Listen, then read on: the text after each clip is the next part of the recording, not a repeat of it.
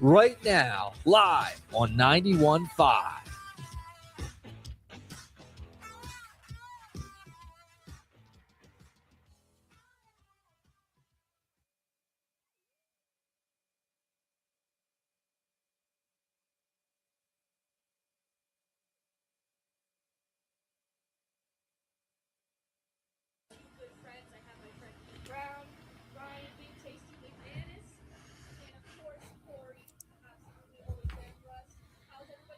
Doing good.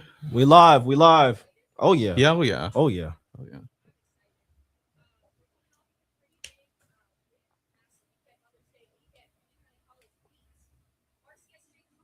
Mm-hmm.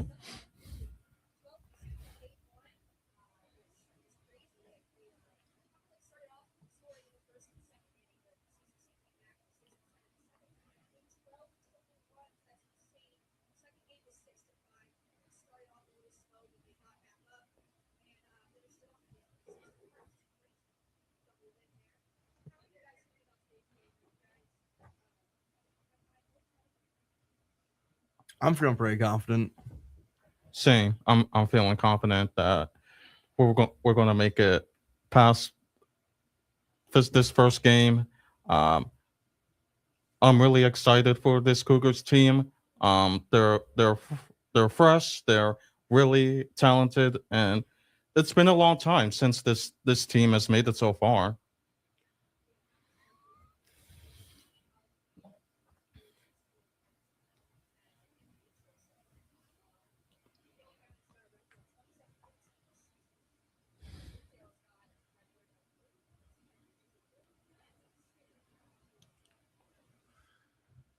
Yeah, that sounds pretty scary. Did you say Brookdale's record? Yeah. Brookdale. Oh yeah, Brookdale's record. Yeah. Yeah, they have a pretty scary roster too, to say the least.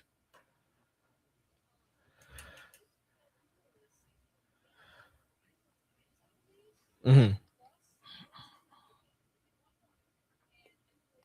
Our losses, weren't necessarily by a long shot. Our first game against Brookdale this season, we lost 10-7. That's only 3 points. That's not. Yeah. And then when we won, it was 9-4. And when we lost the second time, because it was like 3 games, we lost 3-2. So I have high hopes for this team because I feel like I was talking to Vince about this earlier, that it's probably much harder to become a good, well-developed team in a 2-year college baseball. The shortstop number 8, Stanley Bobadilla. So much time to get to meet people.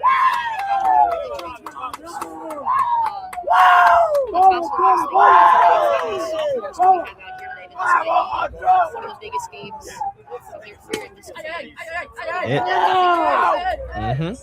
And we were even talking to Coach earlier this morning, me and Vince. This is Jordan speaking, by the way, Jordan Leopold. Me and Vince were talking earlier on the show. We had the coach on, we were talking to him, and we were just talking about the intrinsic factor of the team. And he was talking about how the team right now, everybody said in the beginning, like, oh, you know, they upset this team, they upset this team. After you continuously beat good teams, it's not an upset. It's just you're the better team. Exactly. First baseman Ryan Akista. Like when people were calling like the Eagles like the underdogs over and over again. Same thing. Eventually, when you keep beating all the good teams, you're just the better team. So exactly. You just, like, it's not, it's so crazy how this happened the second time, the third time. I'm like, I can't believe that our team is doing so well for the 15th time. No, they're just a good team. Yep. And they're allowed to be. And on that note, speaking of Coach Scanzano, why don't we hear from him what he had to say about today's game when he sat down with Ryan Big Tasty McManus earlier this week? Coach, how has your team evolved since you played Brookdale earlier in the season? And how would you have success again against them this time? I think that, you know, beginning of the season, we were just kind of getting to know each other and feel things out. And, you know, we weren't playing the way we should defensively, and we weren't hitting at that time. Now we are, you know, defensively very strong. We're a very hot team right now. They're playing together. They believe in one another. we're putting up numerous runs a game, and you could just see it's a completely different team right now. What has been the key to your A game win streak? Them believing in each other and playing for one another. Honestly, it's about their mindset right now. They have a refuse to lose mindset. They believe in one another. They want to play for one another, and there's a very strong bond there. I don't believe it has, it's not all about this on the field what they're doing. It's about how their mindset has changed. What does it mean to be essentially playing your backyard? That's great. I love it. I mean, we played on that field numerous times. It's it's baseball field. That's the bottom line, really. Doesn't matter where we play. We're excited to play. We're excited to be in the Final Four, and it's just a nice perk that it's 15 minutes away. Awesome. Great to hear.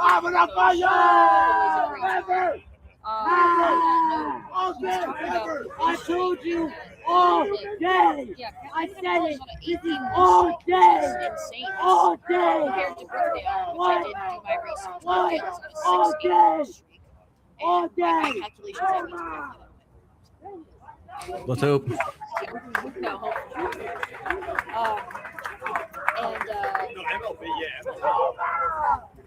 I was looking at doing some research on both teams and both of their standings for this season, as well as their highest scores and how they approach different teams. Because since there's definitely some teams in our conference that are not as good as the others, absolutely, that have been wrecked by both of us.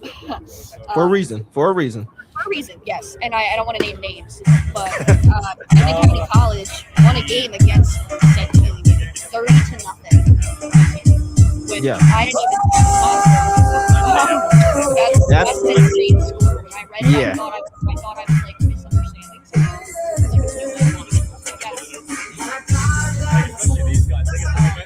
It's a testament to the skill. It's a testament to the skill.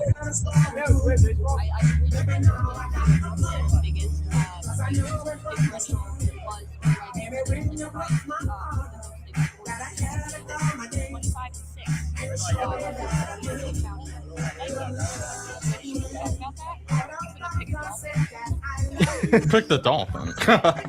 Right there.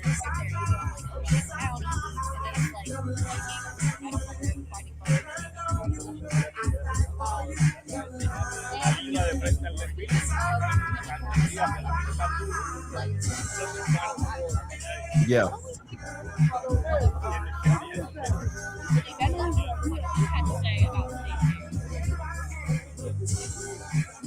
What does it mean to be essentially playing in your backyard in Camden? It's awesome. You get a lot of family that comes out to the games, a lot of friends. You're close with all the guys that play on the team. It makes baseball a lot easier to play. And what can we expect from the upcoming game and for the tournament? You can expect the boys to play really hard. We've made it this far. We've worked hard all season. We're going to go out there and give it everything we got and just play our brand of baseball.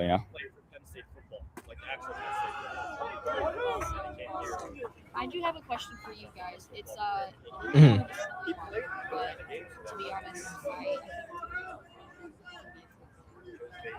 We're ready. what would your guys' walk-up song be? Ooh. I want to go first.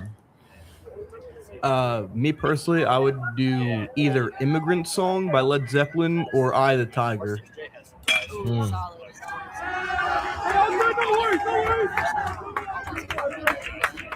For me, it would be "Smells Like Teen Spirit." Nice. Right or, fielder. Number 22, Jack Everlong by the Mistero. Foo Fighters. Ooh, solid picks. Want to know which song I would take? What's the walkout looking like? What's the walkout looking like? I was thinking, first song that popped in my mind is "Don't Stop Me Now." By Queen. Yes, that's my shower song right there. I'm crying.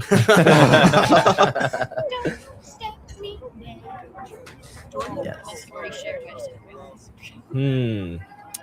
If I had a walkout song, it would be. Let me dig in my bag for this. I think I would choose "Uptown" by Andy Mineo. That's good. I like that. Personally, I have two ideas.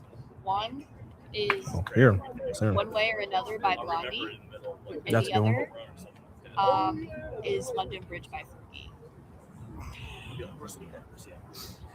I don't know. I had that stuck in my head the other day because I like hearing about how the Eagles are going to be playing next season. Ooh. Yes. Isn't that interesting?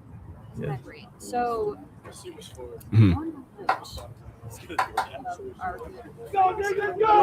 Jersey Blue, that is their mascot. Anyone have any idea what that's supposed to mean? No clue. It might be, one of those things where it comes with a story with it. Yeah. That's what I'm thinking with it. It might be, you look at it at first and be like, what in the world is that? And then, someone stops you, be like, hey, there's more to this. There's more than what it seems to the eye. Kind of like the Philly Fanatic. Exactly. See, you know what I mean, right? Like something like that. Yeah. Town has a really unique, obscure historical figure. Exactly. And like that's what I think. Like, oh yeah. First baseman number 9, Vic Slogic. I love Jedediah. Yeah. Okay. Oh, okay. I just figured it out. It's from the Jersey Blue Militia. Oh. Like 1600s. Oh, see, there it is. There's a history. There's a history behind it. There's always a story. What's the story of the Philly Fanatic? That's something I would have to deep dive. I do not know on top of my head. On the Galapagos Islands. Oh. Yeah. I did not know this. Yes. He actually has friends. If you look it up. Oh. The Philly Fanatic has friends. Yeah. There's like a blue-footed bird thing. Oh. Yeah, there's a frog guy who just eats people. Yeah. Oh. Huh? Oh. Yeah. I think we should get that. I think we should get the cougar named Corey, or did I make that up? I have not. I have no clue. That is definitely You true. guys know what our mascot's name is? Corey the Cougar. You had it right. Yeah. So Corey the Cougar, I think he should just start. I'm not lying. And then Corey. I think what Dakota means is. Let's talk about that because first of all, his name is already Cougar, and that's throws me off. I know. I was thinking that same thing too. I was like, did I just make up the fact that his name was Corey because of Corey, or was his name actually Cougar? Nah, I was actually Corey the Cougar last year. You were? I thought I was. You do like backflips and whatnot? Nah, it was hot in there. They wanted me to dance, but they didn't understand. Like, I'm sweating. I'm not dancing for these people. You gotta do what you gotta do. Yeah. I just walked, smiled and waved, boy. Smiled and waved. The good old smile and wave never fails. Never fails. Smile and wave, boys. Smile and wave. I have a question for you guys. What is y'all's favorite part about this game? I think it's. I think it's the build up for me. It's definitely the aspect going into it. Especially when you have played sports, you know the feeling of when you walk into an arena, when you walk into a building, even though you may have done it for 5-10 years, you always will get those jitters. Like you'll look at your hand and you'll be like, oh wait, I'm shaking a little bit here. Why am I shaking? I've been doing this for since I was born. But it's that exact feeling of, being prepared and that anxious feeling of you don't know what you're gonna get in any type of sport. So I think it's that not anxious, but excitement feeling. It's kind of like the same with when you make it to the pros. The anticipation, the hypeness, and even the scrutiny level gets even more higher when you're in the pros too. Yeah. I feel like it's I think it's getting out there. I think it's getting out there just for the love of the game. Like Jordan said, if you're doing it for 5 or 10 years, I mean, you really gotta dedicate and just love the game. You just go out there every night and do it. Here in the center field. I wasn't a big sports kid, but I did That's gonna bring some nervousness. It definitely does. And when you have to push all your instruments out onto the floor and you have to give 5 seconds to try to make sure you're all in the right spot that you've been told to sing for 10 months. Yeah, that year that it was written, just be However, Next up, the catcher, number 11, Jaden Rosado. To go on a quick break. How's that sound?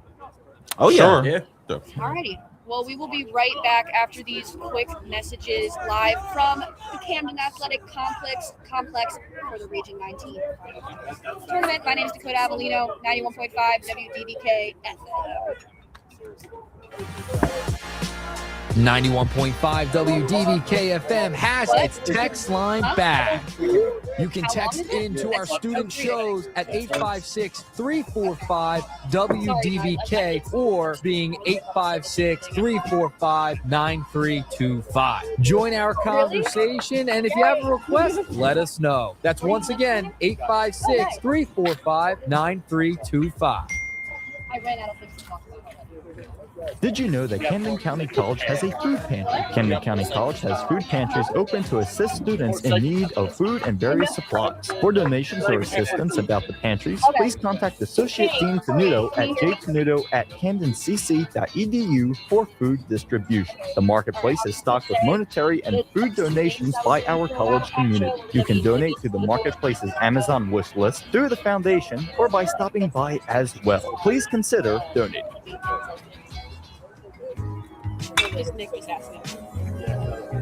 Did you know we have a fully equipped fitness center right here on the Blackwood campus? It's true. Located inside Papiano Gymnasium and attached to the basketball court, the Wellspring Fitness Center is dedicated to serving all the health and fitness needs of Camden County College in a welcoming and supportive environment. Our staff of skilled professionals will help newcomers and gym rats alike to reach their goals and to develop a positive, healthy future. Open Monday through Friday is free of charge to all students, college personnel, and alumni with a current ID card. Free services include complimentary fitness assessments, exercise technique instruction, and workout programming advice. Stop paying for an out-of-the-way gym membership. Pop in and check it out today.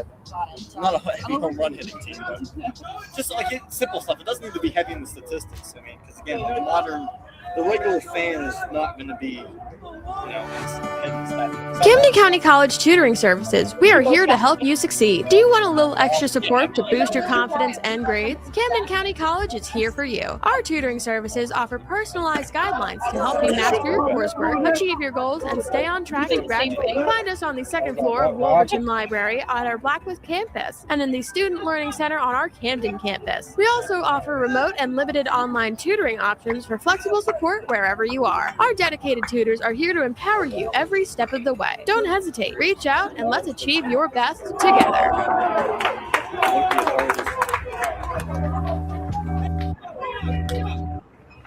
If you are looking to get more involved in Camden County College's campus, there is a way to do that. You can call 856-227-7200 extension 4374 or go to camdencc.edu/student life and clubs and organizations for more information. That is to get involved on campus with student life and activities.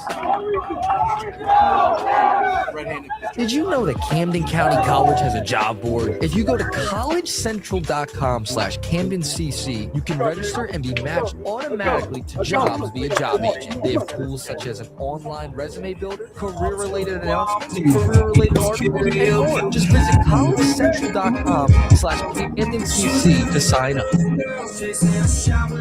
The Accessibility Center provides support services to students with disabilities attending Camden County College. At the Accessibility Center, we strive to create an environment that recognizes differences and builds independence. If you are a student with a disability attending Camden County College, you can connect to the Accessibility Center by calling 856-227-7200, extension 4430, or by emailing accessibilityservice@camdencc.edu, or stop by and visit us on the first floor of Taft Hall.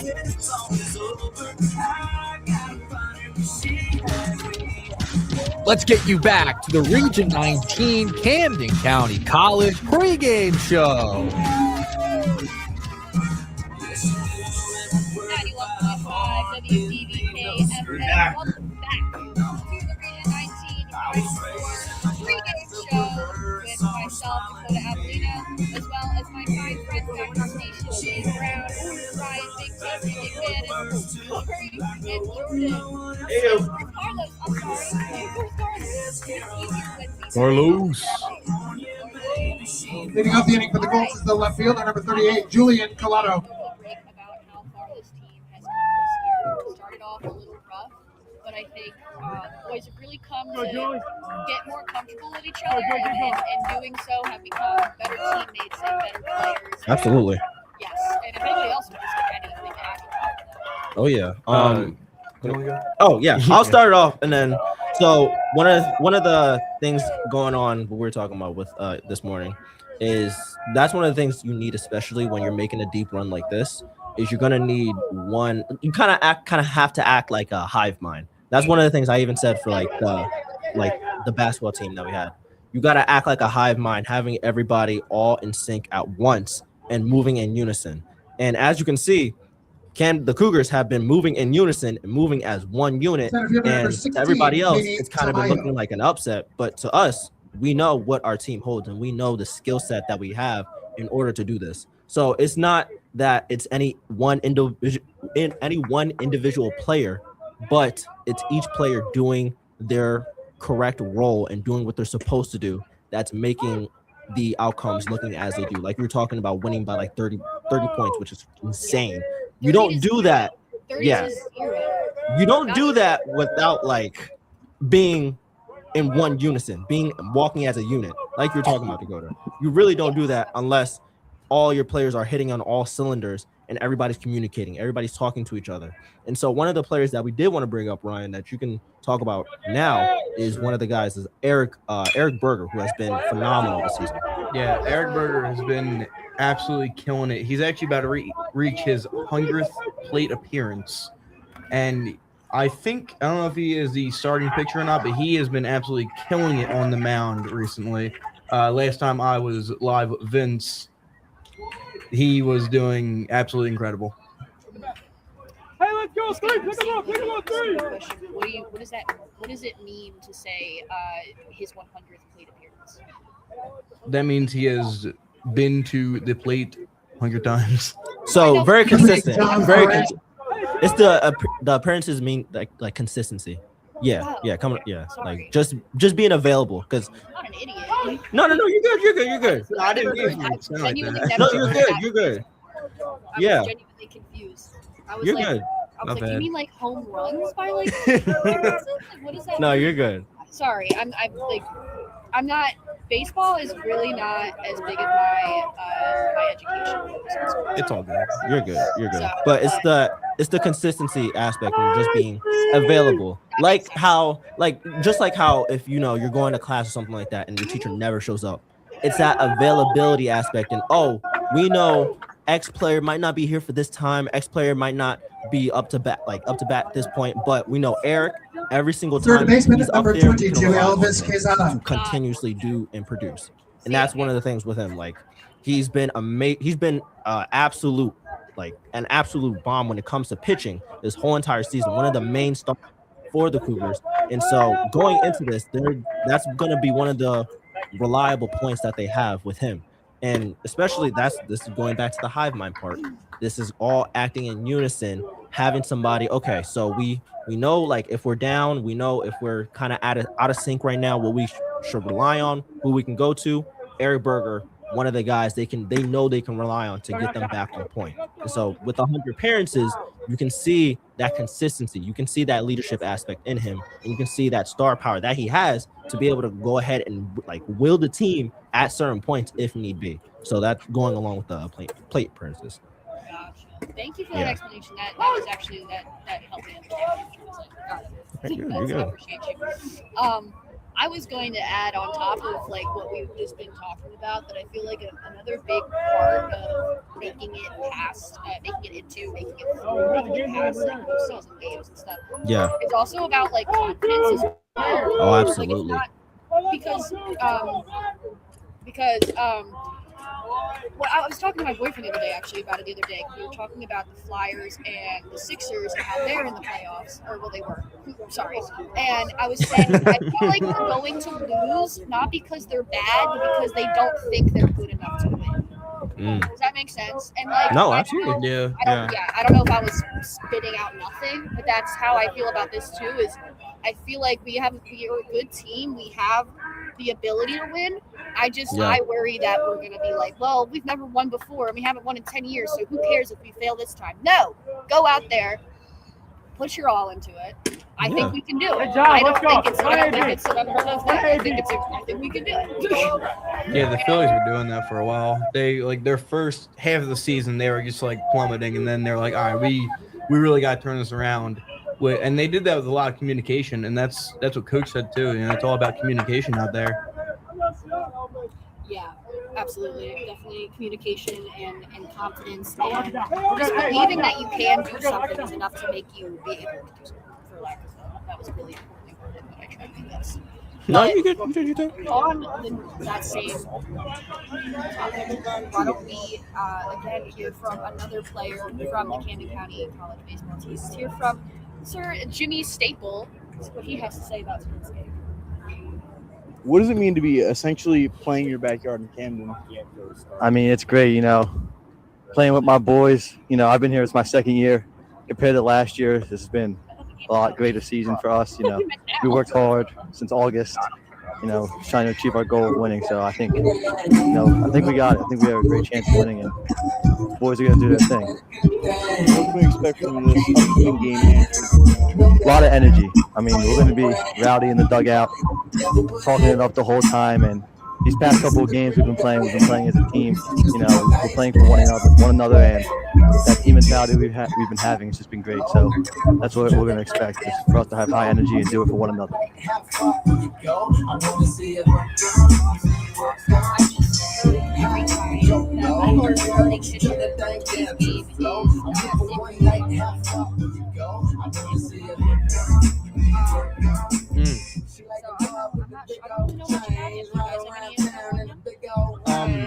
I believe in one of the interviews I did do, they were singing his praises a lot. That he has a great pitcher. I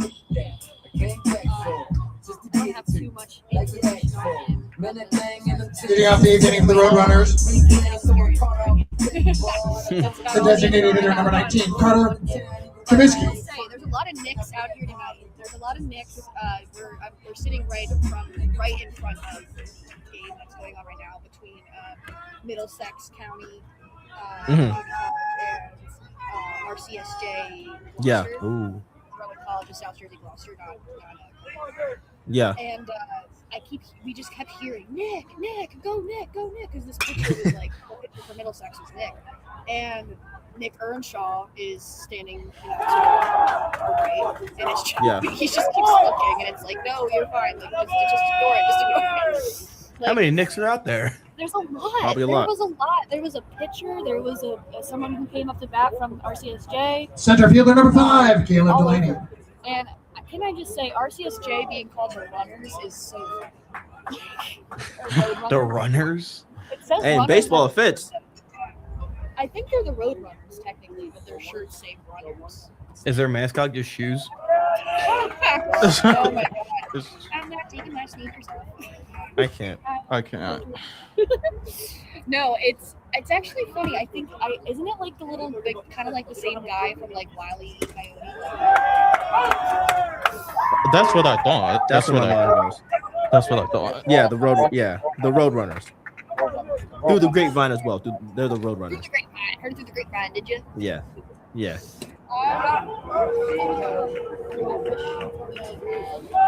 Suspense out here. Getting a little hungry.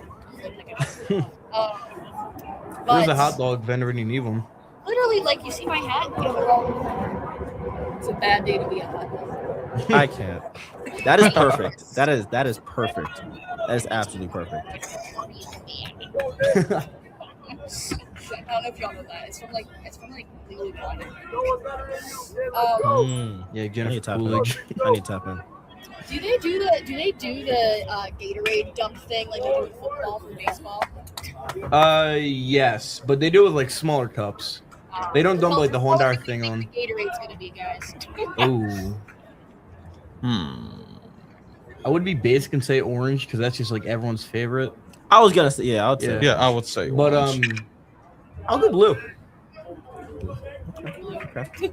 Wait, did I call them something else? I swear they are the Road Runners. I just got a text saying they're called the Road Runners. That's what I said, isn't it? Yeah, like you said, yeah. Oh, I thought I said something else. I think I did say Runners at first. That's why. You're good. Don't worry about it. just also want to say that this is like the coolest baseball field, diamond, whatever I have ever been to in my life. Right, you were talking about that earlier. I was talking to Nick about it because it's just so crazy. Like, I wish I could turn the camera around and just show you like what we're looking at for a second, but I don't want Nick to yell at me if I do that. I'm looking out. I can see the whole field. I mean, not well because there's a fence in front of me, but if I sit up a little bit, I can see them. Yeah. Like, you just see, I'm assuming, I think that's the Walt Whitman. I might be wrong. I believe it is. Or is it the Franklin? I think it's Walt Whitman. Right, I think it's the Walt Whitman. You see the Walt Whitman Bridge, and it's just all its entirety, and it's just a crazy view of it to be right below it. Like, I could walk 2 minutes down the road and touch it. That's weird. Ben Franklin. Oh, it's Ben Franklin Bridge? Ben Franklin. There we go. That's what I thought too. I second guessed. Yeah, there is a crazy view there. I think it's awesome, and hopefully one of our Cougars can hit the bridge with a baseball. Oh, I believe it. I think I was talking Shortstop number 2, Joe Mayer. I'm not surprised when you got a team like this. You're not getting here without some type of strength and power. Yeah, you're making it all the way because of strength and power, because you have some heavy hitters on this team, and so I wouldn't be surprised if there's a couple of baseballs that I'm calling it right now. Eric Berger is just he's hitting the bridge. I think that's great. I was going through the roster this morning too. Yeah. I've seen. I mean, I have commentated on a game before. Third baseman number 3, Alex Abasella. And I love that. Eric Berger, what a great guy. He seems nice. And hopefully I can interview him after the game. That would be awesome. If we get a win today. Oh, absolutely. When we get a win. When we get, yes, you're right. When absolutely. we get a win. When we get a win. And sorry to cut everybody off, but I would love to play another little clip. Let's get Mike Manera and see what Mike Manera has to say about today's game. Yeah. So what does it mean to essentially be playing in your backyard in Camden? It's a good feeling. It's a nice field, good atmosphere. Excited to get out there with the boys, get some work done. And what can we expect from this upcoming game and for the tournament? Lots of chirping, lots of pressure. Excited for the guys to get out there, and it's going to be a good fight for everybody involved. If you guys don't mind, I think we're going to head to a quick break. We'll be right back. Again, my name is Benevolent. I'm joined by a really great crew back at the station. Ryan, maintaining advantage, Ian Brown, Corey, Jordan, and my boy Carlos right here with me. Carlos. Couldn't do anything without him. All right, we'll be right back after the break, and the game starts in about a half hour right here. 91.5 WDBK-FM. 91.5 WDBK-FM has its text line back. You can text into our student shows at 856-345-WDBK or being 856-345-9325. Join our conversation, and if you have a request, let us know. That's once again 856-345-9325. Stay muted.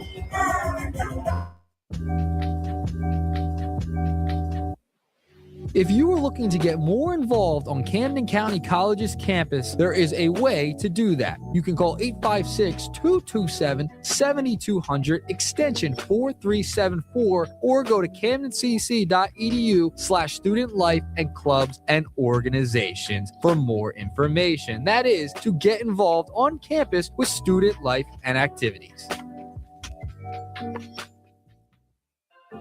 The Accessibility Center provides support services to students with disabilities attending Camden County College. At the Accessibility Center, we strive to create an environment that recognizes differences and builds independence. If you are a student with a disability attending Camden County College, you can connect with the Accessibility Center by calling 856-227-7200, extension 4430, or by emailing accessibilityservice@camdencc.edu. or stop by and visit us on the first floor of Taft Hall. Did you know that Camden County College has a food pantry? Camden County College has food pantries open to assist students in need of food and various supplies. For donations or assistance about the pantries, please contact Associate Dean Tenuto at jtenuto@camdencc.edu for food distribution. The marketplace is stocked with monetary and food donations by our college community. You can donate to the marketplace's Amazon wish list through the foundation or by stopping by as well. Please consider donating. What is the Educational Opportunity Fund, or EOF for short? The Educational Opportunity Fund community fosters academic achievement, personal growth, and leadership skills that last a lifetime. Academic and financial benefits include personalized academic advising, financial assistance, free college prep summer programs, career exploration, goal planning and leadership development, workshops, tutoring, and more. Just go to CAMDENCC.edu to find out more.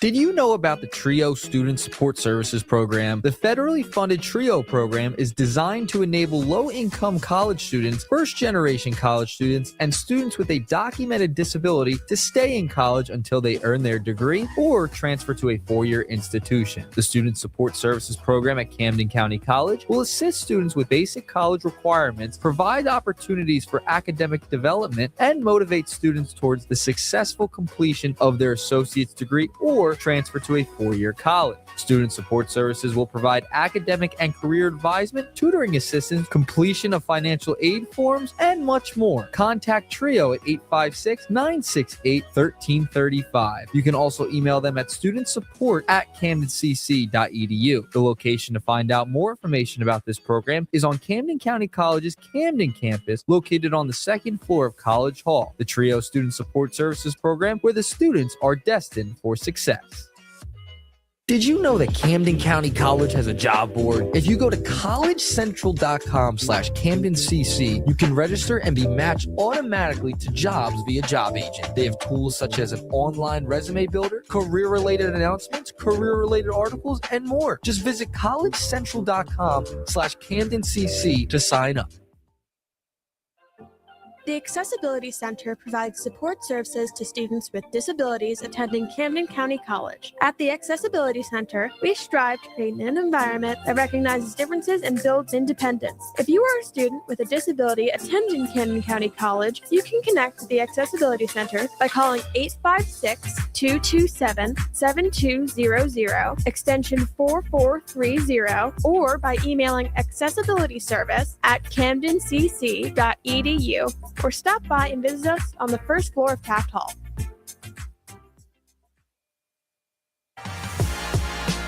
.5 WDBK-FM has its text line back. You can text in to our student shows at 856-345-WDBK or being 856-345-9325. Join our conversation, and if you have a request, let us know. That's once again 856-345-9325.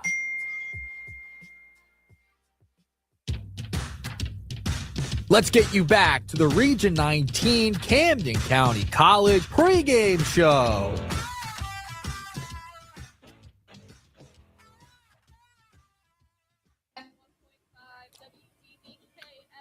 We back. Welcome back.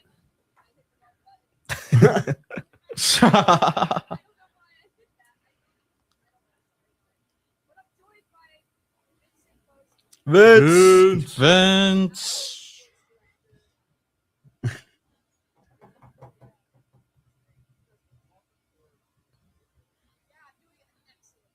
Yes, you are, Dakota. Thank God it's not raining too. I can't. That's the other part. Thank God it's not raining. That's the whole time I was seeing you guys out there. I'm like, man, just please keep the weather okay, because I know once you all it takes is one drop. Oh my, oh.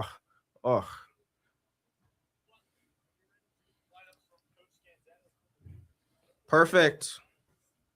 Yeah.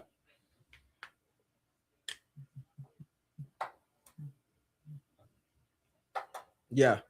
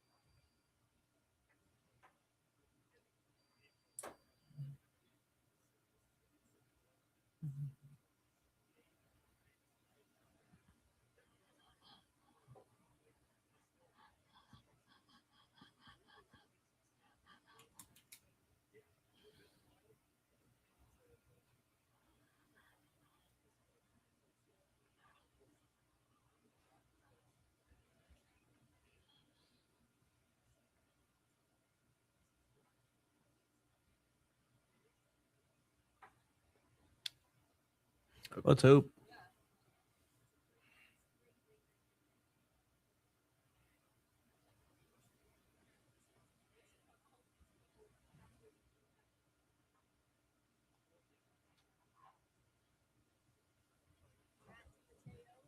Yeah, Matt.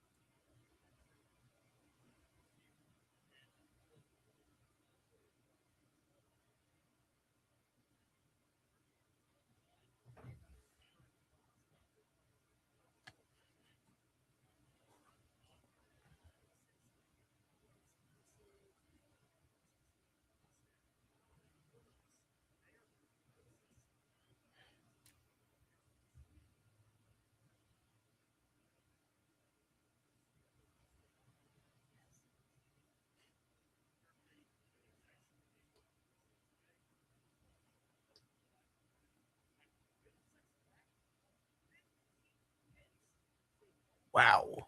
Wow.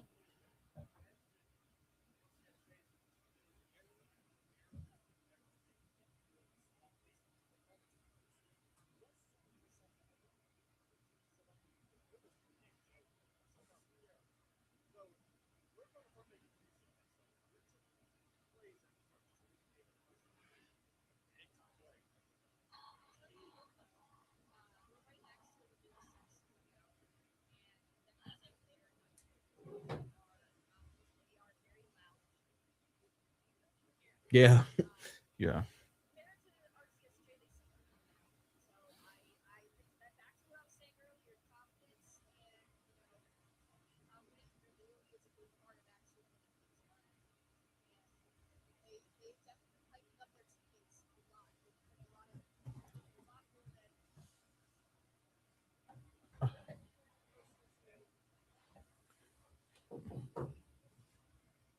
Yeah, especially when with Matt DiMatteo, he's had over 34 RBIs this season, 117 at bats, 34 runs, 37 hits, 6 doubles. So yeah, it's his style of play and communication that has helped the Cougars get this far this season.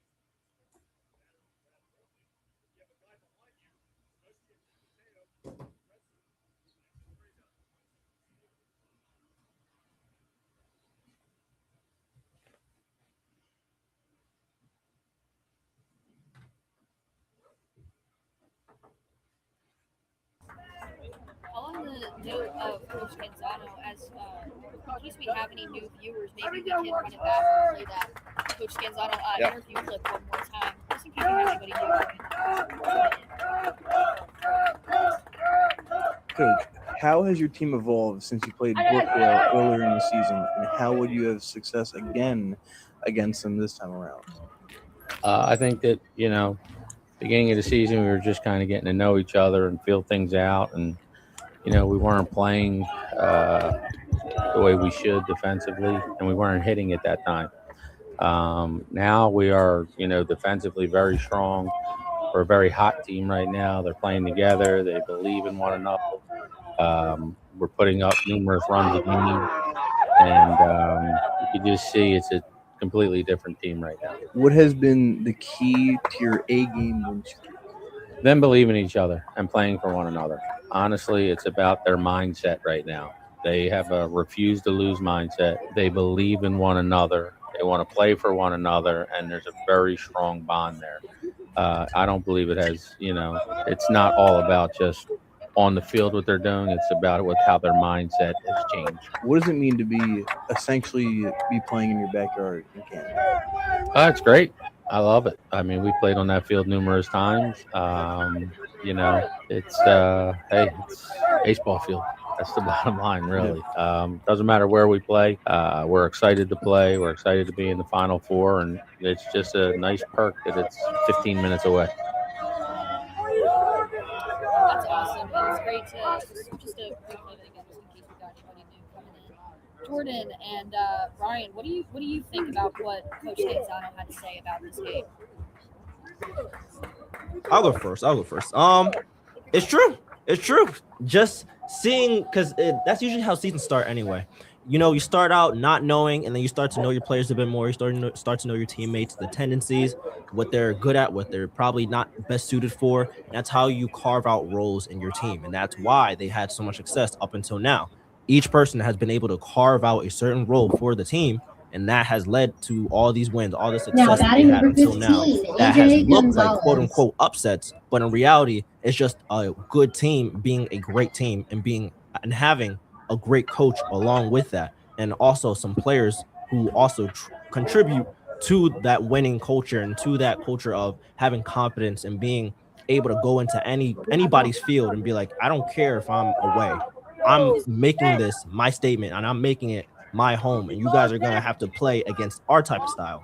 So also going into that, I know, Ryan, you do have a player that you did want to shout out and put some emphasis on. So as Ian said with Matt DiMatteo with stolen bases, there's also another player that has more stolen bases, and that is Chase Conway. He has 29 stolen bases, and I mean he has been cruising out there on those bags. I mean, I don't think the pitcher can even tell when he's about to run, because he's just speed out there. He's Lightning McQueen, good chow. He's going crazy out there.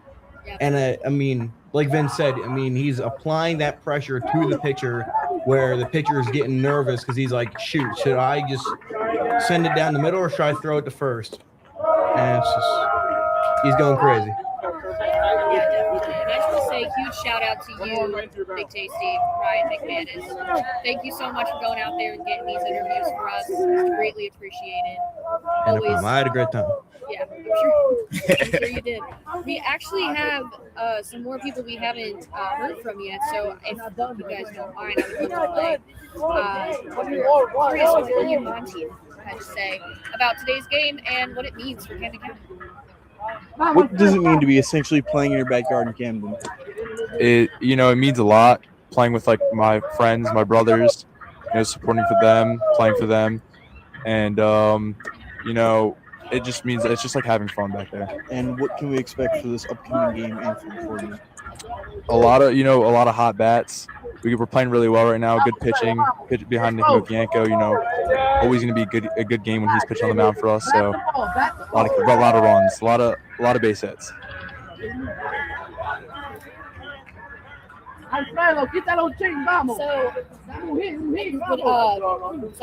Corey, would you have anything that you want to add on the situation? I feel like we haven't heard from you. My knowledge of baseball is very like Otani is, the new guy. We are coming off of a repeat championship. I hope we three-peat, but other than that, I have the headphones on, but I didn't hear a word that Am said. I'm sorry. No, you're good. Ian, he was just also contributing to that factor of they're coming out with some steam. They're coming out of here. They don't care if it's playoffs. They don't care if it's regular season or not. They're coming out of here saying we do not care what time of the season it is. We are always on go.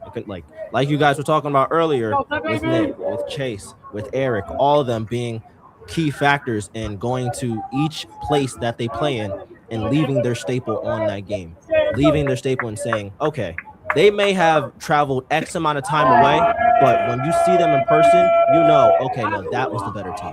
And so just all throughout, you can hear that through the interviews, through the coach, through the players, and just continuously each and every moment out there. Like I know Ryan, you've probably seen a lot of stuff because you've been able to go out there and watch the players in person, which is always a different experience versus just being on the back end and seeing it from a different view. Once you see it in person, it's a different light that you see the game happening, especially even playing in both aspects, playing and watching it in person, which I know you can attest to because you've done both, Ryan. Yeah, being in person and also playing too. So what other factors have you seen with this Cougars team playing in person than you have done? Well, a lot of communication was going on when me and Vince were watching the game and commentating. I mean, like they were just ready. They were like, even if they were down a couple, they were like, all right, listen, we got to get hits on. We got to get it in play.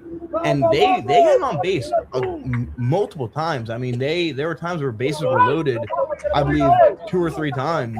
Like they were making the pitcher like get a little shaken. And it's like they're just doing a great job. And I expect great things today too. I mean, they're definitely hopefully they're gonna knock them out. I mean, they did it last time when me and Vince were there, and I hope they can do it again. Yeah, I mean, I see that being a good point that you brought up right there, Ryan. I mean, this is a team that, as we brought up before, I mean, the Cougars have been great this year with getting traffic on the base pad. But as you spoke on that game, that was back on the first game of the 3-game series against Northampton when it was home and home. And by the way, the Cougars swept that entire series, won all 3 games against Northampton, against a top team in the country, Region 19. But, I mean, when looking at Camden County in that game specifically that we were talking about, the first game of that 3-game series against Northampton, the home and home, they loaded the bases 3 times, 3 different innings, and not much came from it. So that's probably the only thing. Now, since then, the Cougars have really been able to put on an impact that I can definitely say. I mean, if you want to call it at this point in time an upset that happened over RCSJ at Cumberland, where they were able to get a big win, 12-2 the first game, and the next game was 6-5, was a little bit closer. But I mean, they've been able to just in general get players on, and especially when looking at that game where they won 12-2, the Cougars weren't leading for the whole entire game. Matter of fact, 6th and 7th inning is when they got those scores. They put 12 runs up in 6 and 7. I mean, that's unbelievable. And then obviously game 2, things got a little more close, but they were still able to win that fight. So it's just, again, the offense being able to really find itself. And that doesn't necessarily mean that they only showed up at the very end of the game right there. They could have had runs on. It's just not being able to come through and contribute when it matters most can be where they get stuck at times. And I mean, again, guys going up there, hitting into double plays, striking out when they shouldn't. That all kind of comes into play. We'll have to see how the Cougars are today. They've been doing better with it, but that's still a factor that kind of lives, and hopefully it dies here today, where the Cougars just eliminate that, and they just go out there, they play their game. They are at the plate calm. They have good bat discipline, good plate discipline, in other words, and are able to get the job done. Leading off for the Roadrunners, number 12, left fielder Nick Izzo. Because I mean, thinking about Major League Baseball, I think the record for the highest scored by one team in a baseball game in Major League is 36. And obviously, there's a big difference between college baseball and it's still just interesting like, to read. When I read it, I thought my lack of knowledge of baseball was like why I was like I was. Well, like, I mean, you also have to am I reading remember. this wrong? Well, with that game, and by the way, you're right. It was 30-0. I think I told you 33-0 or something. I swear, I was like, I swear. Yeah. 30. So you were right on that. It was my mistake. But that Delaware County Community College contest, that was a game that originally started in April. It was on April 11th, and they then continued the game. And when looking at it, I'm pretty sure on April 11th, when that game did indeed occur, they were already up 22-0. Yes, they were. They were up 22-0. The game got suspended, and then they continued it. So in a way, it's kind of hard to get things rock and rolling again. But really, the Cougars, they picked up where they left off. They put up 8 more runs. So I mean, with that being said, it's this team really. They completely grinded out the rest of the year. The sweep against Northampton honestly had me just completely wowed. 16-5 as well. Yeah, I mean, that's the thing.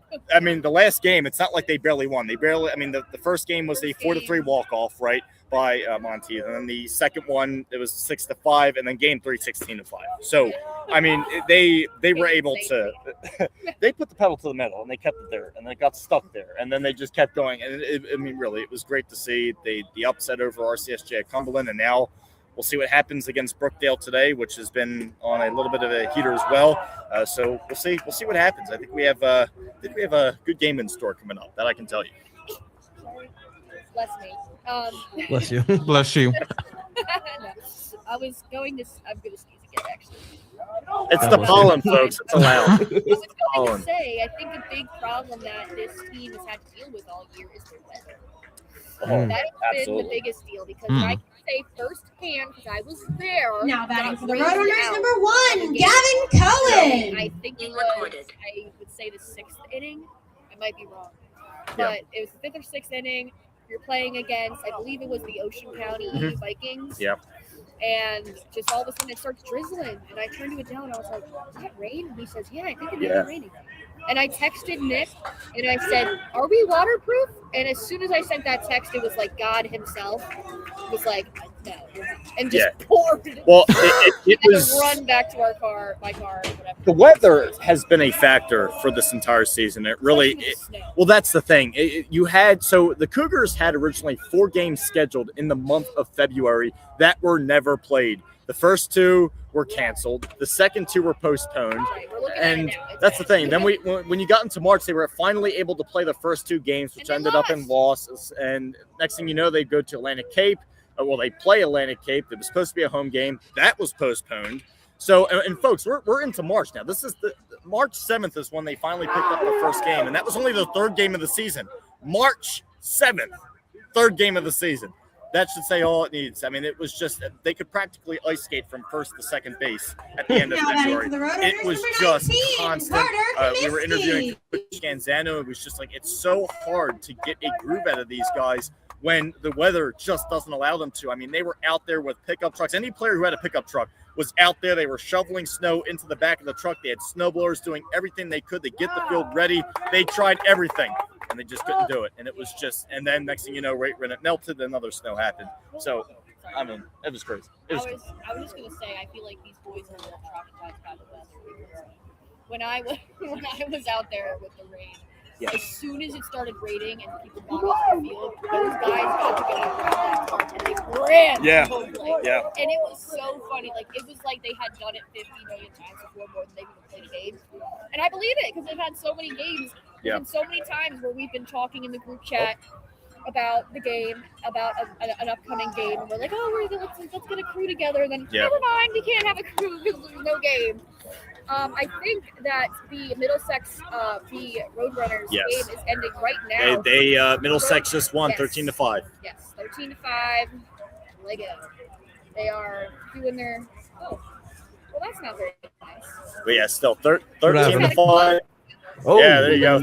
13-5 was your final here for with RCSJ and as well Middlesex 13-5. I said it like 8,000 times, but on 17 hits, Middlesex was able to put up 13 runs. Hey, we'll see what happens. RCSJ lost. Well, hopefully the Cougars don't repeat in RCSJ's ways. Hopefully they can get a W coming up in a matter of moments. Now, the game was originally scheduled for 3 o'clock. It's 3 o'clock right now. Oh. So it's going to take some time. It's probably going to take another half hour for the teams to warm up on the field, to get in their batting practices, whatever you want to call it. They've been warming up on the side here, but it's probably going to take some time. So we'll have you coming up. It should be around maybe just past 3:30 or so. We'll have game 2 of the day here at the Camden Athletic Complex. We're excited.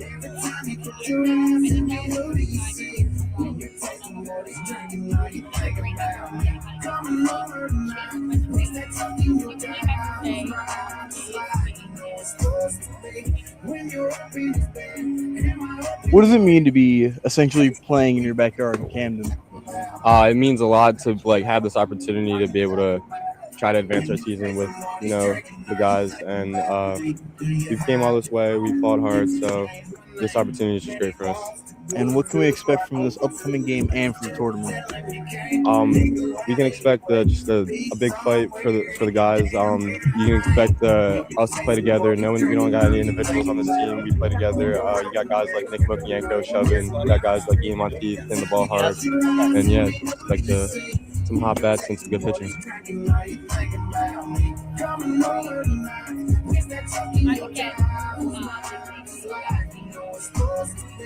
When you're up in this bed, am I up in your head, making you crazy? Tell me, baby, are you thinking about? Are you thinking about? Are you thinking about? When you say somebody's drinking, are you thinking about me? Don't know where you at.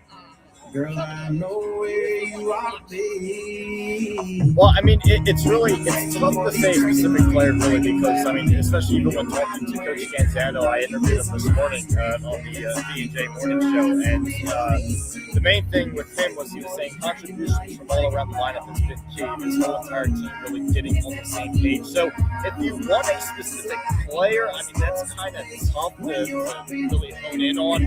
I mean, you got guys like Billy Bentliff is someone that's, I mean, definitely a big one to talk on.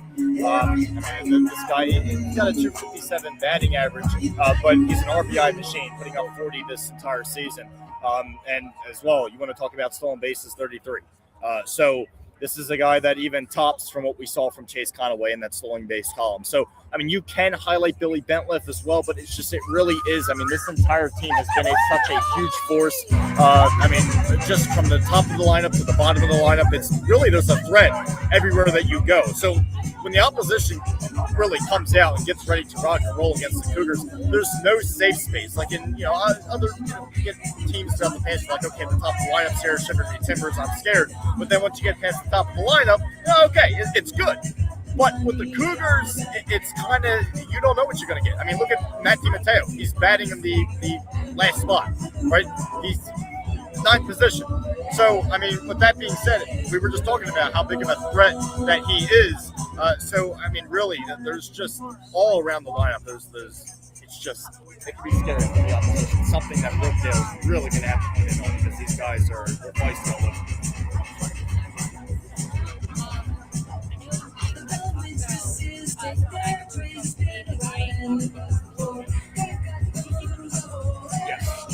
Yes.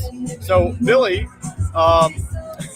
he was the guy that I was just mentioning. Yeah, so he was the guy that I was just mentioning. He was the one with 33 stolen bases. Yeah, 40 RBI. Yeah, he was the one that I was just mentioning about. So he I mean, no, but still, I mean, we can talk more about him. I'm fine with that. I think he'd be happy with that as well, right? But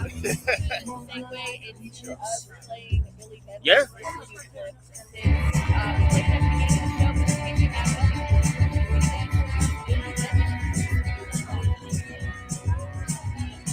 What does it mean to be essentially playing in your backyard in Camden? It's awesome. You get a lot of family that comes out to the games, a lot of friends. You're close with all the guys that play on the team. It's really, it makes baseball a lot easier to play. And what can we expect from the upcoming game and for the tournament? You can expect the boys to play really hard.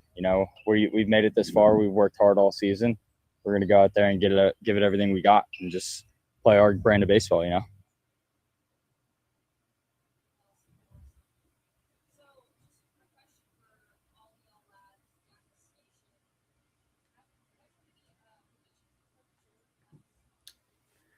Ooh, I definitely feel like Camden will win. I mean, after hearing what Coach said and all of the players, I mean, they've been doing a great job so far. I mean, they are currently 27-15, so I definitely feel like we can absolutely get a win here today.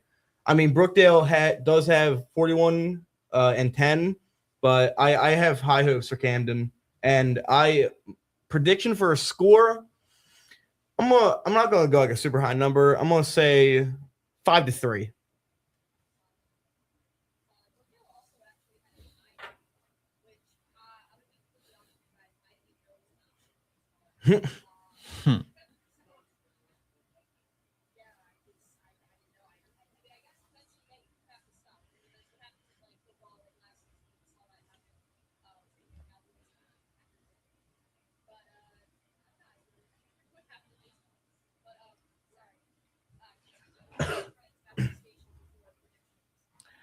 So, like, just by judging, like, everyone on the teams, especially what the coaches have said and the players too.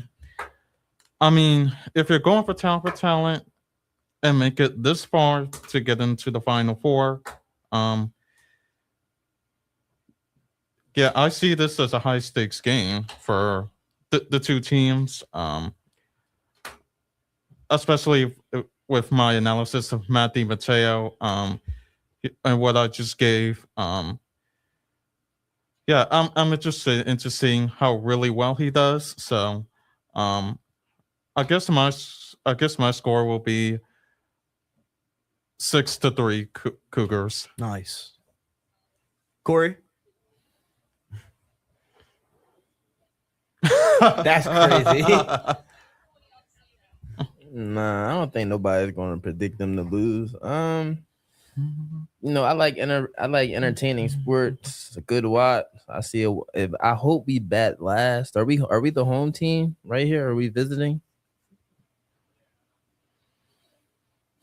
Home team. All right, yo. I see a walk-off home run. Okay. You know, bottom of the 13th inning. Hopefully that orange Gatorade gets poured on him. You know, y'all can interview him. Y'all have a great time. That was a blue Gatorade. You feel me? Yes, I'm predicting this orange Come too. on. It's too basic. I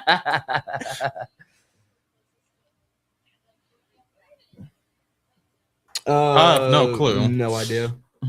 I've been there once. Lincroft. Yes, Vince. Yes. Go ahead. Yes.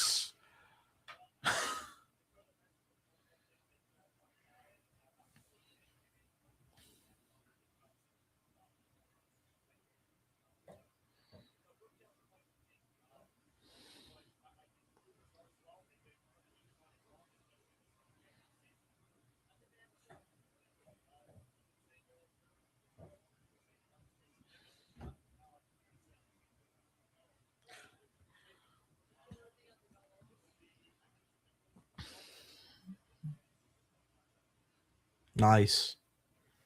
I mean, like the one interview said, they said that they're going to be having hot bats, and I 100%. I hope to see some hot bats first inning.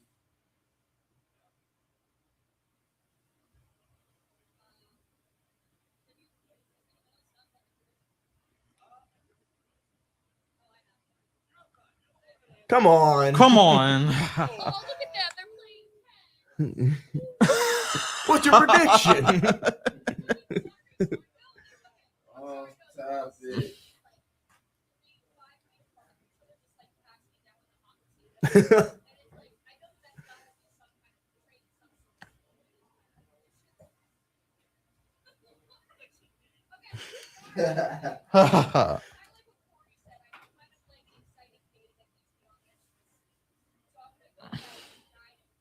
Oh.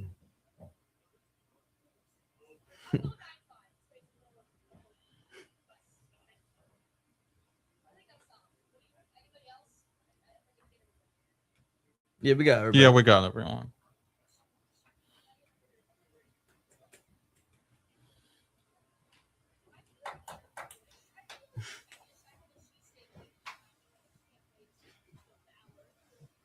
But where's the cheesesteak from? Lucky you. Lucky you.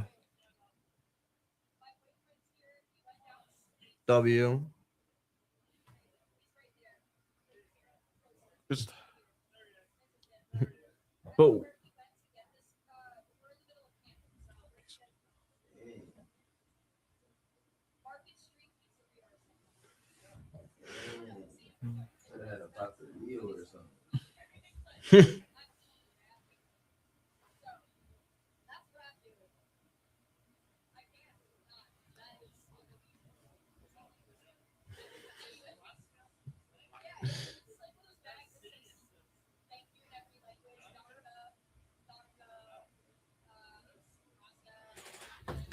Dang.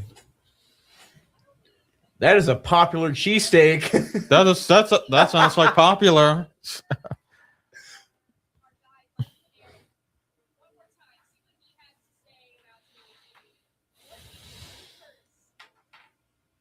So what does it mean to essentially be playing in your backyard in Camden? It's a good feeling. It's a nice field, good atmosphere. Excited to get out there with the boys, get some work done. And what can we expect from this upcoming game and for the tournament? Lots of chirping, lots of pressure. Excited for the guys to get out there, and it's going to be a good fight for everybody involved.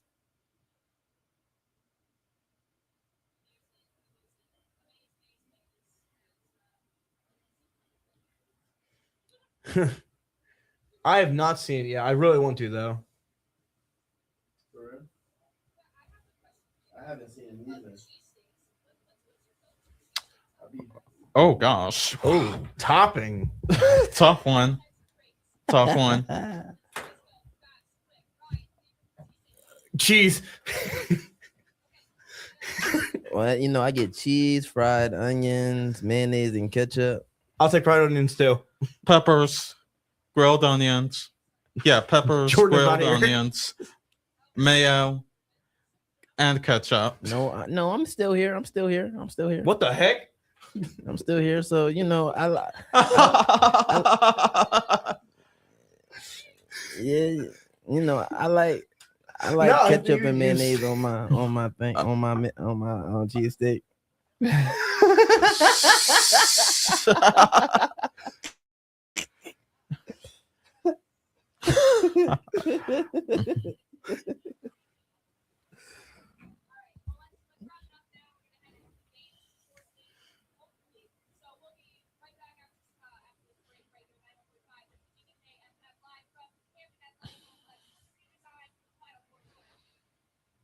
Did you know that Camden County College has a job board? If you go to collegecentral.com/CAMDENCC, you can register and be matched automatically to jobs via Job Agent. They have tools such as an online resume builder, career-related announcements, career-related articles, and more. Just visit collegecentral.com/CAMDENCC to sign up.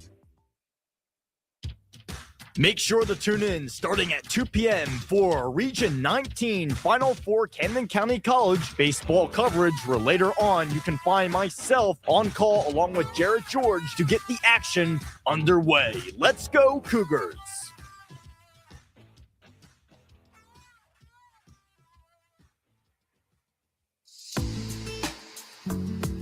Potential graduates would have been sent a letter to complete a graduation packet with their faculty advisor or advisement center staff. It is important to apply for graduation first. All potential graduates will receive communication from TASL with information on how to RSVP for commencement. Visit the graduation application process webpage for complete details. The award-winning Pine Barrens Chorus is looking for men of all ages who love to sing in the four-part harmony a cappella style. The Pine Barrens Chorus is located in Cherry Hill, New Jersey, and is a membership organization of four-part harmony singers from ages 18 to 90 plus, representing all walks of life in Southern New Jersey. If you are interested in joining, email contact@pinebarrens.org and let them know you're interested.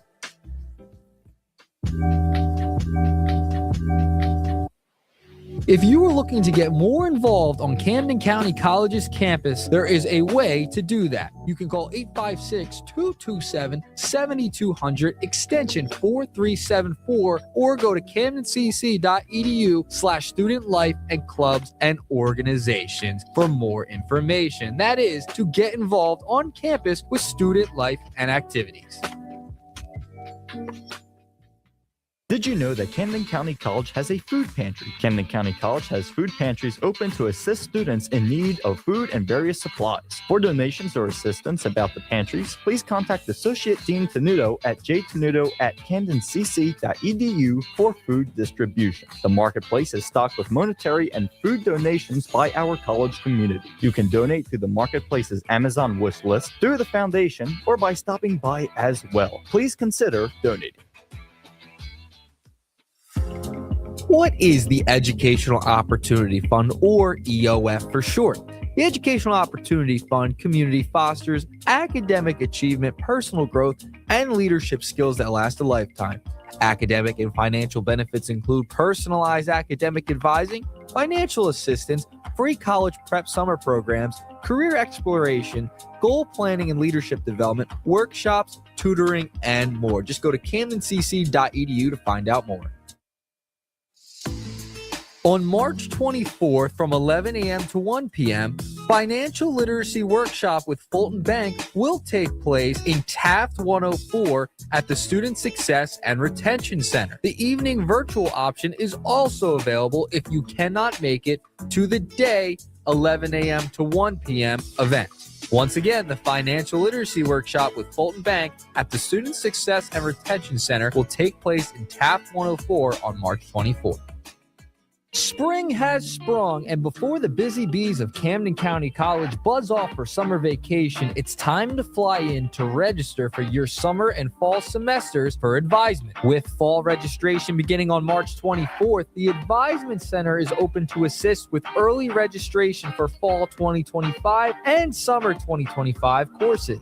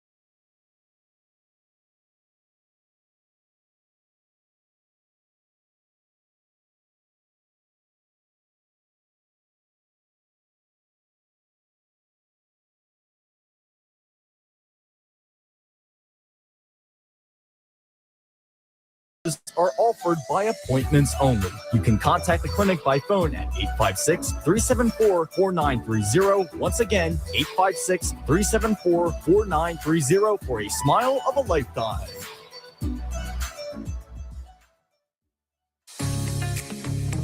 Thinking about continuing your education after Camden County College? Newman University will award one Camden County College student a full tuition scholarship. The scholarship is available for a student beginning at Newman in the fall of 2026 who is completed at an associate's degree prior to enrollment and has been admitted to the university. Students interested in learning more about the opportunity can contact their transfer advisor or reach out to Christina Irby at Newman University. Additional information is available at newman.edu as well as camdencc.edu.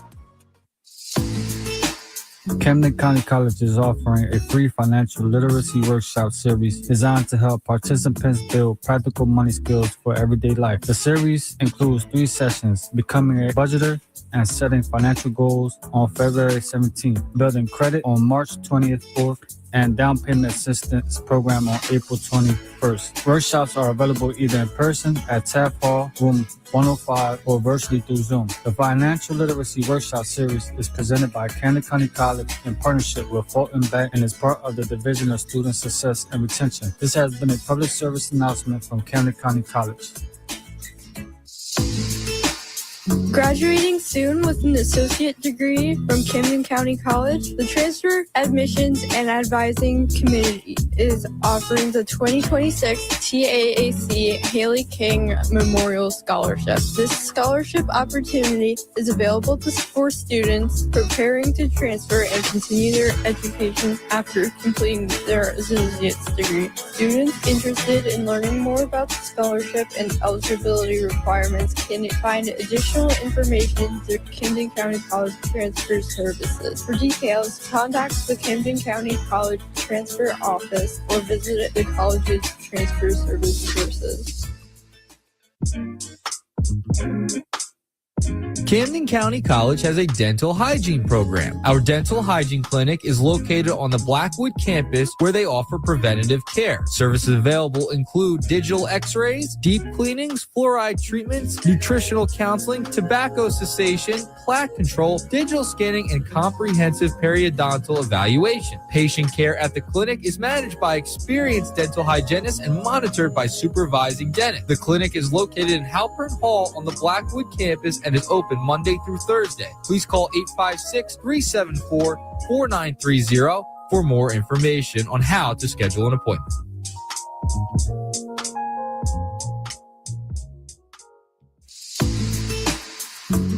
Camden County College students interested in transferring to Stockton University have an opportunity to learn more this spring. Stockton Advising Days will be held on select dates throughout the semester at the Taft Hall University Center on the Blackwood campus. Students can meet with James Rhoda, Assistant Director of Admissions and Transfer Coordinator for Stockton University to discuss transfer pathways, academic programs, and scholarship opportunities. Advising sessions run from 8:30 in the morning until 4 in the afternoon. With walk-ins welcome. For more information, contact Camden County College Transfer Services at the Transfer Services at CAMDENCC.edu.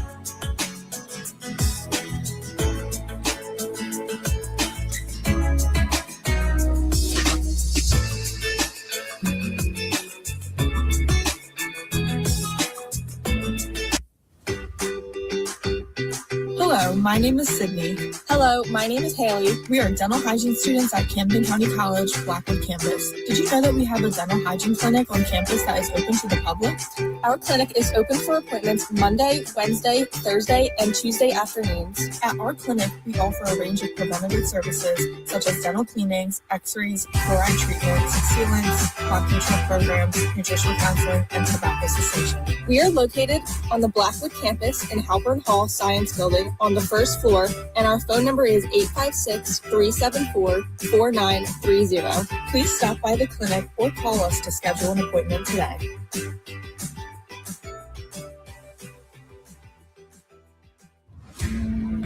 Are you a justice-impacted scholar? Well, we're here to help here at Camden County College. Empower your future and unlock your potential with academic support and scholarships, transportation assistance and referrals, essential goods and resources to aid your well-being, student life programs to enrich your college experience as well. To learn more about justice-impacted scholars, contact Irvin Sweeney at the Camden City campus, who is the Director of Campus Operations and Retention at 856-227-7200, extension 1279. And on the Blackwood campus with Senior Option Program Manager Mark Taylor. You can contact him at 856-227-7200, extension 4437. Let us know what we can do to help.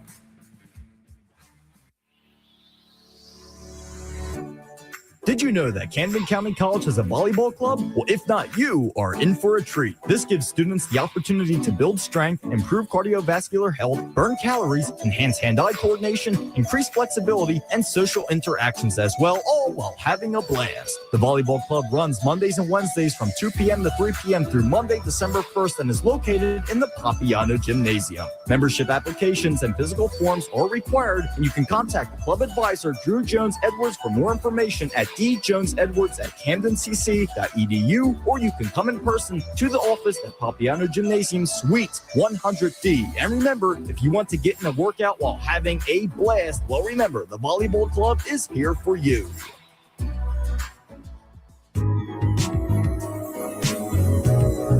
Did you know we have a fully equipped fitness center right here on the Blackwood campus? It's true. Located inside Papiano Gymnasium and attached to the basketball court, the Wellspring Fitness Center is dedicated to serving all the health and fitness needs of Camden County College in a welcoming and supportive environment. Our staff of skilled professionals will help newcomers and gym rats alike to reach their goals and to develop a positive, healthy future. Open Monday through Friday, it is free of charge to all students, college personnel, and alumni with a current ID card. Free services include complimentary fitness assessments, exercise technique instruction, and workout programming advice. Stop paying for an out-of-the-way gym membership. Pop in and check it out today.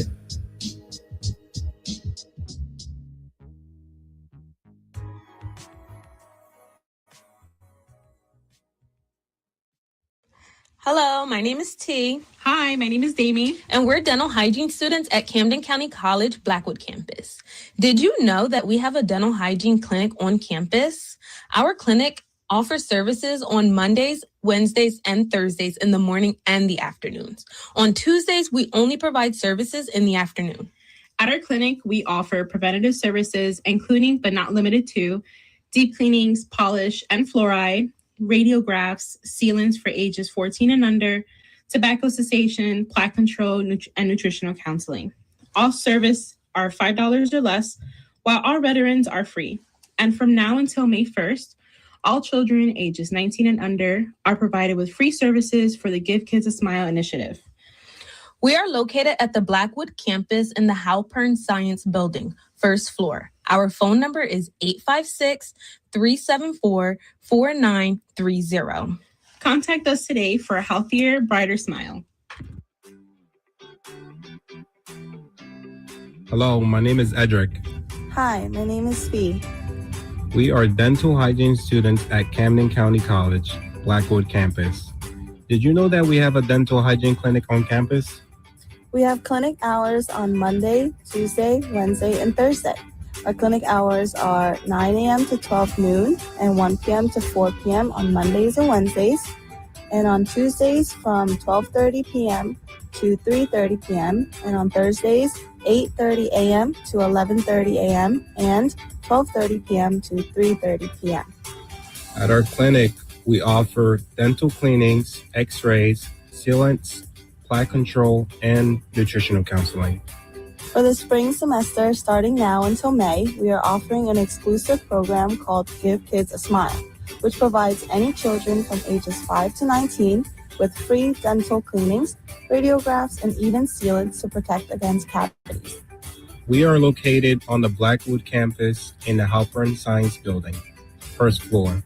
Our phone number is 856-374-4930. Anyone interested, please give us a call and we will be glad to be of service.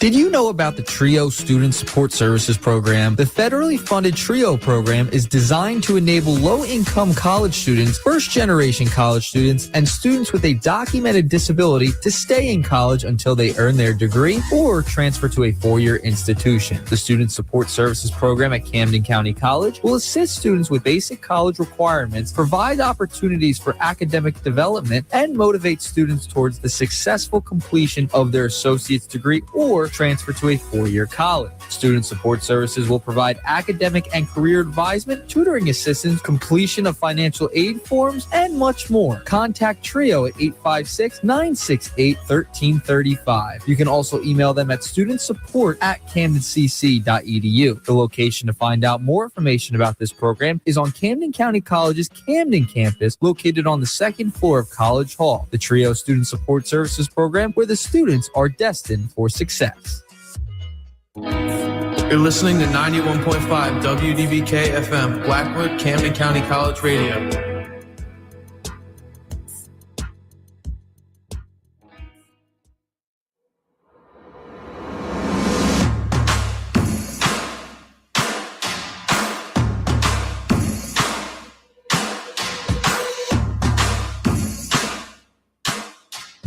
Good afternoon, everybody, and welcome to Region 19 Final Four baseball action on 91.5 WDBK, the voice of Camden County College. Today, it begins as the Camden County College Cougars battle the Brookdale Community College Jersey Blues with a trip to move on in the Region 19 tournament. The stakes couldn't be any higher. Two programs, one goal, and 7 innings standing between them and a chance to keep the season alive.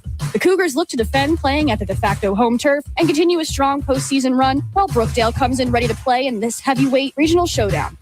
From the first pitch to the final out, expect intensity, emotion, and playoff baseball at its finest.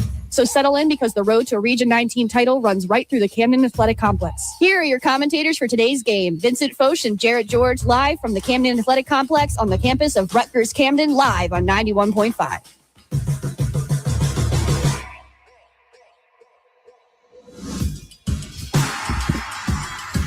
And welcome to 91.5 WDBK. What a pleasant good afternoon it is with the Region 19 Final Four here from the Camden Athletic Complex between the Camden County College Cougars and Brookdale Community College. I'm joined here by myself, obviously, Vincent Foch, along with Jared George. So, Jared, I mean, how are we feeling today? I mean, we just saw at the first game of these two that occurred here today, RCSJ came up with an L. As Middlesex came with a victory right there. So, hey, it's kind of interesting to see, as, I mean, 13-5 was the final of that game, as Middlesex won it with 17 hits, 13 runs on those 17 hits to the Roadrunners' 11 hits, but only putting up 5 runs. I mean, that was an interesting game. I mean, but what do we have to look forward to in game number 2 right here between a Cougars team that a lot of people didn't expect would be here? Hopefully the trend continues. You know, the dugout stays hot. You know, they just got to win in here. So hopefully we can come in here, squeak one out. I know you were saying on paper they're the better team, but we've been the underdogs for quite a bit of this season. So nothing's changing so far for us. It's a beautiful day. I mean, this backdrop is absolutely insane. I know Vince has been here a couple of times. This is my first game here in Camden, and this is breathtaking. You got the city a yonder away. You got the bridge. I mean, there's a little bit of an overhang, a couple clouds, but all around, beautiful, beautiful day for baseball. Well, we're living, we're enjoying our life, right? We're having fun. But, no, I mean, seriously, it's been, one heck of a road, especially for the Cougars that got here. I mean, they were able to get 2 back-to-back wins in the Region 19 first round of the playoffs against the RCSJ of Cumberland squad. And, yeah, they were able to get it quite done. The first game, they won that 12-2. And game number 2 was a little bit tighter, but 6-5. And in that game 1 victory for the Cougars over RCSJ of Cumberland, they didn't get any runs until the 6th and 7th inning, and in those 2 innings, they put up 12 runs, so the offense was definitely exploding on a high note. But the Cougars lead off with Chase Conaway as we get things rock and rolling underway. As the first pitch there was a strike, as the first 3 batters leading off for the Cougars is Chase Conaway, Ian Monteith, and as well with Riteria for the Cougars is your first starting 3. Love these navies that we got on, the navy blues. Yeah, so technically, with that being said, the Camden County College Cougars are the away team. They are the away team. I thought they would be the home team, being that it's in Camden, but no. The count is now 1-2 to Chase Conaway. Gary Perrone on the hill this afternoon for Brookdale, as there was one failed off right there by Chase Conaway. The count is still 1-2 to him at this point in time. As the sophomore, Gary Perrone on the mound, has done his job throughout the year for squad.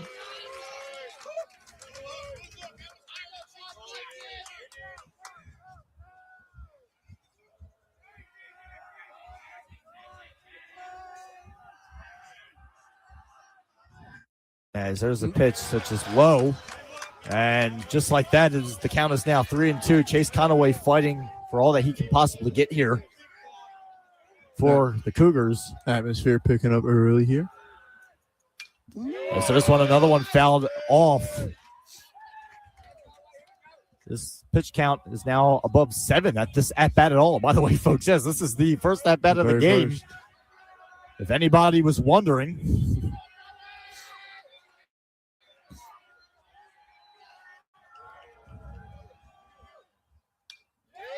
So there's another one fouled off. Staying alive. Chase Conaway coming into the postseason with a .336 batting average this year. 409 slugging. But is also a guy known for when getting on base to be able to steal those bases. And there's one where he is able to walk up the first base line. Or I'm sorry, excuse me, that was a strikeout. I'm losing my mind here. So one down right there. No, he thought it was a ball. It was a little away. A little away, if I do say so myself. So a strikeout right there for Conaway. There were 7 pitches at that at bat. And it's the first pitch now to Ian Monteith. There's a strike. So we get underway rocking and rolling here. But speaking with Coach Scanzano literally this morning on the V&J Morning Show here live on 91.5 WDBK, voiced that these guys are ready to go, that they are rallying around each other, that this is something that they are looking forward to, and they're ready to go out there and show what they're all about. Also putting in a quote saying, "We want to be successful. We want to be a player-led team, not a coach-led team." And that's exactly what the Cougars have been running off of, especially in the second half of the season. As there's a pitch taken up high. The count now to Ian Monteith is 2-2 here at the top of the first inning. Glad you could join us here live on 91.5 WDBK for the Final Four of Region 19 here from the Camden Athletic Complex. Myself, Vincent Foch, along with George. George, yes, there he is. As there's one taken down low. The count is now full. The second time that we have seen a full count. First 2 at-bats. 2 at-bats, yes. Taking them the distance, man. Making them earn it. As the Cougars dugout gets into it, here's the pitch. And that one is lined out to center field. It's going to drop and land for a base hit. Oh, he chased on that And one. Ian Monteith gets aboard. Great way to get on base right there. Plop it right in that, right in the hole. Right in the hole. He found the gap, was able to deliver right there, and now the Cougars have some traffic on the base pad right there, but now coming up is Chase Rateria to look to continue this offensive momentum for the Cougars here this afternoon. Here's the first pitch, down low once again. As it looks like at this point, Gary Perrone starting to struggle finding the strike zone a little bit. There's another one that is down low once again. So 2-0 is now the count. It's got to be fun watching the catcher always on his toes, considering one of the better base stealing teams in the nation. Absolutely.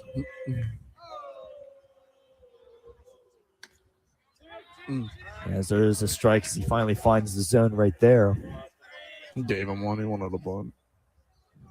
Was able to get one out of it. Find the zone. Find the zone, please. This tomahawk chant we got going on. As the Cougars dugout is making their presence known, like stated before, as there's another strike. The count is now 2-2 to Rateria with a runner on first, 1 out here at the top of the first inning. A better place live than on 91.5. As there's a hefty swing and a miss for down swinging.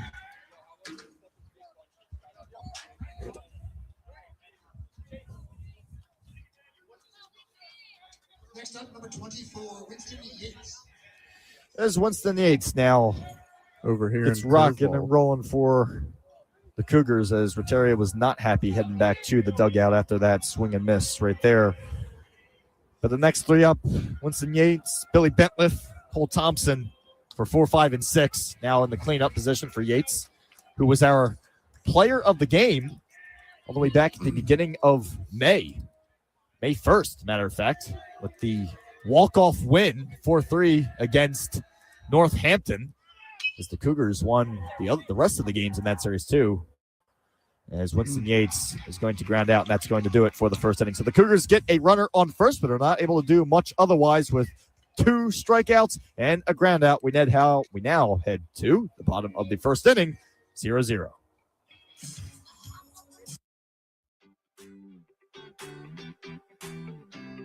Hello, my name is Edric. Hi, my name is Fee. We are dental hygiene students at Camden County College, Blackwood campus. Did you know that we have a dental hygiene clinic on campus? We have clinic hours on Monday, Tuesday, Wednesday, and Thursday. Our clinic hours are 9 a.m. to 12 noon and 1 p.m. to 4 p.m. on Mondays and Wednesdays. And on Tuesdays from 12:30 p.m. to 3:30 p.m. And on Thursdays, 8:30 a.m. to 11:30 a.m. and 12:30 p.m. to 3:30 p.m. At our clinic, we offer dental cleanings, x-rays, sealants, plaque control, and nutritional counseling.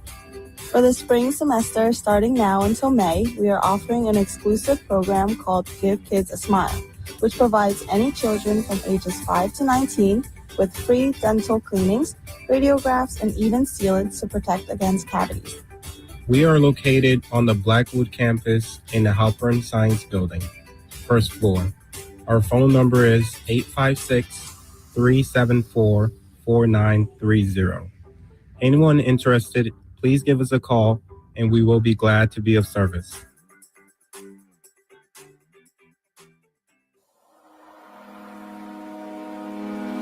My name is Travis Jenkins, and you are listening to Camden County College Baseball right here on 91.5 WDBK-FM. Now let's get you back to the game.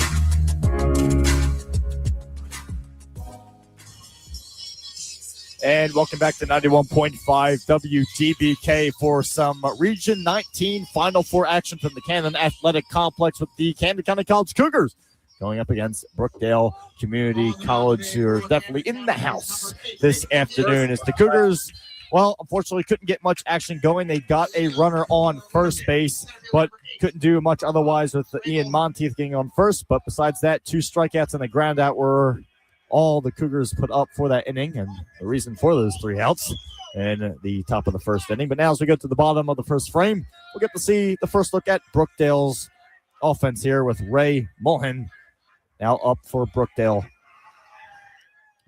As on the hill for Camden County this afternoon is number 8, a guy who has been making his presence known throughout the year more and more, Nick Monkienko for the Cougars.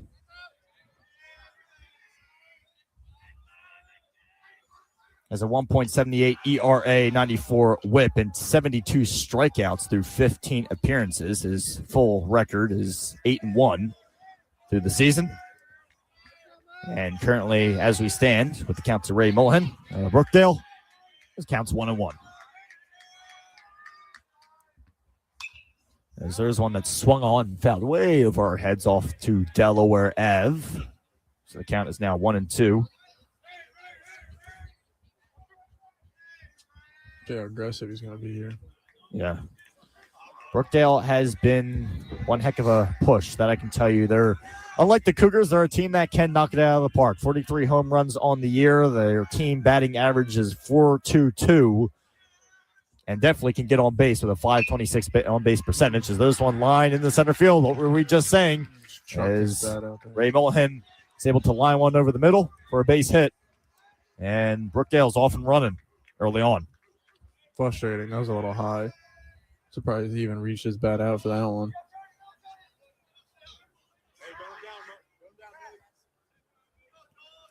Next up for Brookdale's number 7, Dawson Smale. Dawson Smale is now up for Brookdale. As next up would be Nico Maribot and then Gabe Tomey. Next 2 up after Smale.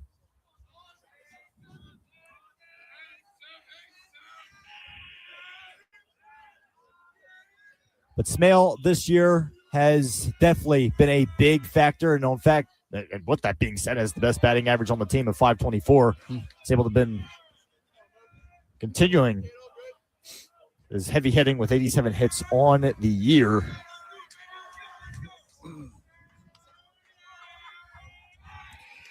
As they throw back the first, and that will be not in time, trying to keep Brookdale at bay. As similar situation to what the Cougars were in their shot in the first frame, top of the first frame. But the only difference is they have a man on with no outs. There's one that is skied into left field.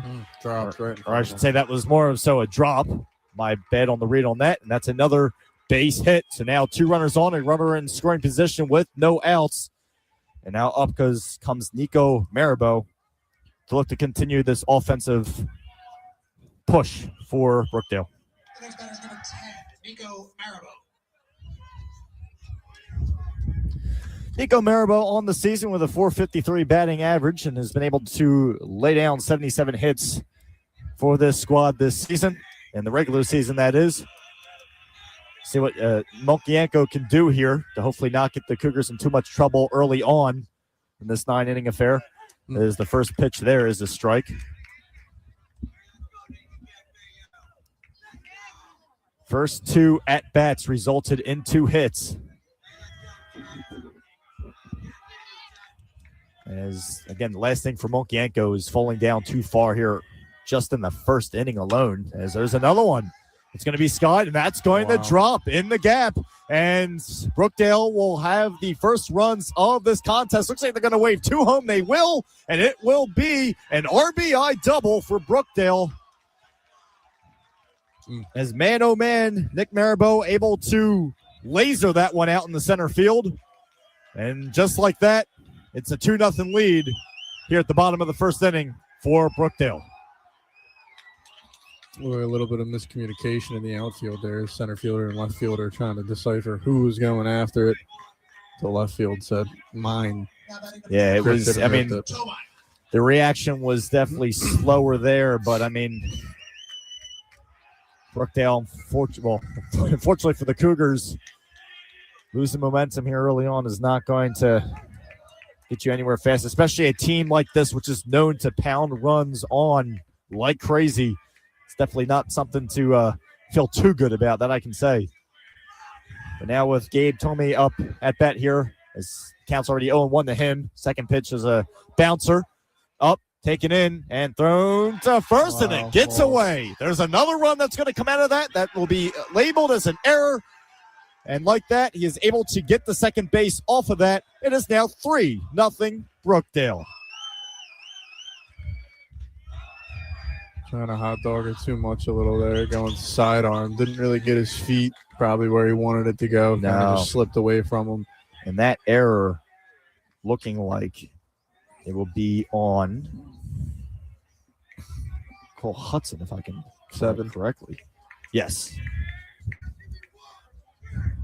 Or yes, sorry, Con Thompson is where the error will be on.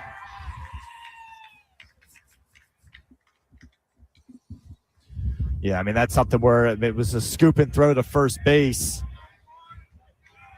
And, I mean, it's just unfortunate right now. Another runner in scoring position. By the way, folks, still not a single out. Excuse me. And the Cougars find themselves in a huge pickle here early on. At least we played 9 innings. That is true. lot of Here's baseball now left. another pitch, and that one is skied down the first base line. Looks like it's going to be out of play. And yes, it will be. Near the Cougars' batting cages, down the first base line. We'll try to do our best, as our view, unfortunately, is this has a well, let's just say this. We have a dugout in the way, so when it goes so far down the first base line, we kind of have to rely on the sources around us to be able to tell us if it was a caught. Reactions, if you will. Or foul, or whatever it may have been. As there's one. Another strike, or I should say that one was called for a ball. So the count is now 1-2 to Anthony Pizzetti. As Anthony, I should say Pizzuti, the sophomore, comes into this year with a .432 batting average. Good pitch. I'm saying he tipped it off. And he's able to go down swinging. Big old swing.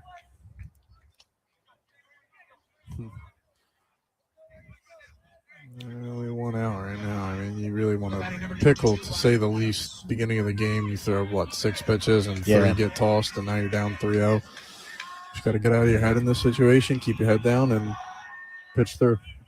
So still with a runner in scoring position. Ryan Adams is now the batter up here as we are now at number 5 in the lineup. Adams this year with a 355 batting average for Brookdale. As with that pitch right there, the count is now 1-1 to Adams. Cougars right now just looking to get out of this with the least amounts of hurt. Stop the bleeding. Basically, the stop the bleeding, yes. In other words, as this one fouled down the third base line, that one's going to get out of the way of everybody. I'd have made that play. Would have made the sliding. Well, the thing about this field is it's new, but it still has those old-fashioned features of the bullpen being in play. And that's exactly what it is down the first base line, and you could as well say down the third base line. So there's a bench sitting there with equipment on it. There's the mound for the bullpen. So we don't see many of them anymore. No, not anymore. The Oakland Coliseum was the last, I should say. Or I'm pretty sure it may have been Tropicana Field. But there was a bouncer out down the first base line. They were able to move the runner to third base. So Brookdale has a runner on third. So basically, Ryan Adams was able to do his job as a sacrifice, you could call a sacrifice ground out.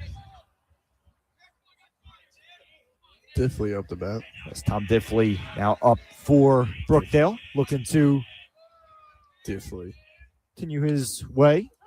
As there's a first pitch strike to him. The fun last name, Diffley. Speaking of Diffley, this year with a 373 average, with 38 hits on the year, still a contributor. And that's the thing about Brookdale is they have contributors like the Cougars do from top to bottom. And that's been a big reason on why they've found so much success this season and why they're in the position they are in at this point in time. As Monkienko now down in the count once again to Diffley, 2-1. As glad you could join us on 91.5 WDBK as Brookdale leads 3-0 here in the bottom of the second inning of play here from the Camden Athletic Complex in the Rutgers Camden area, as we're at the Scarlet Raptors home field, as there's a fly out down the third base line for the third out. So the Cougars are able to get out of it, stop the bleeding at 3-0 as Brookdale was able to lay down, like I stated, 3 runs here in the bottom of the first inning. We'll see if the Cougars are able to counter that. Coming up now as we move into the second frame of play here from the Camden Athletic Complex, only on 91.5 WDBK. Stick around, folks. Potential graduates would have been sent a letter to complete a graduation packet with their faculty advisor or advisement center staff. It is important to apply for graduation first. All potential graduates will receive communication from TASL with information on how to RSVP for commencement. Visit the graduation application process webpage for complete details. This is Kevin Harlan on WDBK 91.5. And thank you, Kevin Harlan. Welcome back to 91.5 WDBK as we're back rocking and rolling here from the Camden Athletic Complex for the second frame of play as we look to continue, or the Cougars look to get back into this one. As, in other words, they were able to stop the bleeding in the first inning of play. 3 hits were recorded in that first inning, and now the Cougars will look to try to counter that as they didn't really get much going. They got a man on first base, and that was in Monteith. But besides that, not too much else happened otherwise. They got a strikeout in the first inning. They got a ground out in the first inning, and as well, they got another strikeout. So not too much going on with the Cougars there, but now we'll see what happens as Billy Bentliff leads it off here in the second inning of play for Camden County. And there's a first pitch strike to Bentliff.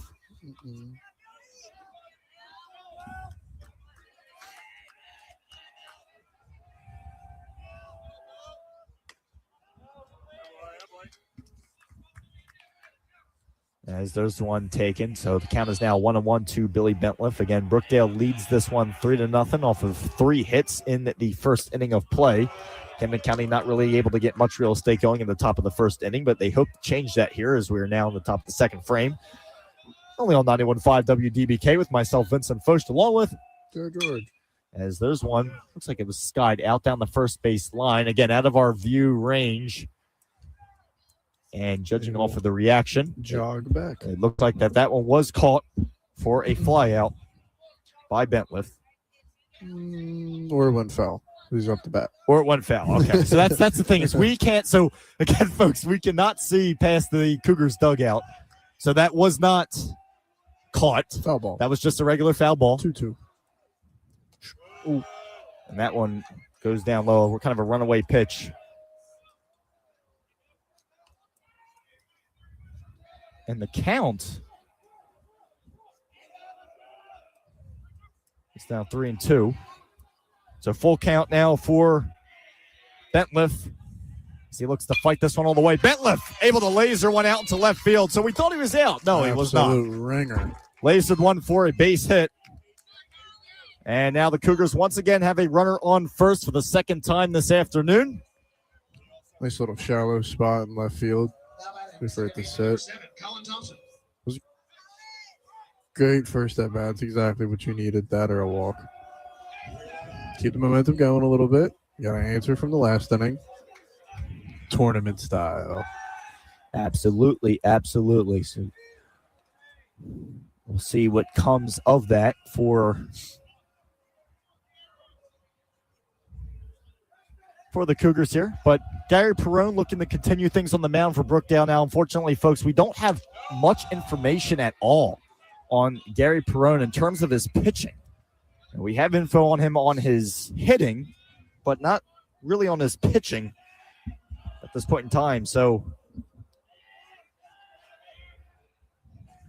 I guess they'll keep us wondering with that.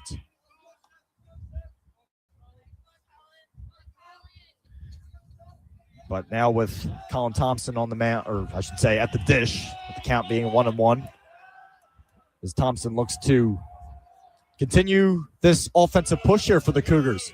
Top of the second inning, as that one was out of the zone. Count is now 2-1 to Thompson. As Colin entered this year with a .354 batting average, being able to rally up 52 hits for the Camden County squad this season. And there's one that is hit, but it is a pop-up into center field. But the wind seems to be taking it. And, man, just making the catch out there in center field, giving his teammates a little bit of a heart attack. It took a little bit to get down. Yeah, it was up there for quite a while. Was Maribot making the catch out there for Brookdale. And that is now labeled as a fly out for Colin Thompson. Next up, third baseman Cole Hudson. Cole Hudson makes his first appearance of the game here, batting in the 7th position. As they throw back the first, which is not in time.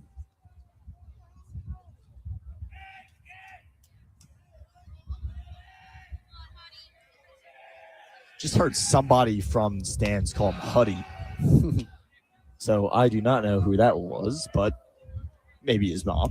Maybe just a supporter. We don't know. Outfield positioning changing. Brooksdale's coach coming out, making a couple audibles in the outfield.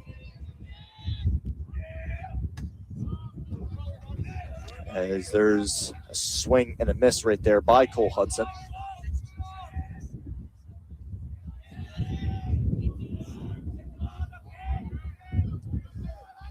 As here's the stare down.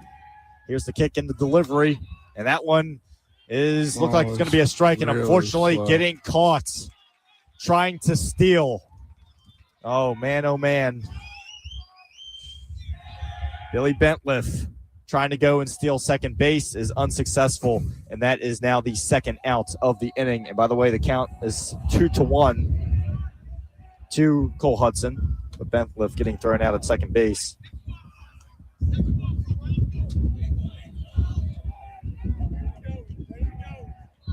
So now we kind of have to reset ourselves once again. Cougars aggressive, but a little bit too aggressive. As there's one that is fouled off, as now the count is 3-2, full count to Cole Hudson. 3-2, 2 outs. Brookdale leads 3-0 here at the top of the second inning here from the Camden Athletic Complex on this Thursday afternoon, as there's another one fouled back by Cole Hudson. Start calling him Huddy if he wins this one. If he wins this one, you know what? That's what I'll do. I'll say Huddy for the rest of the broadcast. I'm making that known at this point in time, right now, as we speak. He's got a 318 average this season, 15 RBIs. Oh man, no way. He won the battle with a walk, so I guess that's there it is. Got to call him Huddy for the rest of the broadcast, rest of the game. Look at that. Take your base, King. Take your base. Well, hey, you won the battle.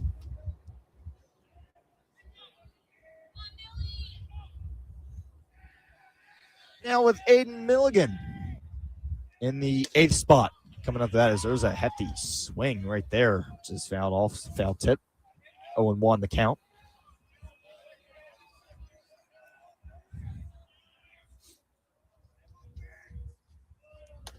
As there's another one. It looks like it just went outside of the zone. That's exactly what happened. So the count is now 1-1 to Aiden Milligan. As they're fighting in this count right now, 2-1. As Aiden Milligan comes into this year with a 333 average with 16 RBIs. And speaking of which, the Cougars trying to get that consistent traffic back on the base pad. Is they don't have as many stolen bases around the 200 mark as they did last year, but they still have a good amount. Can't add any yet so far for us. It's that pick off. Blame execution. As there's another strike right there.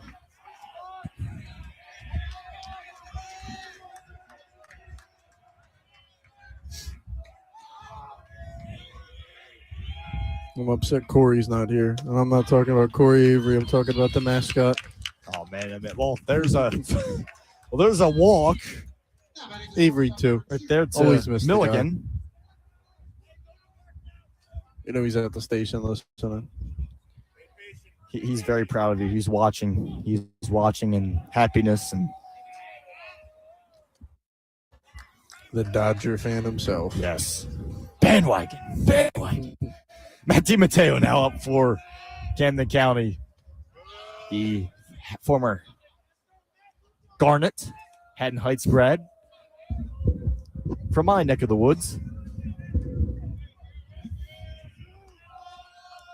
As like we stated before, the Cougars trying to really get traffic on the base pad. They had 295 stolen bases last year, which led the country for Region 19. This year, a little bit of a different story, about 100 less with 200. So, you could say 195 less right there to be specific, but still a big factor with stolen bases. And speaking of which, you want to talk about stolen bases, well, a guy in Matt DiMatteo that is up at bat right now is known for that. And it looks like he got grazed with that pitch. Unless, were they calling a balk?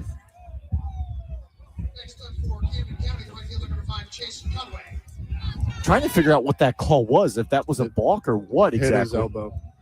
Was it a balk? They're saying it grazed him, yeah. Oh, okay. They're saying it grazed him. Okay. I just wanted to make sure because, again, with umpires signaling a call like that, a balk doesn't happen that often.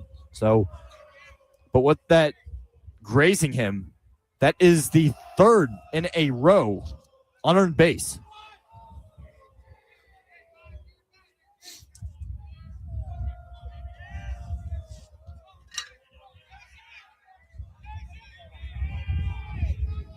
So it's been 3 in a row unearned bases right here, and now the Cougars have the bases loaded with 2 outs. Now it's back to Chase Conaway at the top of the order for Camden County. As right now, it just seems to be all going south quicker than you can imagine right now for the starting pitcher of Brookdale, of Gary Perrone.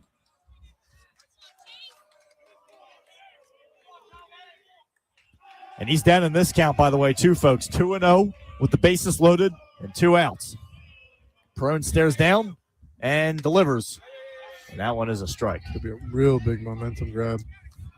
If the Cougars can make way with this, that would definitely be great. But again, going back to some of the games that I called, and especially that game against Northampton on May 1st, the Cougars loaded the bases 3 times and only got runs out of it.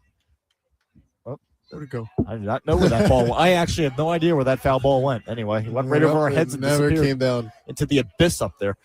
But no, the Cougars have done it multiple times. And going back to that Northampton game, they loaded the bases twice and got nothing out of it. They finally got something out of it on the 3rd time, but hopefully this is not a repeat. The count is 2-2, and there was a hefty swing, but a foul ball.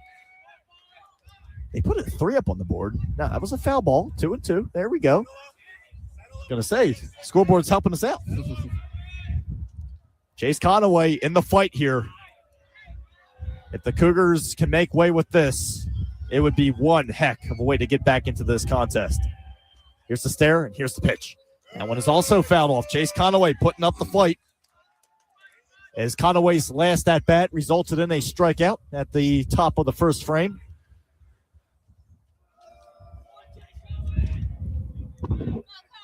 Looking to win this battle as the pitches are over the double-digit mark.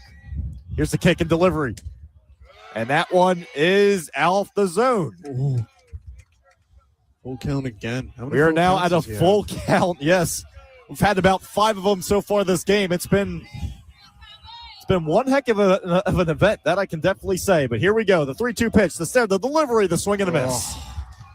And the Cougars find themselves in the same trap that they've been in for many different times this season. Down swinging goes Chase Conaway for his 2nd strikeout of the contest. We now head to the bottom of the 2nd inning. The Cougars looking threatening, but come up with a big goose egg at the very end of it once again. We head to the bottom of the 2nd here. 91.5 WDBK for the Final Four of the Region 19 here at the Camden Athletic Complex. We'll be back. Spring has sprung, and before the busy bees of Camden County College buzz off for summer vacation, it's time to fly in to register for your summer and fall semesters for advisement. With fall registration beginning on March 24th, the Advisement Center is open to assist with early registration for fall 2025 and summer 2025 courses. Don't wait. Stop by the Advisement website to schedule an advanced appointment for Mondays through Thursdays and enjoy our virtual Friday's advising appointments. Let's get you set up for the classes you need today. My name is David Del Ropa. You're listening to Camden County College Baseball right here on 91.5 WDBK-FM. Now, let's get you back to the game. Welcome back to 91.5 WDBK here from the Camden Athletic Complex as Brookdale still leads this one 3-0 here, heading into the bottom of the 2nd inning, and the Cougars. The Cougars. Left a lot of they had on a the shot. there. The bases were loaded, and the Cougars unfortunately came up with absolutely nothing. Now, to be fair, the bases were loaded with 2 outs. They didn't really get much offensive momentum going until after those 2 outs have occurred.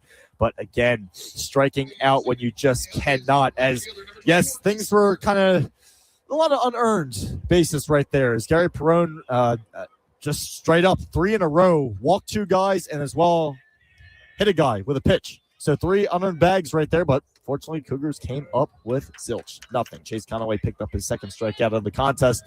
And we now head back to Brookdale's offense as we'll see exactly what they have in store now for the Cougars as Nick Monkienko looking to try to silence this Brookdale offense to, again, like we discussed, halt the bleeding. As Brookdale got 3 runs on 3 hits in the 1st inning. And there's one that skied up and, again, lost it in the sky, but it's gone. So, I mean, no one seems to be panicking, so that's how you can tell that there's no reason to be scared. Or is there a reason to be scared? Ow. Yeah, that's it. That's all you need to hear. Somebody's windshield just goes completely kaplunk, but we're alive. We're living. We're making it work. Casey Gardner up now for Brookdale, as the count to him is 2-2. His first appearance, as we're at the 8th spot currently for Brookdale. And there's one that's lined out. It's going to drop for a base hit in the left field. And just like that, Brookdale goes right back to where they left off last inning. Next up, second baseman number 42, Ryan Tan. And now we're at the complete bottom of the order with Ryan Tan. As this season overall for him, he batted .354, being able to rack up 51 hits for the Brookdale squad in general. So one hell of a regular season, and being able to put that on full display, as he looks to, I should say, put that on full display this afternoon. Temperature's about 65 degrees. We have a little bit of a breeze coming in, or blowing in. A bit nippy. From where you would think it would come in, from the Delaware River. Nothing new. As looking at the American flag, it is blowing directly in from the Delaware with Center City, Philadelphia in the background. But the count to Ryan Tan. 1-1. As there's a grounder, which is a laser beam down the first base line, foul. And now loves those pitches high, man. I'll tell you what. Absolutely. 1-2 the count. As again with Nick Monkienko trying to halt what has been a huge offensive push for Brookdale in the first frame of business. As there's one that is popped and fouled once again off the netting above the Camden County dugout. That one didn't quite make it over onto Delaware Ave, but I'm sure we'll have more in the there'll be a lot more baseballs where that come from, that I can definitely say. It's not just us. The umps losing balls, too. Yeah. But so where'd my balls go? Now, some people that don't like his calls would say something else about that. But and there's a fly out. No shot. Did you see what Seven did? What shortstops did? Oh, man. He faked the ground ball to freak out the guy Yeah. running from first to second. It's an acting job. I mean, hey, you got to do what you got to do. He got spooked and ran back. That was funny. That's what you got to do. That was good. These guys know what they're doing. And that was DiMatteo, which is nothing new right there. A guy that's really, even back when he was with Haddon Heights, I mean, he was a guy that made his maneuvers clearly seen. We'll put it that way. I mean, has his ways, that I can tell you. There's another grounder. Up the second. What a play. Grabbed and to first in time. Keep it in front of you. And what a play right there. As Thompson, who had a little bit of a hiccup through not the first game, or I should say first inning, was able to come up big right there. Number 7, Dawson Snell.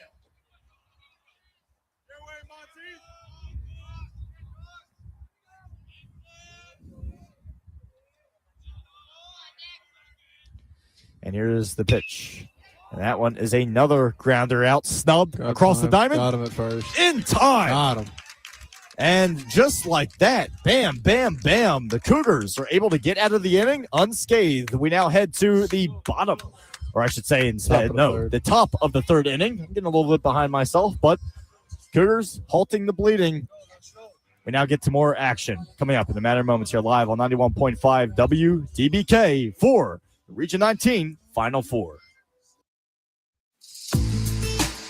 Graduating soon with an associate degree from Camden County College, the Transfer, Admissions, and Advising Committee is offering the 2026 TAAC Haley King Memorial Scholarship. This scholarship opportunity is available for students preparing to transfer and continue their education after completing their associate's degree. Students interested in learning more about the scholarship and eligibility requirements can find additional information through Camden County College Transfer Services. For details, contact the Camden County College Transfer Office or visit the college's transfer service sources.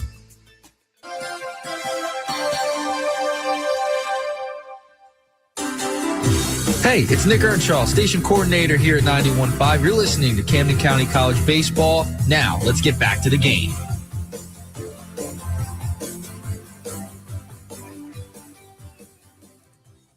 .5 WDBKs. We're now back here for the top of the third inning of action as the Cougars were able to get out, as mentioned, unscathed right at the bottom of the second as bam, bam, bam. I mean, it was just a great infield work. Great, I mean, in general, from Colin Thompson at second base, as well with Matt DiMatteo at the shortstop position.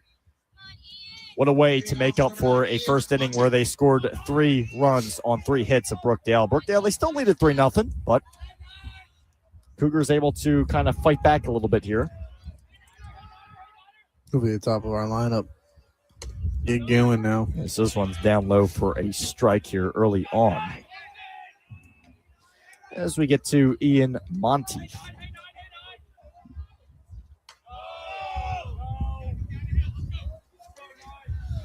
Count now 1-1 to Monteith as his last time up at bat resulted in a base hit.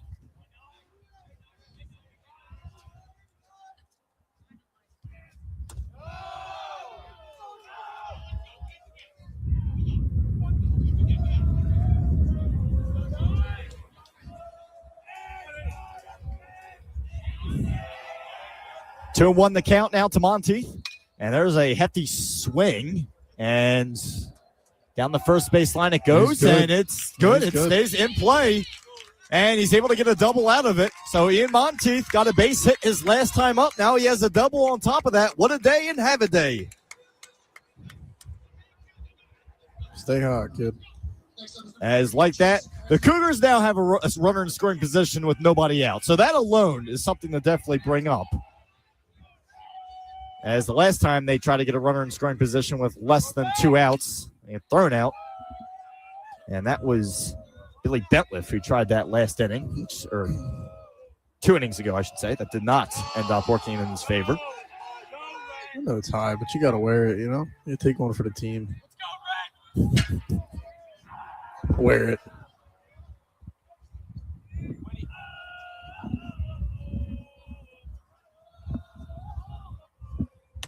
There's a swing and a miss with Rateria. Rateria's last at bat struck out swinging. As we now head into 3, 4, and 5 coming up.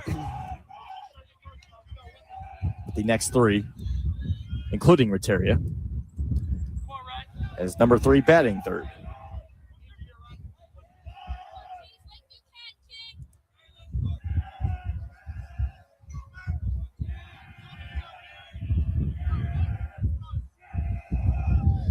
As here's a swing from Rateria, and that one goes back and off the netting.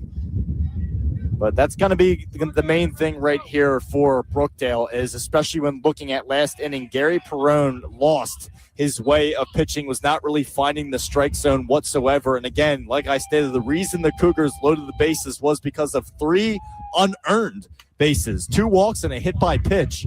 Swing and a half on that. And now it looks like he's starting to get his way back under him once again, as there was a hefty swing and a miss right there. And that is Rateria's second time going down swinging this afternoon for the Cougars.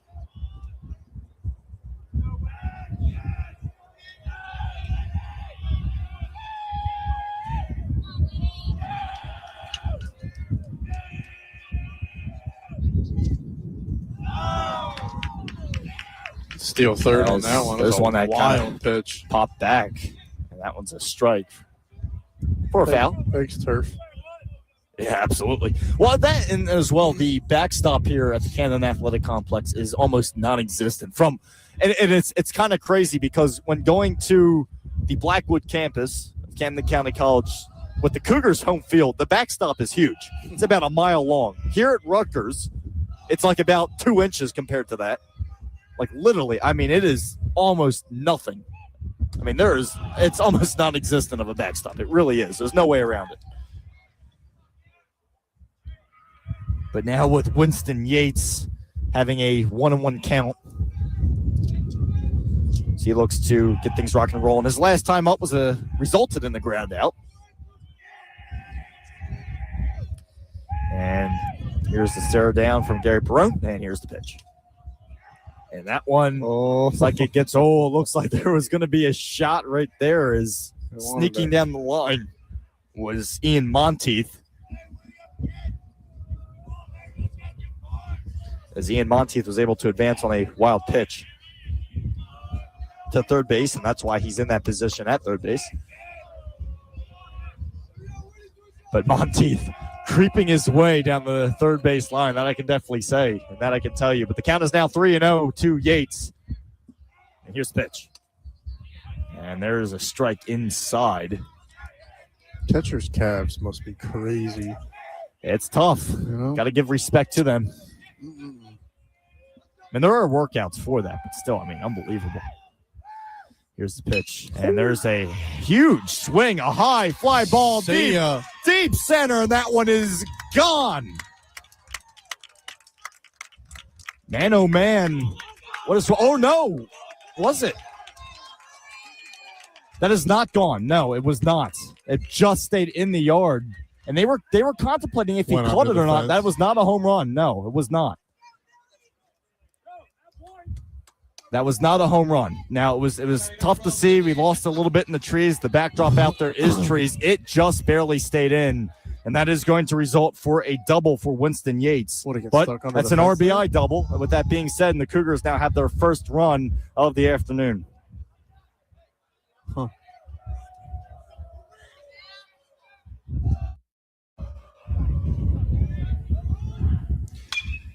And that right there was scored Ian Monteith. And there's one that goes. And now that one goes. That one is gone. And the Cougars are now rocking and rolling and right back in business here once again. Camden County rocking and rolling right there with a home run for Billy Bentliff as he got a base hit in his first inning of play. And now he's able to knock one out of the yard once again for Camden County. And just like that, we have a ball game once again. Jared, you were saying about the 9 innings of play. Well, there you have it. And just like that, it is now 5-3 Camden County. So we'll see if they're able to continue that. Or 3-3. So 3-3 Camden County on that one alone.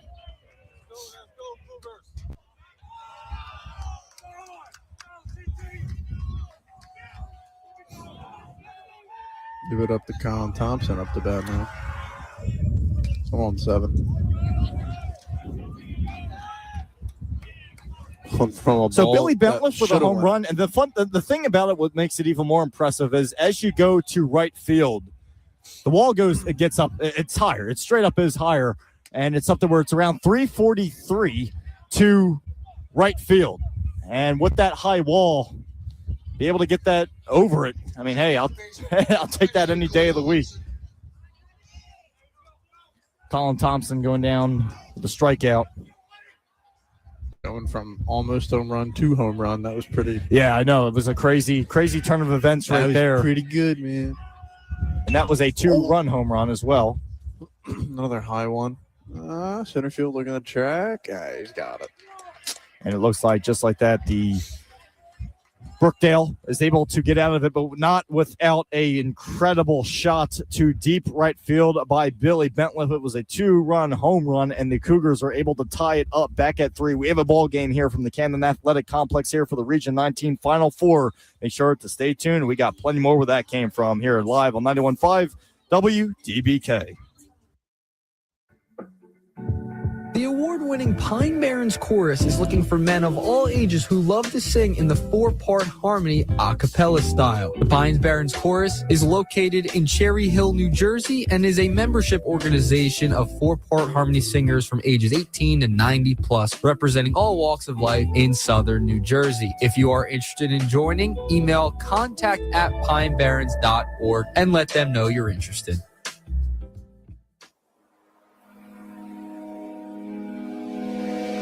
My name is RJ Shreve, and you're listening to Camden County College Baseball right here on 91.5 WDBK-FM. Now let's get back to the game.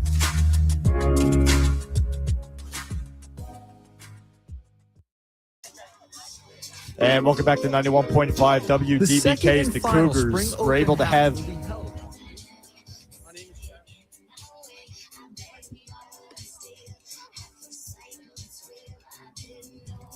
Welcome back to 91.5 WDBK as the Cougars were able to rally and tie it up at the top of the third inning of play. And man, oh man, was it something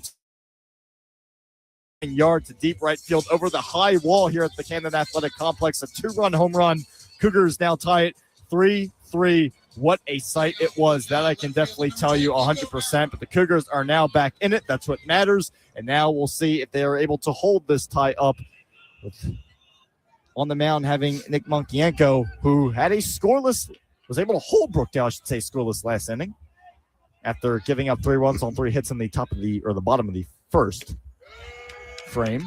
As there's a first pitch strike by Monkienko. Good old Nicky. You're wearing 8 or 0? What was that? I can't see. I'm blind. 8. Wow. Are we cool? Do we have a 0? I don't think, no, I do not think the Cougars have a 0. I do not think so. Shame. We don't have. We have a 2, though. We do have a 2. We do have a 2. Bad man. Look at that. Di Matteo. Oh. Almost tripped over the pitch. It was such a good pitch.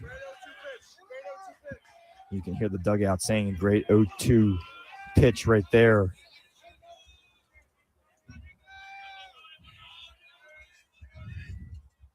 A great 0-2 pitch. As there's one that is swung on, and that is going to be a base hit over the second base bag. Throwing him up, Di Matteo. And getting on base trying to make is number 10 for Brookdale of Maribel. I brought him up too soon. If I didn't bring him up, he would have made the play. Next up, number 28, Gabe Todd. As Nick Maribel's last at-bat was a double, an RBI double, and now he picks up a base hit, and now we have Gabe Tomei as his last time up resulted in a double, but that was off of an error from the Cougars of Colin Thompson.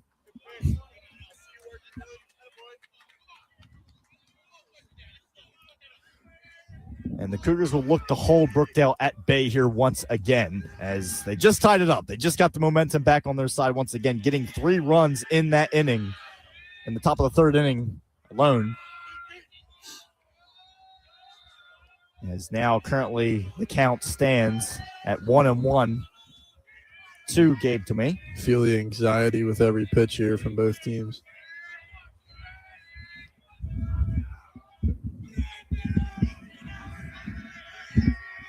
Monkienko stares down his target and fires one, and that one is just off the plate, according to the home base umpire. Home plate umpire, I should say. Should get some high top chairs. Some bar chairs. That'd be perfect. We do have actually higher chairs back at the station. We didn't bring them, but probably because they're harder to maneuver. Transport. But there's. And where did you park? Now, down the street here, there is an open lot here for the Camden Athletic Complex. The lot that you're technically supposed to use, is I had a lot of people ask me that question coming in here. Like, there's a lot? I'm a solid 5-minute walk. About. Yeah. Well, not 5 minutes. I'd say down about there. 2, 3. Oh, wow. Yeah. He Under the bridge. Under the bridge. Yeah, wow. Yep. Well, there's, speaking of which, Monkienko fell way behind the count with a 1 final there, and that resulted in a walk. 4 balls, 1 strike. Now batting number 11, Anthony Pizzuti.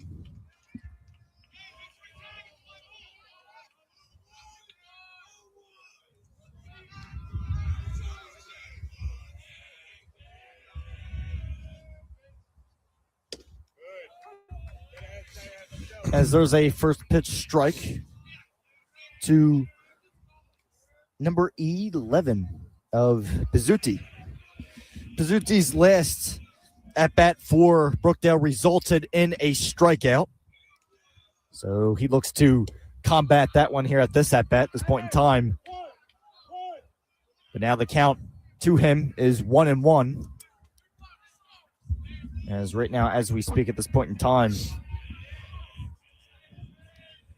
Minkienko just looking to bounce back from the little hole possibly being dug here as they look to go for two, but they end up just getting the one at first base. And Brazuti is out right there on the ground out, but he does move the runner up 90 feet to second.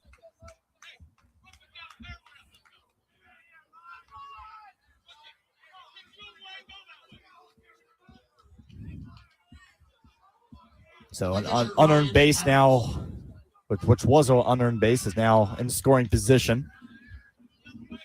And now up with Brookdale is number 22 of Ryan Adams. There's one that's fouled off. Looks like it may have stung him just a tad bit. But Ryan Adams grounded out his last time up.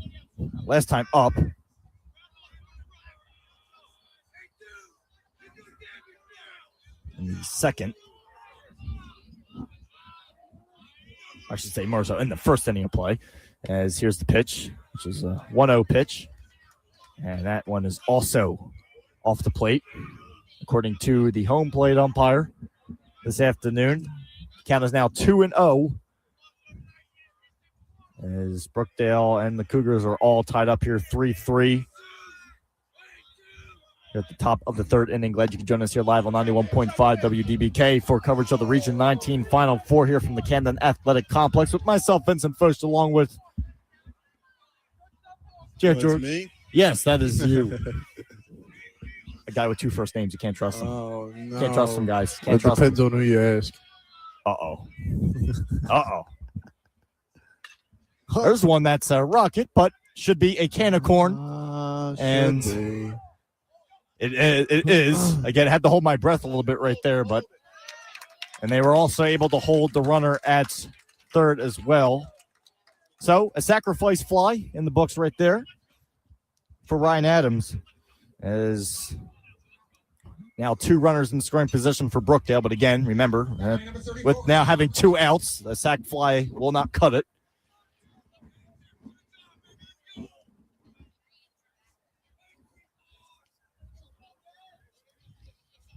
And now we have Tom Diffley up at bat. Your favorite guy, your favorite player, Jared. Mm-hmm. Your favorite last name, I should say.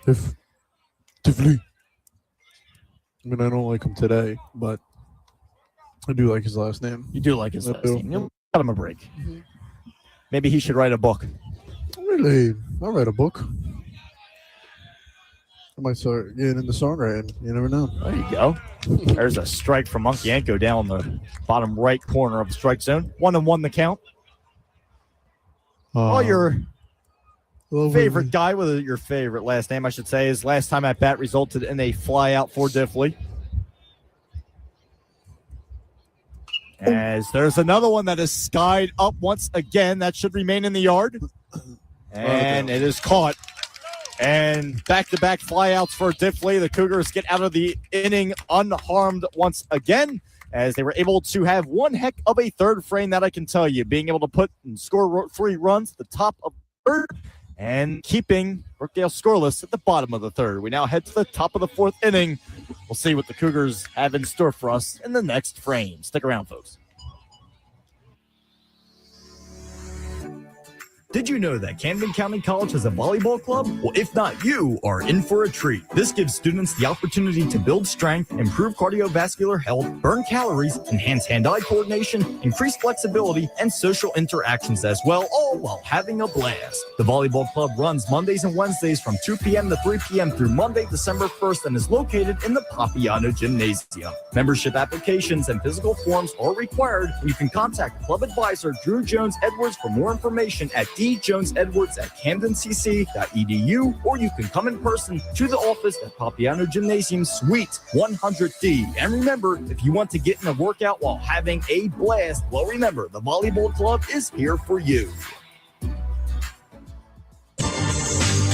You're listening to Cougars Baseball on 91.5 WDBK-FM. Now back to the game.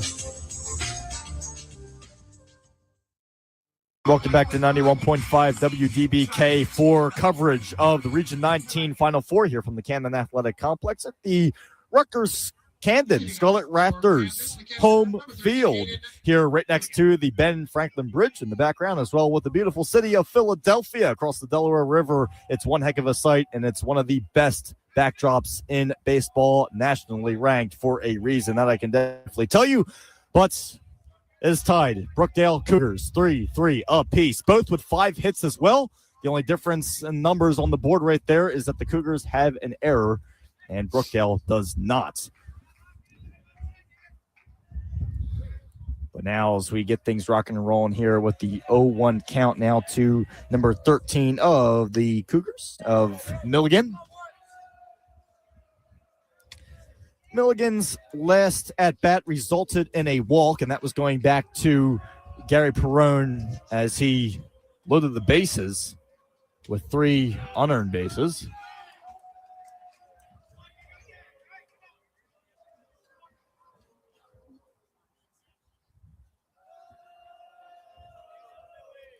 Perrone stares down his target and fires. That one goes way over our heads and onto Delaware Ave. If not off the roof of the little, whatever you want to call it, pavilion or whatnot behind us. The count now is 2-2 to Ryan Milligan. Perrone kicks and delivers. Hefty pitch, but too high. And now a full count to Milligan. What else is new? We've been seeing full counts about 3 times every single inning per frame. Top of the frame, bottom of the frame, doesn't matter if both sides are doing it. And there's the pitch that is way away. Man, oh man, that one escaped like crazy. And Milligan will be, for the second time this afternoon, awarded the base off of a walk. Now at the bottom of the order with Matt DiMatteo, as his last at-bat was also, as said, on unearned base as he got grazed with a pitch. And first pitch to DiMatteo is a strike for the Haddon Heights grad.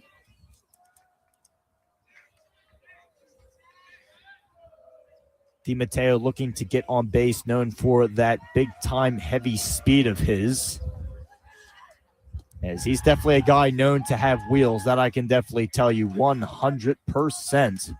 Even going back to his high school days, definitely a recognizable force on the base pad for the Garnets, and now a big piece of this Cougars squad on the base pad. With 14 stolen bases this year. As DiMatteo bouncing one as it just rolls up the first baseline and foul. 1-2 the count now to DiMatteo. But he's an RBI machine. He's picked up 34 RBIs this year and is definitely a guy known for putting the ball in play. And again, that's been really something that's been mentioned by Coach Scanzano for this entire year, is being able to get on base, create traffic on the base pad. And when speaking on DiMatteo,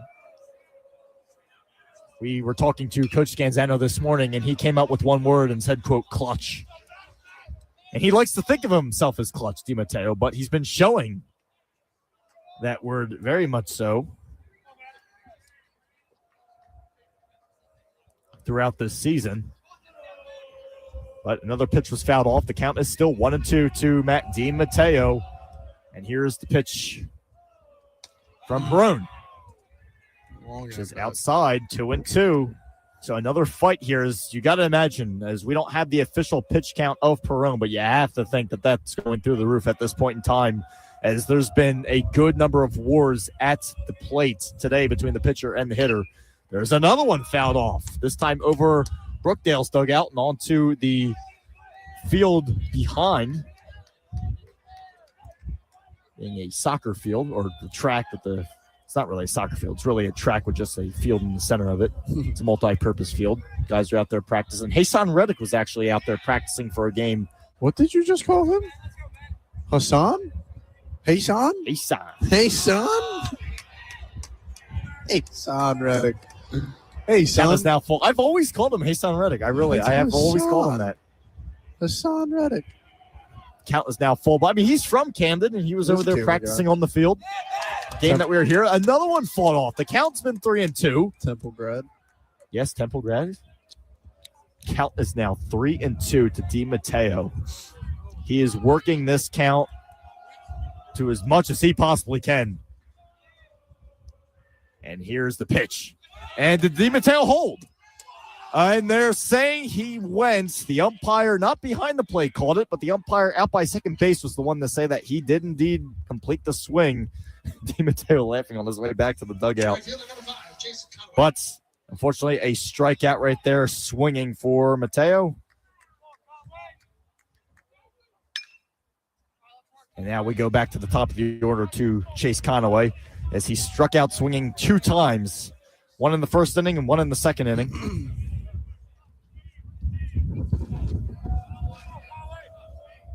Breeze making it absolutely beautiful. 100%. This hot, is a great day. cold. Chase Conaway grounded one to third. They're looking for the double play. There's one, and there is 2. So Chase Conaway grounding into a double play. That's going to do it for the Cougars, looking like they were having something rock and roll once again.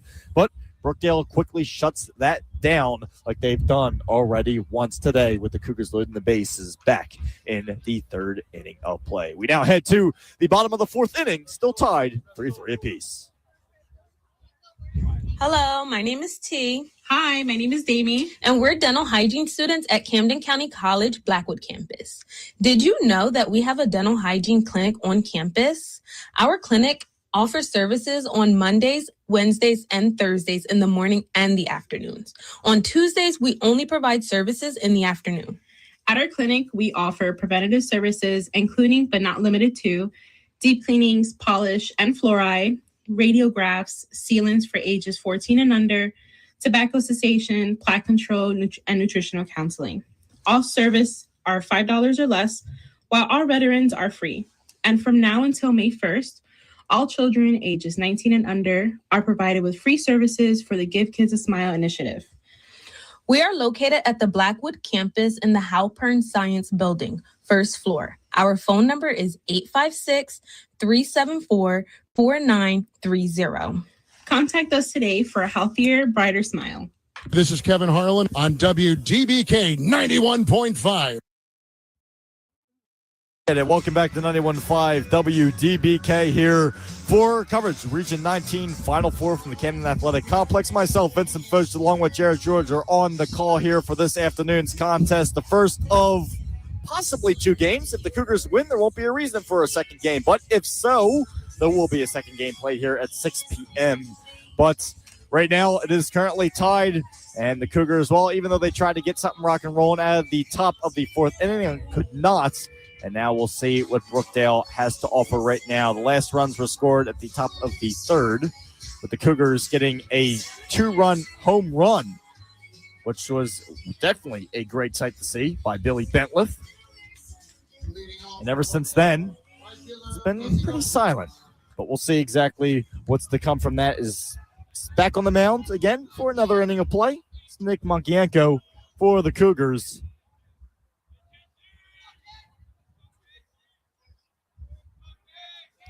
And here's the first pitch from Monkienko. That one is going to be called as a ball. Oh, I'm sorry. As we have number 24 leading off this inning. Who's an absolute monster. Being Casey Gardner, as his first at-bat resulted in a base hit.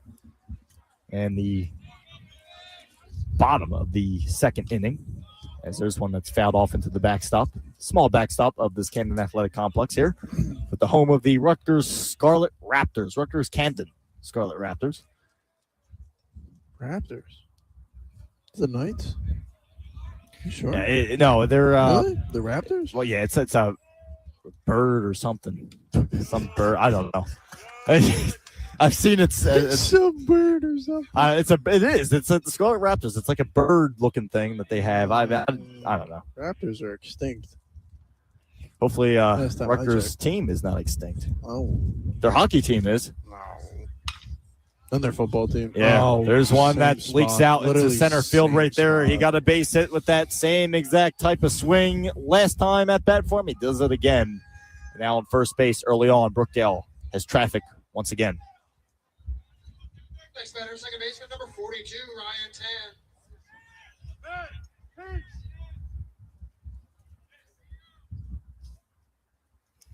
Ryan Tan's last at-bat resulted in a fly out back as well in the bottom of the second inning of play. As those they throw back to first, not in time. Just trying to keep them at bay at this point.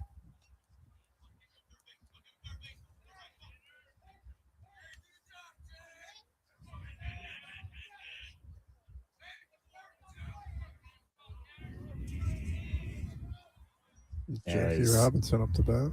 Monkienko stares down his target and fires. I don't know if I would wear 42. I know I was saying this to you before. Yeah, the game started. Jackie Robinson's number. I don't know if I'd have the balls to do it. There's a lot of numbers I would wear. 42, I don't think is one of them. You got it right there, folks.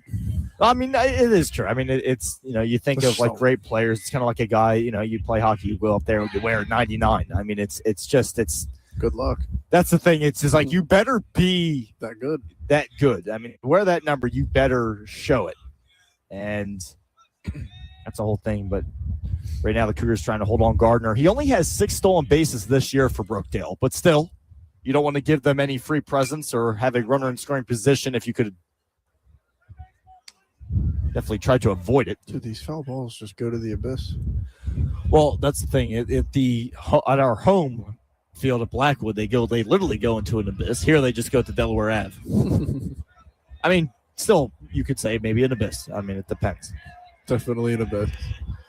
The abyss of Delaware Ave. Love the Where trade. it goes, no one knows. Oh, throwing it the second. As there was a thought, and now that is the 7th stolen base of the season right there for Casey Gardner Brookdale. Is that a pump fake, or was he just genuinely saying, "Nah, I ain't throwing that"? Well, it was a thought, and then as he was going, I mean, he could have gotten him, but I mean, it would have been an interesting play. And then, of course, you have to think about if the ball escapes in the center field, you could be in a little bit of a worse predicament. So he held up on that throw. But now, as we go back to Ryan Tan, 2-1 count to him at the dish. Here's the throw, or the pitch. That one is swung on and fouled off. Now count being 2-2. As did Ryan Tan's last at bat resulted in a fly out. And right now for the Cougars, just trying to make sure that they can keep Brookdale behaving the way they want them to anyway. As Nick Monkienko now places another pitch, which goes in the dirt, but they hold Gardner still at second as he looked like he was going to try to go for third, but Cougars came out with the ball right there and were able to hold him at bay. But Ryan Tan, the count, full count, 3-2. Nick Monkienko looking at his pitches, going over with his catcher. Monkienko steps on the mound, takes a look, takes a breath. The wind blows his jersey, looks back at second at Gardner, now looks back at the dish. Here's the kick, the delivery, and that one is a grounder, sneaks through, but goes to his man, Ryan Thompson, second for the throw out now at first base. First out of the inning, but now Gardner is moved to third base. So a sacrifice ground out for Ryan Tan. Back to the top of the lineup for them. Yes, back to the top of the lineup, Ryan Mulhen. A base hit and a ground out for his past 2 at-bats.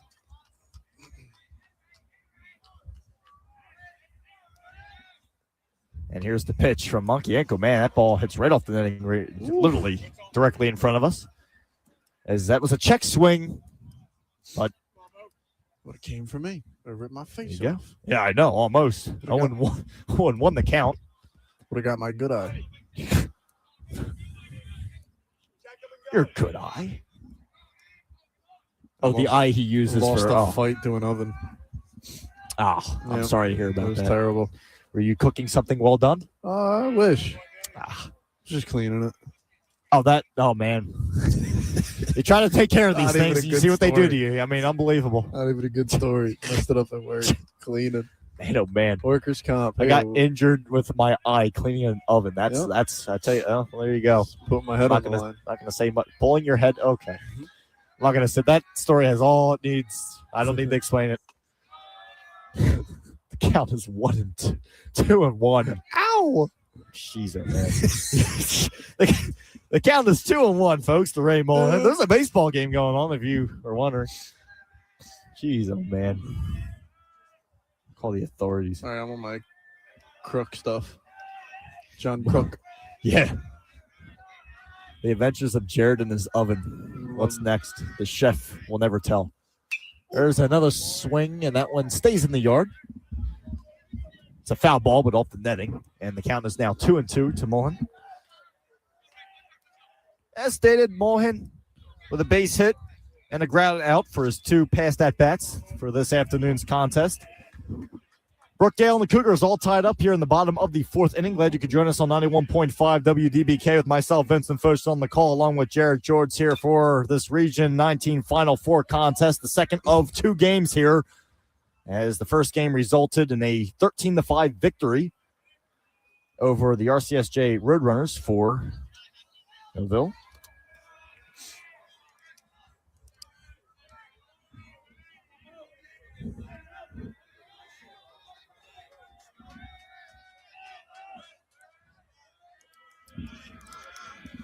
As now count once again 2-2. Ray Mullen, here's the pitch. And that one is looks like yes, he just got a barely tad bit of that one. Foul tip. I should say foul tip if the catcher caught it, but Just barely. just a tad.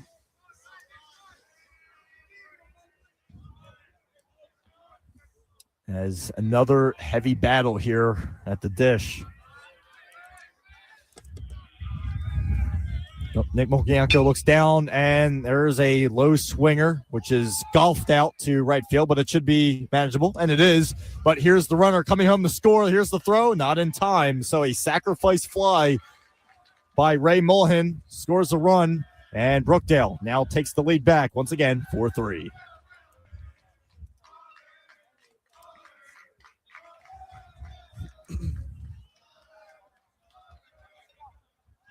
Next up, the shortstop, number 7, Dawson Smale. So the sac fly right there being able to bring home a run. And that was Casey Gardner that was brought home on that sac fly. But now 2 outs on the board. 4-3, still a manageable game. Brookdale with 6 hits, the Cougars with 5. Here at the bottom of the 4th inning of play. And there's a first pitch strike to Dawson Small as his last at-bat resulted in the base hit.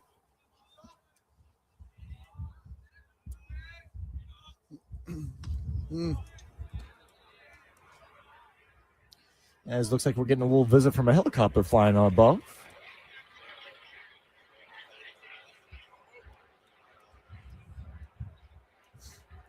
There's been choppers flying around this area all day. There was one when we first got here. It was just hanging over Center City, Philadelphia. And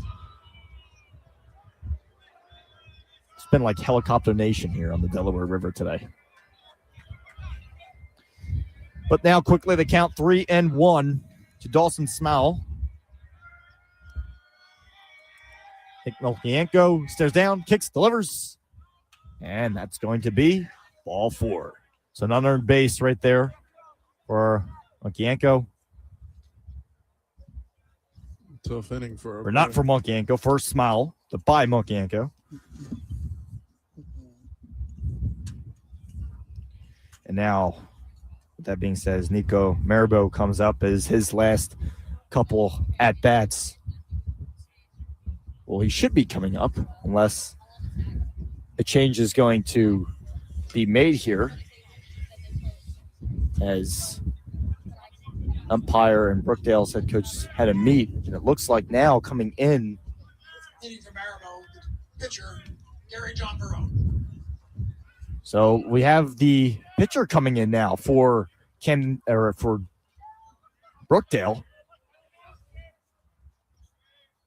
As Gary Perone now comes in to hit, pinch hit right here. And there's a first pitch strike. Interesting.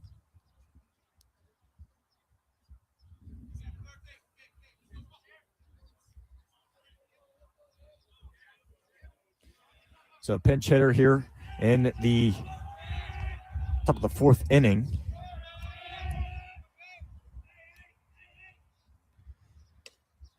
And there's a strike. But there, so now quickly 0-2. Both strikes were looking as Monkienko looks to finish off the other pitcher. And Perrone, Monkienko stares down, looks for his pitch, shakes his head, decides, kicks, delivers. And that one's a tad bit high, 1-2. 4-3 Brookdale here in the bottom of the fourth inning. With the coverage here on 91.5 WDBK of NJCAA Final Four Region 19 play from the Camden Athletic Complex. With the backdrop of the Ben Franklin Bridge here. That was a mean pitch with a lot of meat on it. And that right there is another ball thrown. 2-2. Two's all across the board. 2 balls, 2 strikes, 2 outs. As Monkienko stares down once again. Decides, tries to look for his pitch. Looks back, kicks, delivers.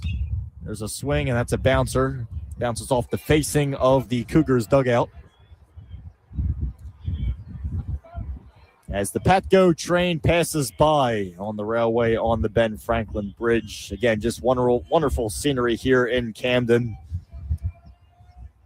Can't get much better than this, that I can definitely tell you. We have the weather, you have the scenery, you also have the game in front of you. There isn't anything much better. You can try and look. You won't find it. There's another pitch right there for Monkienko. That one is also outside. And now quickly from 0-2, it is 3-2, a full count, something that we are no strangers to seeing today. It's been a occurrence that has happened time and time again for this afternoon's contest. Let's just hope Monkienko can come out as a victor. He stares down his batter. He looks. He delivers. Ball 4. So from an 0-2 count, like that being said, unfortunately, 4 straight balls are pitched. And now looks like a meeting is going to be held at the mound after that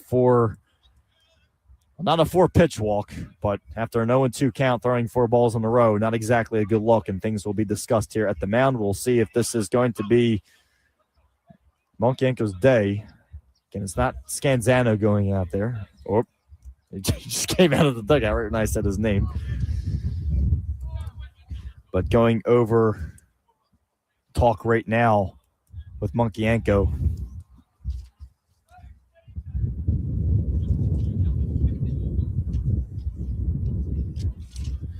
As he was, I mean, it hasn't had a bad game so far, but unfortunately these full counts. Well, that's the thing. The full counts are getting you, and especially if you were already up 0-2. I mean, that was, it wasn't like, I mean, these were close pitches. I mean, they were off the plate. They were off the dish, and it was, you just got to hope that that nothing gets worse out of this right here at this point in time. But you now have a runner in scoring position once again. You have 2 ducks on the pond as we speak. And you want to limit this if you possibly can, as some more talks are going over with Coach Scanzano of the Cougars and the home plate umpire. So we'll be watching for some possible changes being made coming up. Just going over some possible lineup changes. I mean, I would think that's what they're going over. It's a long conversation that's being held right now currently. Getting into it quite a bit. Can't imagine really too much what they'd be discussing otherwise. Well, unless there was an error made on the scorecard. But besides that, usually that's something that is discussed when your squad is up at bat. But glad you could join us here live at 91.5 WDBK. Bottom of the fourth inning. Brookdale leads this contest 4-3 here this afternoon from the Camden Athletic Complex. Region 19 Final Four coverage. Glad you could join us here on Camden County College Radio. I am still not quite sure what is going on at this point in time. Monkienko just trying to stay hot at this point.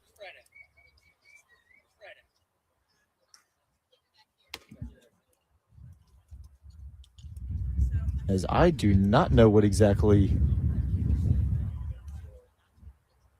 has happened here, but now you have Brookdale's head coach making his way over as we try to figure this out as Johnny Johnson comes over to discuss. Coach Scanzano as well discussing as well. So both.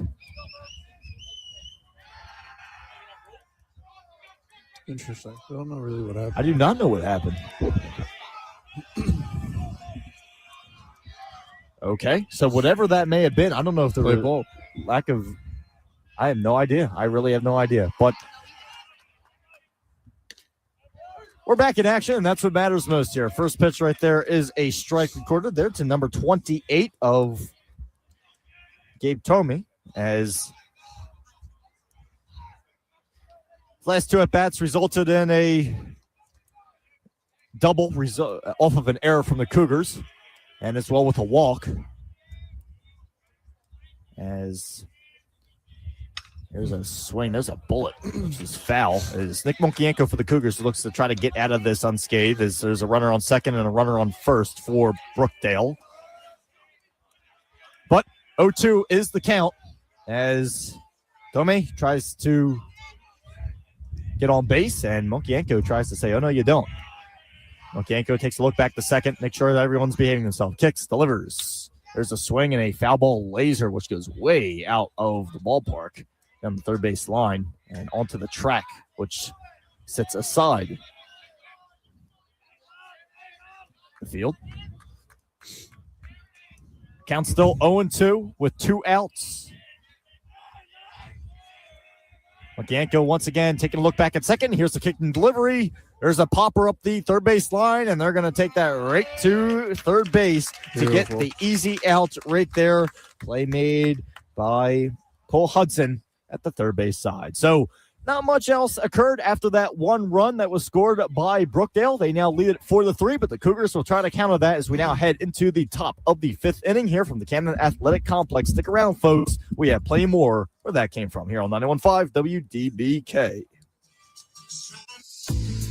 On March 24th from 11 a.m. to 1 p.m., Financial Literacy Workshop with Fulton Bank will take place in Taft 104 at the Student Success and Retention Center. The evening virtual option is also available if you cannot make it to the day 11 a.m. to 1 p.m. event. Once again, the Financial Literacy Workshop with Fulton Bank at the Student Success and Retention Center will take place in Taft 104 on March 24th.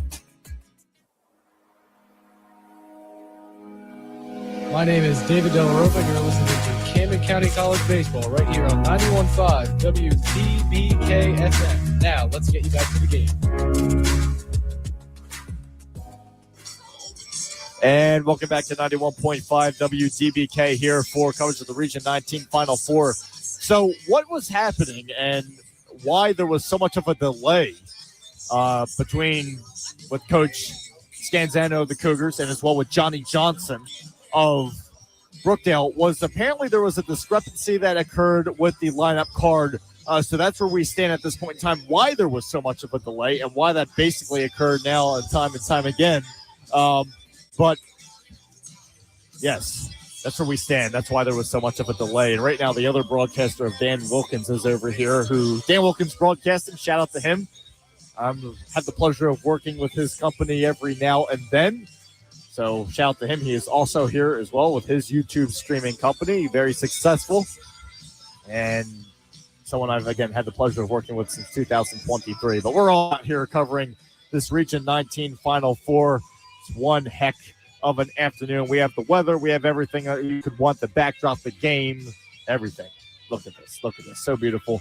But Coach Scanzano looks like he's still talking to the home plate umpire to try to figure everything out. Now the umpires are getting back together again, as whatever I thought may have been settled was not. Now the Cougars are up the bat, so it better be right. As one run was scored at the bottom of the 4th inning by Brookdale, but it looks like the umpires are getting back together again. I don't know, whatever error occurred in this lineup. I'm mad about something. I don't know what it may be. Because, I mean, again, usually a lineup issue like this does not occur with the team that is not up at bat. And this is something where Coach Scanzano was discussing with the umpires. He was discussing this with the umpires while Brookdale was up. And now they're having a whole nother discussion as the Cougars look to get rocking and rolling here in the top of the 5th inning. And now the umpires are going back to Coach Scanzano. It's like the endless circle of confusion here at the Camden Athletic Complex. I think they're trying to find. Are they trying to find DiMatteo? It looks like he's right in front of me. There it is confusion galore. It is literally confusion galore here at this complex right now. I mean, it is endless. What happened? So basically what happened, there was a discrepancy in the lineup card, which is what caused the original confusion in the bottom of the 4th inning. And now a whole nother growth has spawned of confusion. And now it's like it is snowballing more and more and more. I mean, no one's angry at each other. It's just trying to figure things out, really. Well, not yet anyone's angry at each other.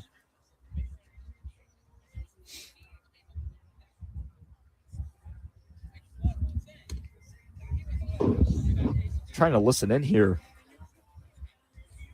Now, you know what? They may actually be talking about the pinch hitter of Brookdale, which was their pitcher.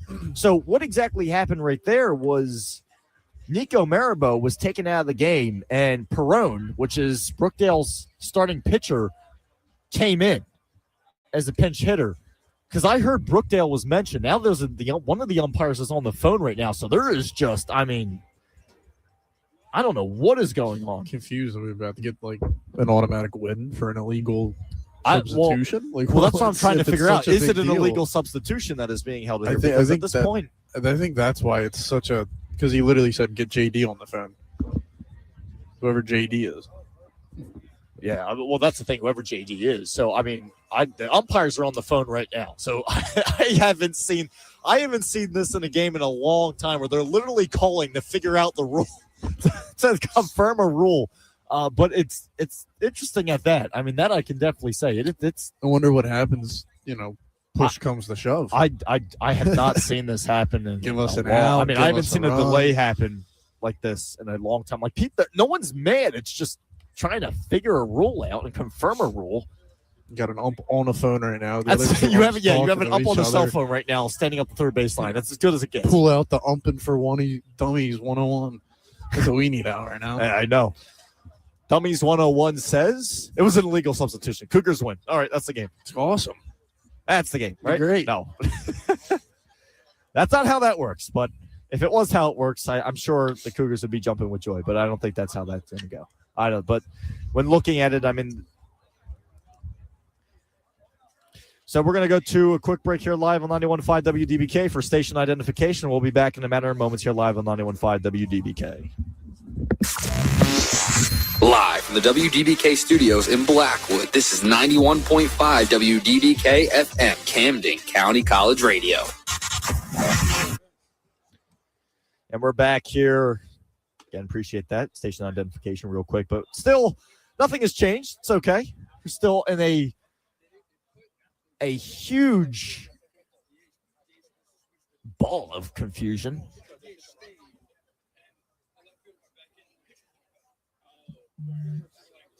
Wow.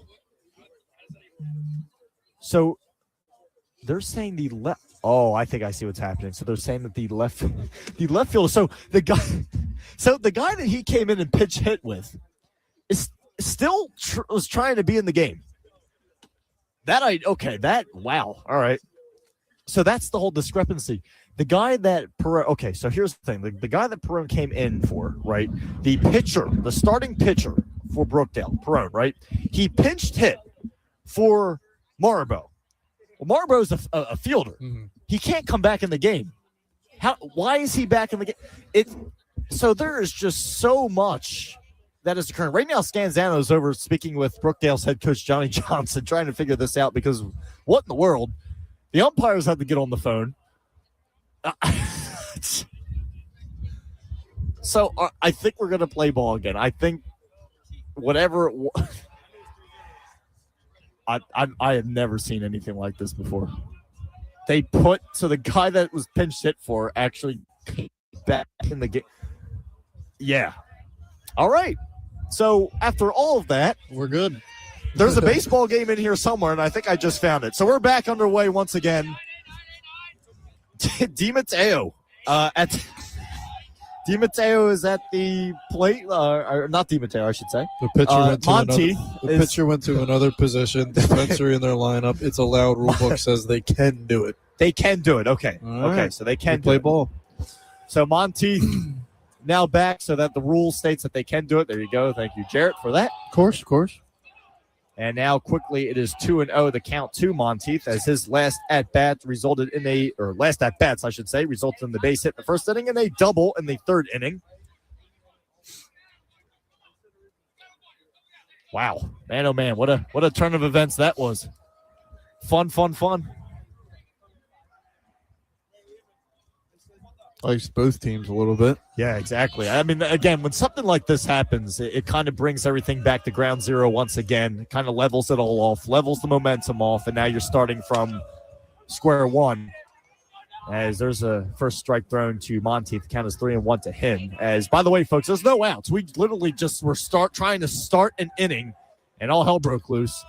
And there's a walk to Monteith. 4 balls, 1 strike. And we're trying to get rocking and rolling here once again.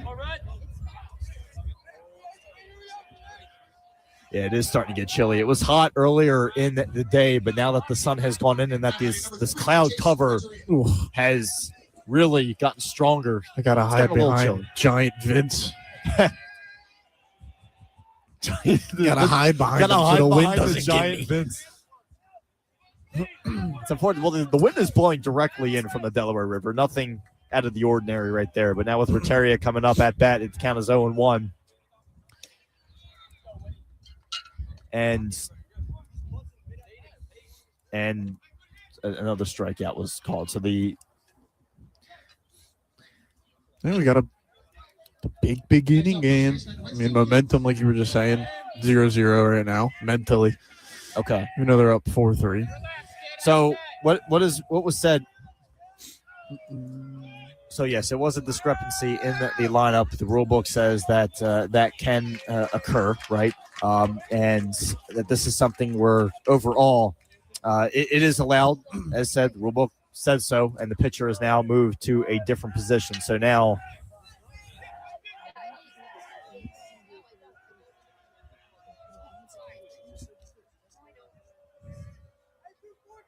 Well, with that being said, the pitcher is not in a different position. The pitcher, that's still. I think it's left field that changed. Yeah, that's what I'm thinking. So, yeah, so that's something that will have to be corrected in terms of that. Well, I think that was just the text that was sent to me, but that is still. So yeah, so that is the same pitcher. The pitcher's still. He is still in the same spot. Perone at third. I'd say third spot. His number is 3. Look at me. Falling apart over here.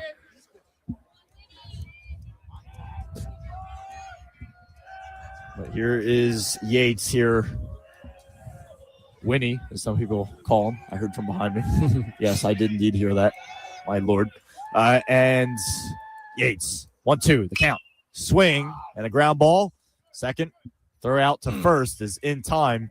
And now, with that being said, Monteith is on third. Was a sacrifice ground out.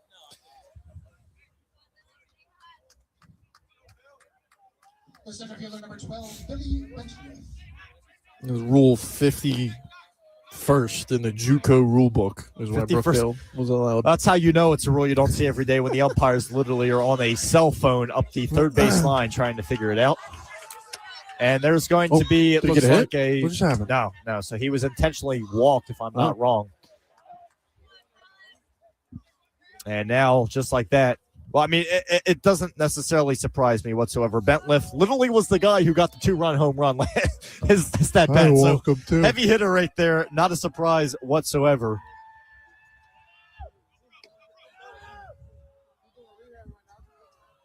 He got the 2-run home run. That was the reason the Cougars tied it up originally. They didn't want to risk that with only 2 outs here. So now with Thompson. Colin Thompson got to be feeling a little bit, I would say, you get intentionally walked to go up against, the next guy. Next guy's going to feel, he's going to feel good. A little angry, right? Colin Thompson had to fly out and as well struck out with his past 2 at-bats.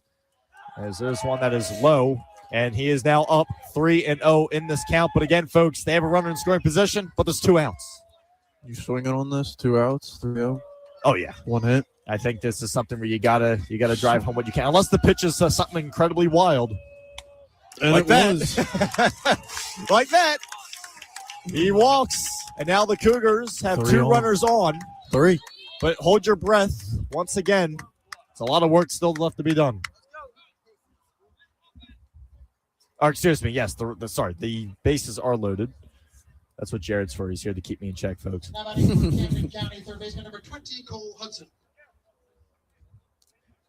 So here we go again. The Cougars meeting down the third base line with Coach Scanzano, making sure to go over the plan and making sure that they have everything where it's supposed to be. You kind of look like the catcher from Brooksdale. They're like your long-lost twin. He could be. Could be. Could be. Ancestry.com. Got to check it.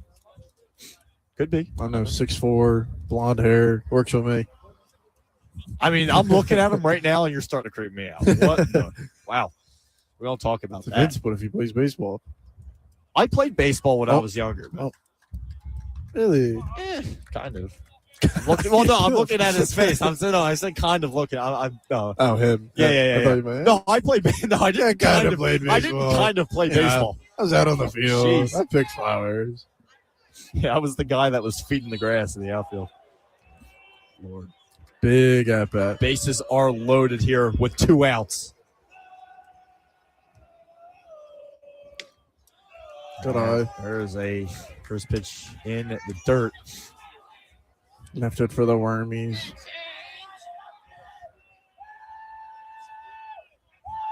The dugout is losing their mind.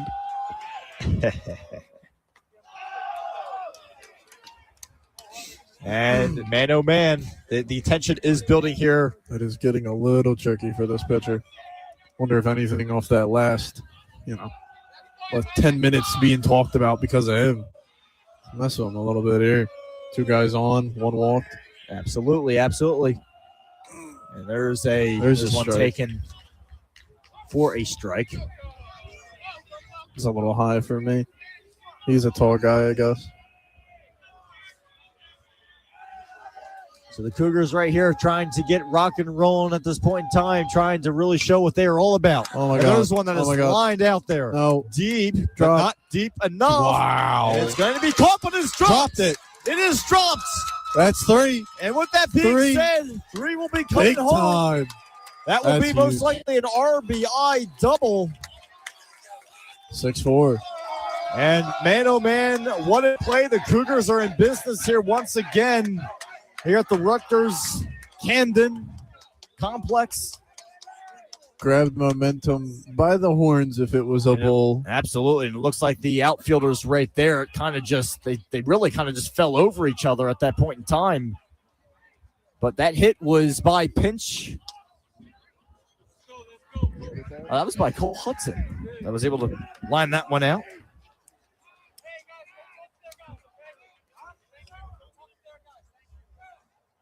And the umpire right now warning the Cougars dugout to not talk to Brookdale's squad. Umpire is not wanting anything to really come out of this, but now the Cougars lead this 6-4 this contest.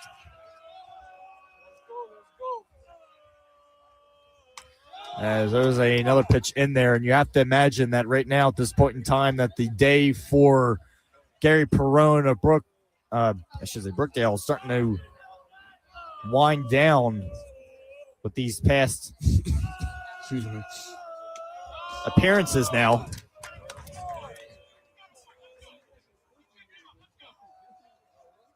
Pitcher starting to, I would imagine he's at like 90 right now, Vince. If it's He's not getting 90, up it's there. got to be more than that. He's to be getting up honest with there. you. I And would. there's a strike. Official guess, I'd say like 84. 80. I would say 85. that you're not too far off. Right. I would definitely have it. I would definitely say that. The amount of full counts he's had. I mean, But Aiden Milligan here with a walk in the second inning and as well with a walk in the fourth inning. And there's a strike right there. Twos all across the board. 2 strikes, 2 balls, 2 outs. Looks like a knuckleball, honestly, the way that kind of just upended in there. Milligan with a little ball down low, full count, 3-2. Again, something else that we are not a stranger to seeing whatsoever. Gary Perrone looking down, Milligan staring down Milligan. Checks back at second base to make sure that everything is being behaved. Takes a look. Here's the shot. And there's a bouncer. And that's going to be muffed. So Milligan gets aboard on first base. So now the Cougars with 2 runners on here once again. Milligan walking his first 2 at-bats. He gets on with a little bit of a bouncer. I don't know if necessarily he'll score that an error. I don't know. Yeah, that was an error. He dropped it. I mean, Tried to it was a barehander. tough one. You could argue that was an infield hit, but we can also score it as an error. Again, we're not the official scorebook. There's your clutch guy. Down the middle.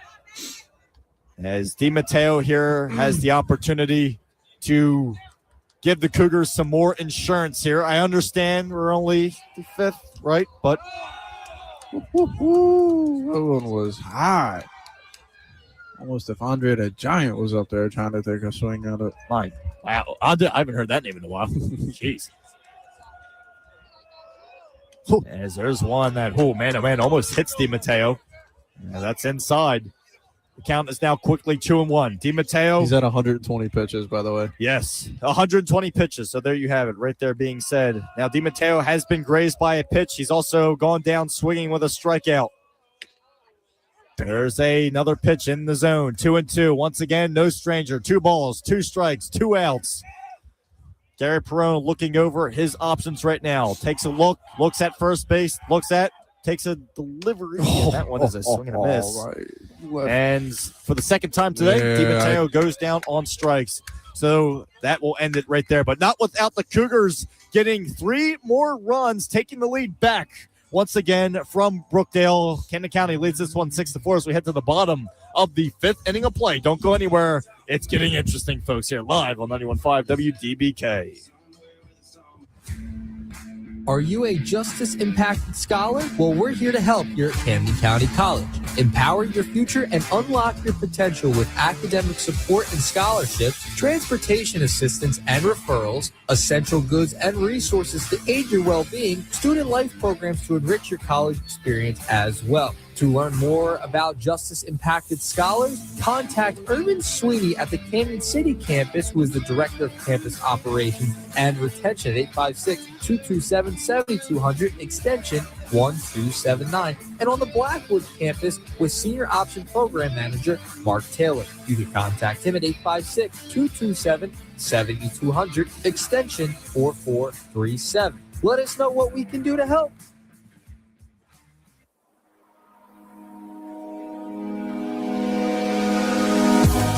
Stranahan, and you're listening to Camden County College Baseball right here on 91.5 WDBK-FM. Now let's get you back to the game.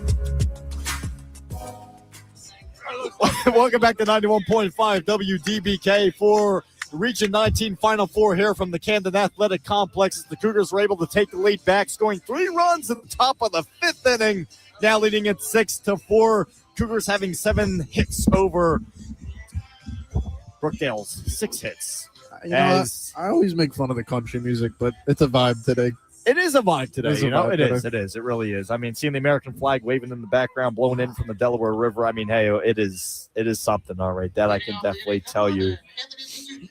But Anthony Pizzuti leads off the inning here for Brookdale as his last couple at bats resulted in 1, a strikeout, and 2, a ground out, which was in the third inning. So we'll see what he has to offer. Back on the mound once again for the Cougars is Nick Monkienko, and there's a first pitch ball into the dirt. As Monkienko looking to hold Brookdale at bay. Again, keeping the momentum on the Cougars side. That's been the main thing here. As there's another one down on the way. 4 score changes. Yeah. 2-0 is now the count.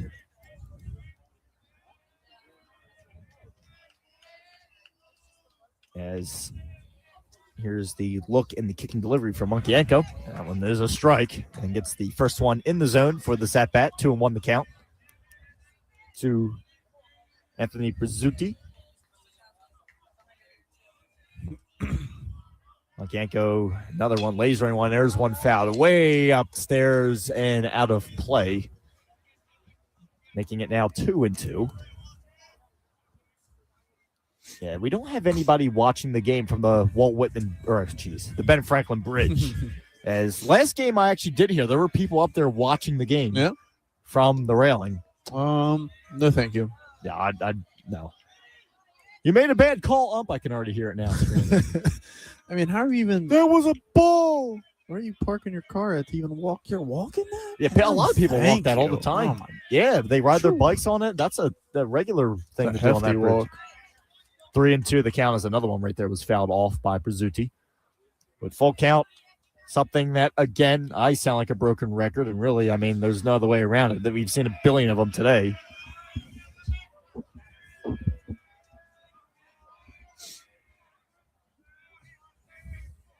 As there's the look.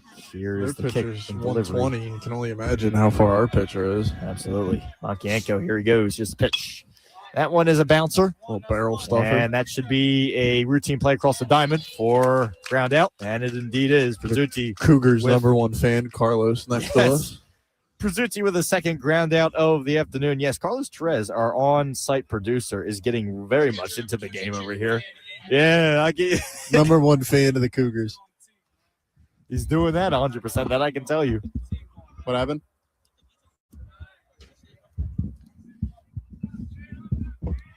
Vince getting asked. Yeah, I got it. Jared, take over for me.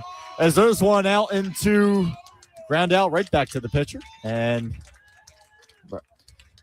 see, we're helping everybody out. Calling a game while helping out over the coach to with his coach. own. You're Yeah. like, Jared, you got it. And you're like, oh, nope, hit the first. There we go. Yeah, well, that's the thing. As it was happening, I'm showing Coach Scanzano. He wanted to see his original lineup card, and I have a picture of it. And calling the play happening as I'm talking to the coach was interesting, or nodding to the coach more like. But there's a ground out, and there's another ground out. So ground outs. Literally, 1, 2, back 3. to back to back ground outs for the Cougars. Not much going on there whatsoever from Brookdale, and that's exactly the way the Cougars would have liked it. And now you could say they drew it up. Now heading to the top of the 6th inning here from the Camden Athletic Complex. Here, myself, Vincent Focht, along with Jared George. We'll be back. Stick around live on 91.5. Did you know we have a fully equipped fitness center right here on the Blackwood campus? It's true. Located inside Papiana Gymnasium and attached to the basketball court, the Wellspring Fitness Center is dedicated to serving all the health and fitness needs of Camden County College in a welcoming and supportive environment. Our staff of skilled professionals will help newcomers and gym rats alike to reach their goals and to develop a positive, healthy future. Open Monday through Friday, it is free of charge to all students, college personnel, and alumni with a current ID card. Free services include complimentary fitness assessments, exercise technique instruction, and workout programming advice. Stop paying for an out-of-the-way gym membership. Pop in and check it out today.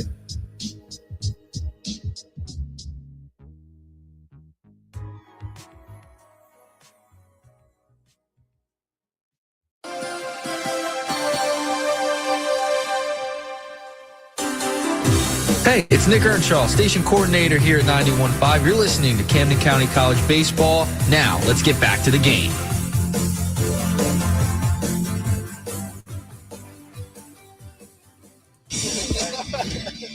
Welcome back here live to 91.5 WDBK as we're here back for the top of the sixth inning of action here. Cougars leading this one 6-4, and they get another shot to expand this lead and get some more insurance. They have 7 hits compared to Brookdale's 6 hits, and it's been one heck of an afternoon, that I can definitely tell you. But leading it all for Camden County, we go back to the top of the order for Chase Conaway as he looks to break an unfortunate ditch he has unfortunately got into time and time again, as Conaway unfortunately today has struck out once, has struck out twice in the second inning, and as well has grounded out into a double play, which ended one of the Cougars' big-time chances with the bases loaded. So it's been a little bit of a tough day for Chase Conaway, but hey, no better time to get out of it than right now. Here's the pitch, and he got hit, so he gets on base. And the catcher did. The catcher and the hitter got it. That's a double whammy on that one. The catcher literally took it inside on that one. He felt it. Give me a sec. And with that being said, on the mound, we have a new pitcher. Oh, yeah. For not Mr. 120 pitches anymore. It's first pitch gets hit by. Oh, it's mean. I'm sorry. Let me not. Ian Monteith now up for. And the Cougars don't need Corey the Cougar. They have Carlos Torres. Exactly. This is what I've been trying to say the whole time, you know? Yeah. But yes, up now for Brookdale is. Oh, and they're turning 2. Oh, yes, they're turning 2 off of that. And it looks like that is in time. Luke Russ. Carlos, Rossesso. they didn't hear you. Carlos, they didn't hear you. Luke Roccasano, the right-handed pitcher, sophomore, on the mound now for Brookdale, as he has a 4.50 ERA, and right there, which is a big piece on turning that double play as we spoke. But Monteith, unfortunately, hitting into a double play. And now Rotaria, as there's a bouncer, and that one's going to be a boom, quick 1-2-3 inning as the side is retired. We now head to the bottom of the 6th inning. We're moving right along here after a one real long inning and a long delay. Well, now let's switch to a real quick inning at that. We'll be back here from the Camden Athletic Complex. Vincent Focht along with Jared George here at 91.5 WDBK.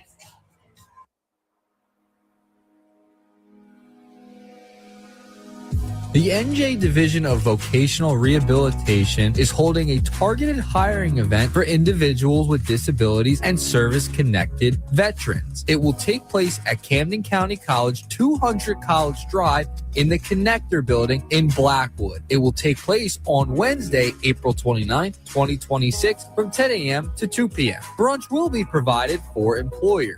All counties in New Jersey are welcome.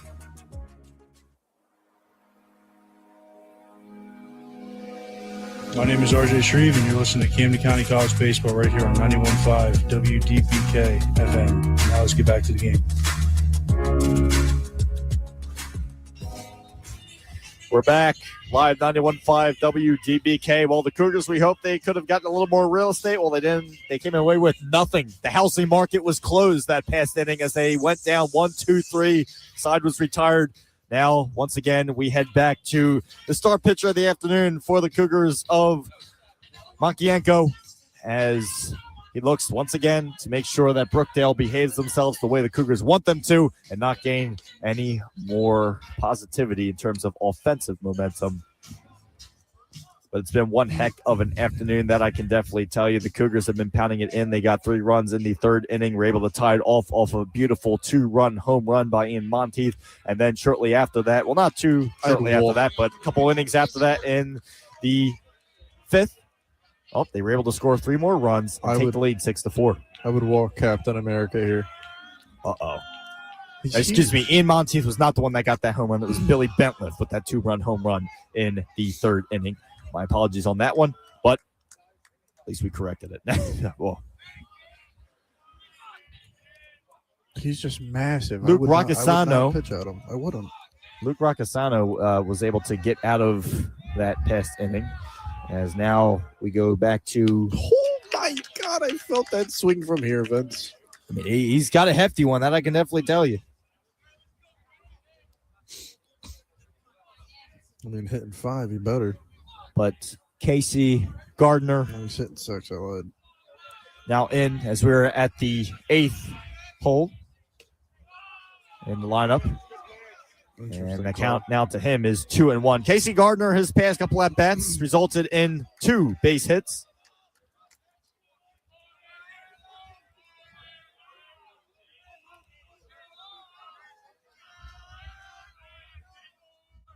And there's another swing at grounder, and that one is muffed. That's why you got to put your body in front of it, not wing it with your one hand. Yeah, and that was an error right there. That is just textbook 101. Put the ball in front of you. So if it gets by you like that, it smacks up on you. I mean, that. Up 2, you get a little cocky, man. Up 2. Well, I mean, that's the second error of the afternoon for the Cougars. Cole Hudson, unfortunately, muffing that ground ball. And now Gardner on base with yet another hit. Well, it'll be scored with the Cougars' error. And it was scored by as a Cougars' error, as the scoreboard does indeed say. It's a throw back to first. It's not in time. Is trying to keep Gardner at bay. Again, he did pick up a stolen base today. Gardner did steal second already. And the Cougars make sure to hold him at bay, that he does not do that and repeat himself. But here's the good pitch, Nick. First pitch to our friend wearing number 42 of Ryan Tan. Ryan Tan, throughout this game, had a fly out, and as well in the second inning, had a ground out in the 4th.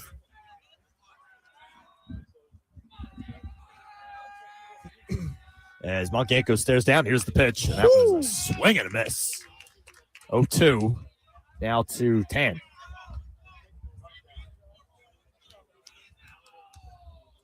Nothing but faith in this dugout from our pitcher, Nicky, up on the mound.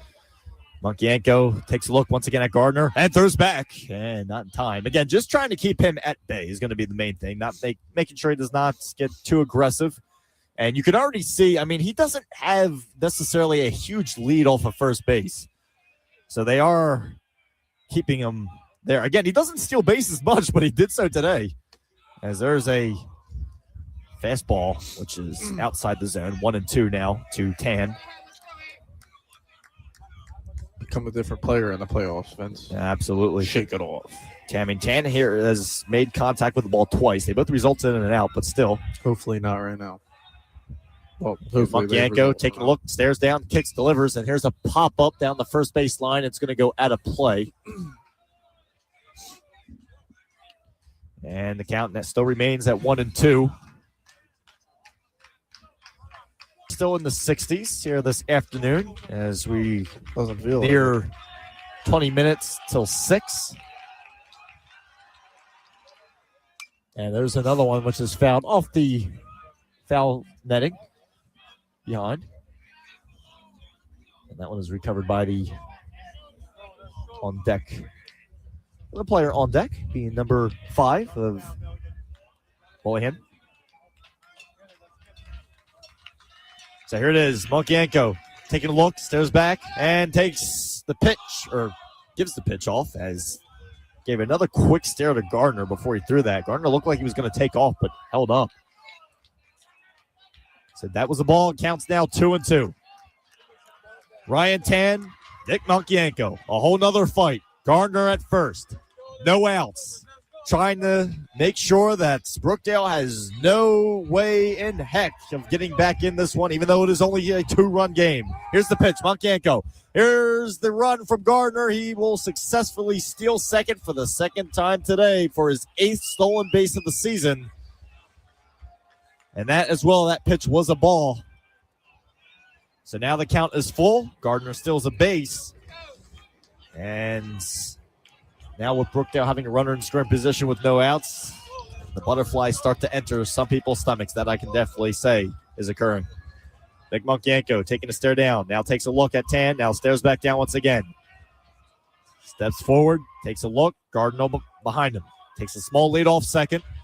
Takes a look at Gardner. Looks, kicks, delivers. And there's one that's popped up in the infield. Should be manageable by Hudson. And he makes the catch. And that's one of the best things that could have happened is a fly out that remains in the infield, holding Gardner at bay. And there's one out down for the inning. Now batting for the Jersey Blues, number 5, Ray Mulhern. So Raymond Mullen, who previously had a base hit, also a ground out and a sacrifice fly, was his past 3 at-bats. Mulkienko, they're telling Thompson to be ready. And there's the first pitch. Thompson at the third base bag. He's been handling a lot of hits today. Now, he did record the Cougars' second error of the game, but still has been a big force over there on the third base bag. And his dugout was telling him to be prepared. Mulkienko looks. Gardner once again with a small lead off a second. Mulkienko takes a look back and then steps off. Umpire's giving him some instructions right now as Mulkienko steps right back on. Gardner once again behind as someone came out of the bullpen. Yeah, ball escaped from the bullpen. See, that's one of the ills of having the bullpens on or in the field of play is that occasionally a pitch will get away, but we're back in action. Mulkienko, here's the kick and delivery. A bunt offer right there, and that one is foul. No, that is not a foul ball. And what a bunt, man, oh man. Oh, somehow, some way. Wow. Ray Mullen showed bunt last second, bunts it up the third base line. The ball literally died on the third base line, and it looks like that's going to be the day for Nick Mulkienko. It was one heck of a performance. He did well. Coach Scanzano goes out there to the mounds, looks to talk to him. It's most likely going to be the end of the day. This is the second mound visit. I would think this would be it. I think he's got one more on him. One more. I don't. It's a second mound visit, but I don't know. I mean, it's not looking like he's going anywhere. I thought this would be it, especially when the coach goes out.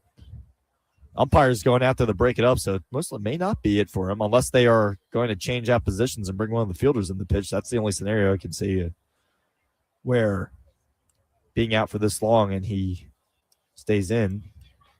No, so it was just a regular mound. That's the second mound visit.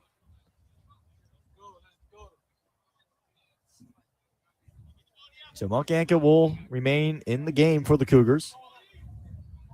And I still got to say, I mean, that bunt, unbelievable.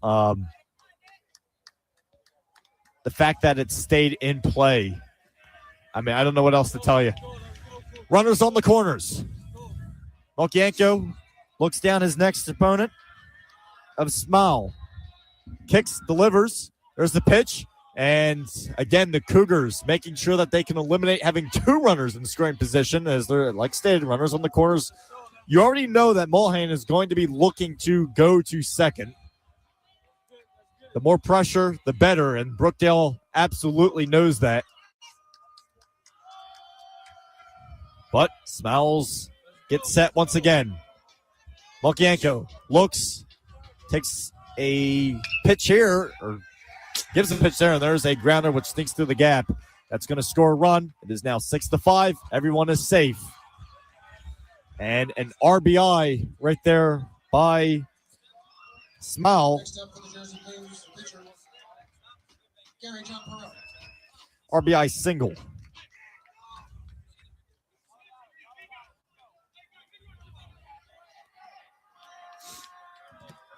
So now up here next for Brookdale is the pitcher, Perone. And he walked his last at bat. Is he allowed to hit this time? Yeah, he's allowed. No more confusion. No more confusion. We promise. Sure, man. We promise. But Perone, last at bat was a walk, and now he's batting with runners on first and second. with one out. Monkienko looks back at second, takes another look, now kicks and delivers. And that one is fouled and lasered way back onto the track behind us.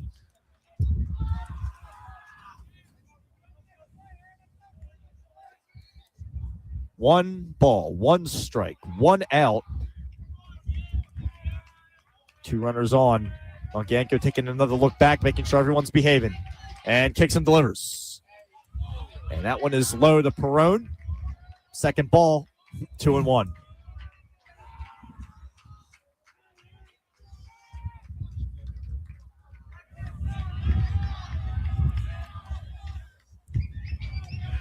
Monkienko now taking another stare back at second. And breathes, kicks, delivers. A swing and a miss by Perone. 2-2. Glad you could join us here live on 91.5 WDBK. Cougars lead this one 6-5 as we're currently in the bottom of the 6th. Here from the Rutgers Camden Athletic Complex. Or I should say the Camden Athletic Complex. There's another pitch high. Now full count once again, and Perone has the opportunity to walk here once again. Hopefully I just did a reverse announcer's jinx. But we shall see. That's not usually how that works, but I mean, sometimes it works. It sometimes does. So here's the kick and delivery once again from Monkienko, and that one is lined foul down the first base line. And the umpire is asking for 3 baseballs. Again,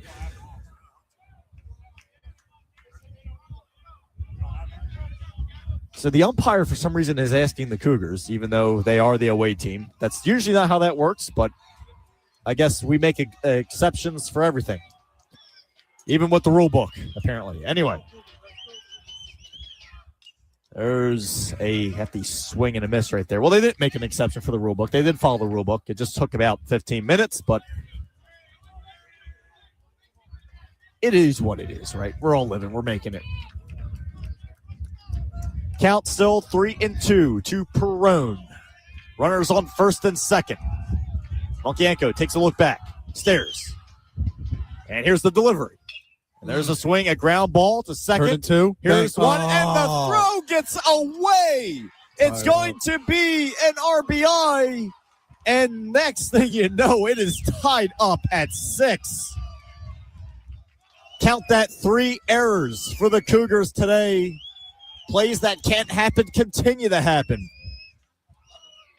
And like that, the lead vanishes. I mean, I don't know what else to tell you. These are errors that just can't happen. A throw that was nowhere near on point to second base to try to turn a double play.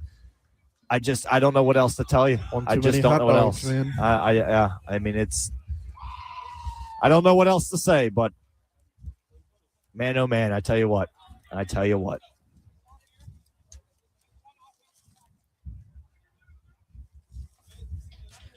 So Perone is able to get a board, and that's going to be called or scored as an error.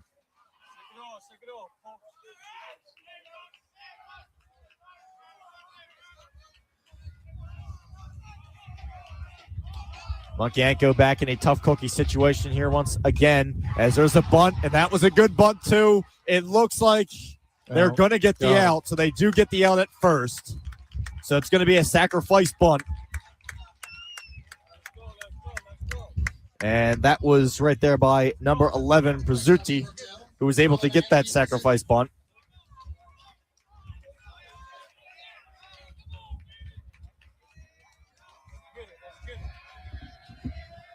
So we move forward from Prizzuti to now Ryan Adams. Off of that, now being tied up off of the error out there by second base. 2 more pitches, get ourselves out of this one, man. This has been an ugly rough. inning. Ugly inning. It has been rough. Nasty error at second. Turn the tides of this game a lot if you get that double play. Hudson was the one, unfortunately, who got called for that error that tied things up.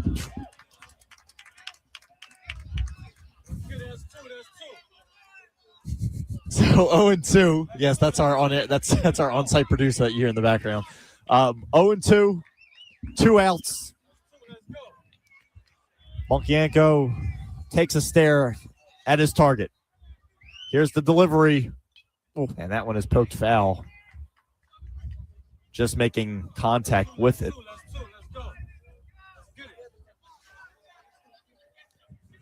We have to. We got the positivity over here. We really do. And now back we go again. Ryan Adams. Or Pizzuti, sorry. Pizzuti. As a swing and a miss. And even though they did give up the lead and is now tied back up at 6, that has to feel good for Monkienko. We'll see if he comes back out once again for the Cougars. My thinking is that his day is going to be done, but still able to end that all for the strikeout is huge, 100%. We now head to the top of the 7th inning here from the Camden Athletic Complex, all tied up at 6 here live at 91.5 WDBK. Thinking about continuing your education after Camden County College? Newman University will award one Camden County College student a full tuition scholarship. The scholarship is available for a student beginning at Newman in the fall of 2026 who is completed at an associate's degree prior to enrollment and has been admitted to the university. Students interested in learning more about the opportunity can contact their transfer advisor or reach out to Christina Irby at Newman University. Additional information is available at newman.edu as well as camdencc.edu.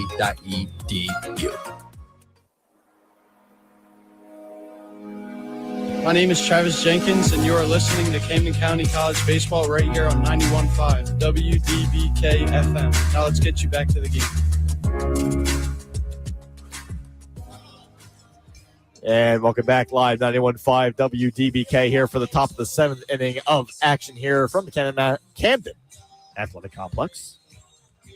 Final 4, Region 19 coverage here live on 91.5 for the NJCAA, Camden County College Cougars, as well, going up against Brookdale Community College as we look to get things rocking and rolling here once again. Winston Yates looks to lead it off here for the top of the 7th frame of action. Tied affair, 6-6. See if the Cougars can get back up once again. As there is a first pitch, which is low. And once again, the Bluecoats were able to bring in another pitcher, and Luke Rosseseno, who has a just over a 4 ERA. And there's the first strike of this at-bat. As the Patco train passes by in the background along the Ben Franklin Bridge over the Delaware River. As there's a ball, 2-1.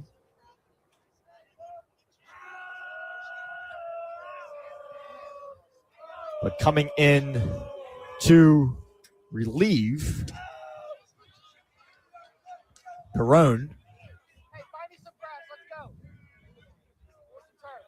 was Luke Rosseseno last inning, and he was able to have the Cougars go down 1-2-3 with a poor 4.50 ERA coming into this contest, as there's a hefty swing and a whisk by Yates as he strikes out swinging.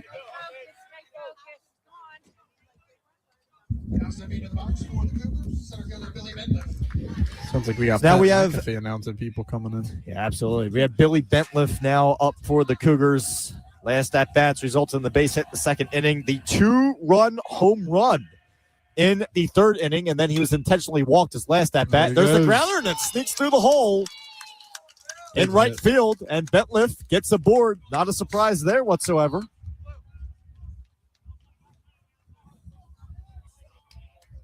Now batting for Camden, the second baseman, number 7, Colin Thompson. Colin Thompson now up for the Cougars as his past at-bats resulted in the flyout in the 2nd, a strikeout in the 3rd, and as well with a walk with his last at-bat.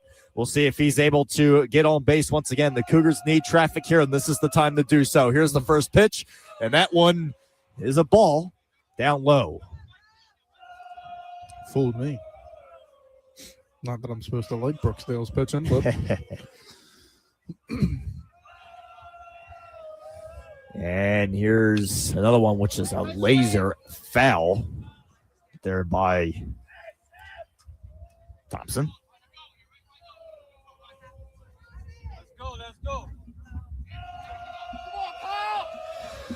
Dugout cheering them on here for the Cougars as there's a throw back, and that one is not in time. It is trying to get Billy Bentliff, a guy who is also known for his work with stolen bases. So not a surprise there whatsoever. That I can definitely tell you. As there's one that is thrown out. Well, thrown out, I should say the second base, not actually thrown out. Need to be more specific on that one. That sounded... I promise he wasn't thrown out. The ball was thrown out the second base, I promise.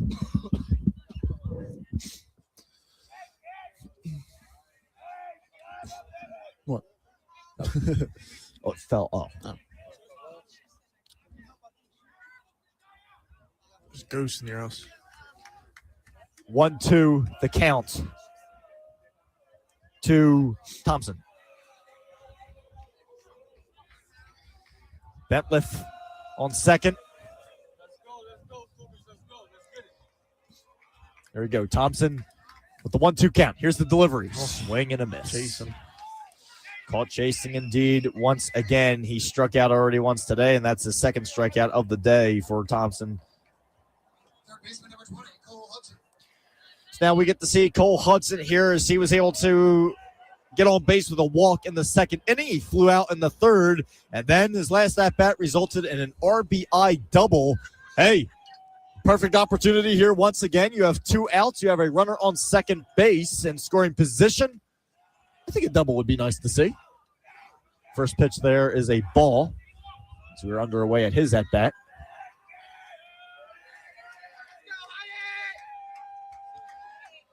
As Hudson looks to get some offensive pressure here. As next thing you know, Bentliff going down, and he is safe in there at third.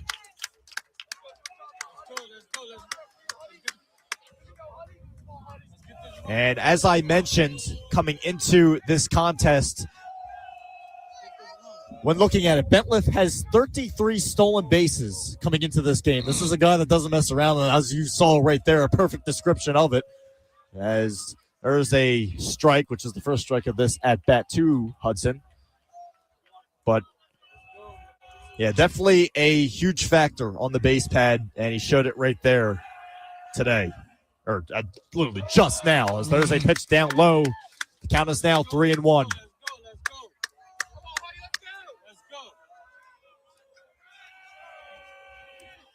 Anticipation rising as we get ever so close. Cole Hudson looking to get rock and rolling here. There's a strike.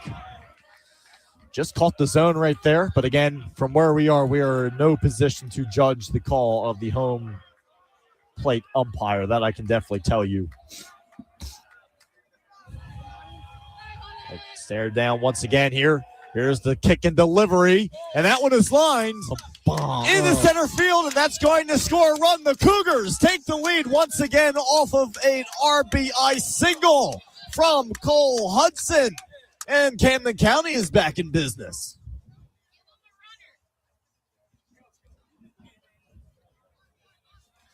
As now we have coming up here being Aiden Milligan. The catcher, Aiden Milligan. As looking at Milligan, he had a walk in the second inning. He also walked in the fourth inning as well and was able to get a hit as well in the fourth. Now entering the 6 o'clock hour shortly in about 30 or so seconds. A long game, Vince. Absolutely. That I can tell you. This started at like around 3:30, by the way, folks. There's a strike.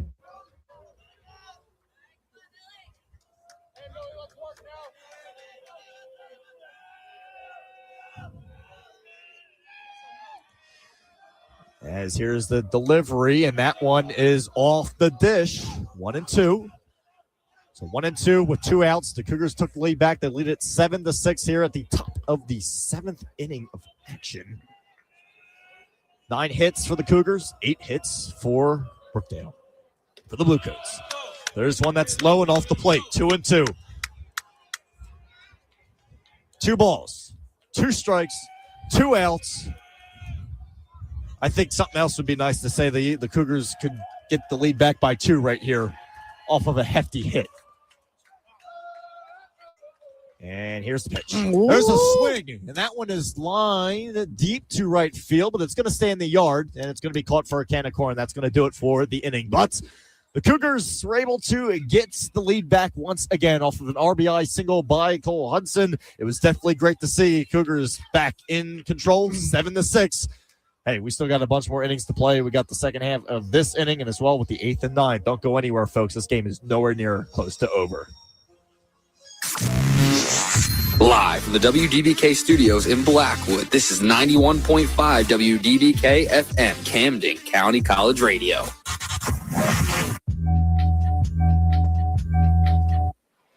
If you are looking to get more involved on Camden County College's campus, there is a way to do that. You can call 856-227-7200, extension 4374, or go to camdencc.edu/student life and clubs and organizations for more information. That is to get involved on campus with student life and activities. You're listening to Cougars Baseball on 91.5 WDBK-FM. Now back to the game. And welcome back to 91.5 WDBK as the Cougars are able to take the lead once again off an RBI single by Cole Hudson, but could not get too much more real estate other than that, as now we head now to the bottom of the 7th inning. The Cougars look to continue to keep things rocking and rolling. And with that being said, I'm not surprised that there is a new pitcher on the mound. It was a great 7 innings, or I should say good 6 innings gone through by Monkienko of the Cougars. But now we have, if I can get that number, it's like number 22, if I can see that correctly. And it looks like that's exactly what we have. And it is indeed number 22. We have Mike Falls on the mound right there for the Cougars. 23. Or no, 23. I was going to say, it didn't look like Mike 23. Falls. And he's the starter, too. So that's something that really threw me off a little bit right there. But looks like we do not have a 23 on our roster. No. So that's a little bit interesting. Unless there's somebody who is wearing 23. We'll have to try to see who that is. As we do not have that on our roster at this point in time. So we will have to see on that one. Unless he changed his number. That's what I'm thinking. Is sometimes we do not have a 23. It goes 24 and then 25. Jason Hall. Okay. Jason Hall. So there you go, folks. We have it. We're trying to find if there is a wore number 11. He wore number 11. I was going to say they're throwing us off a little bit right here, but Jason Hall now in 5.27 ERA. He's only made 11 appearances this year, 1 win, 1 loss. So that's where we stand at this point in time, is a 2.16 WHIP and 24 strikeouts on the season. As there's a first pitch by Falls, which is a strike. Speaking of out fired. Yeah, it's the best way to do it. Can't get angry at the man at all. Adams foul up for Brookdale as his past at-bats resulted in the ground out, a fly out in the 3rd, and another ground out in the 5th.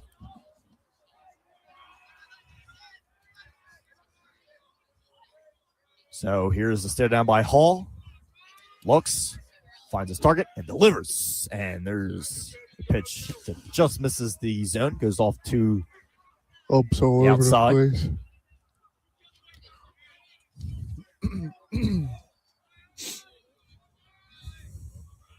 Jason Hall looking to hold this lead for the Cougars. It's been the main thing, being able to hold a lead and have it be consistent.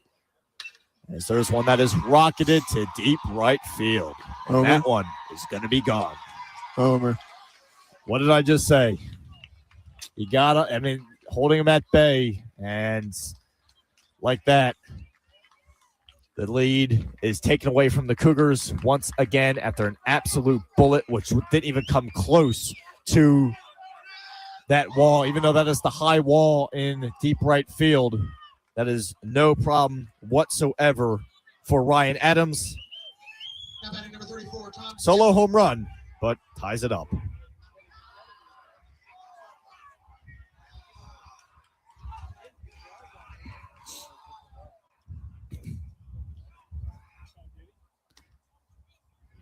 As there's a first pitch ball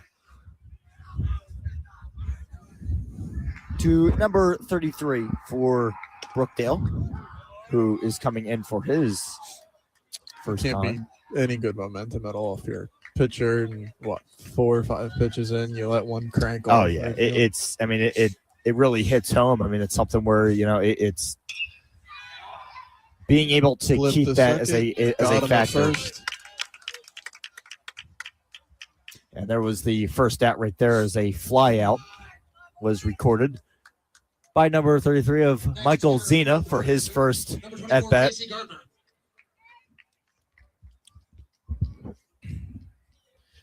So now we go back to Casey Gardner. By the way, Zena came in for Tom Diffley, your favorite guy, with your favorite last name, I should say. I Anyway, benched him. Yeah, I know. Boom. Jeez. Casey Gardner now comes up. Resulted in his past at-bats of having a base hit in the second and as well with a base hit in the fourth. And then his last at-bat was a base hit. So this guy's been putting the barrel to the ball the entire day. And what literally just happened 2 at-bats ago, got to watch him. There's a strike. 2-1 the count to Gardner.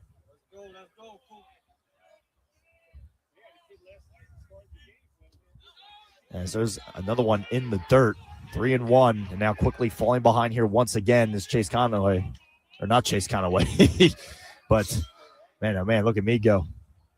Everyone's falling off at this point in time, but we're all trying to make it. We're all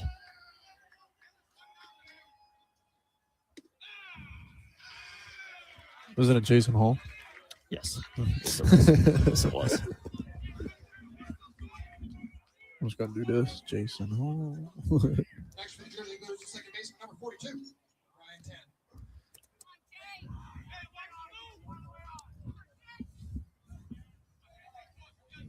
10. Gardner able to get aboard with that walk. The first time he got aboard without a base hit, so there you have it. But Ryan Tan now up for Brookdale, and there's a first pitch, which is way inside, almost hits him actually, but luckily not. And now it's a 1-0 count.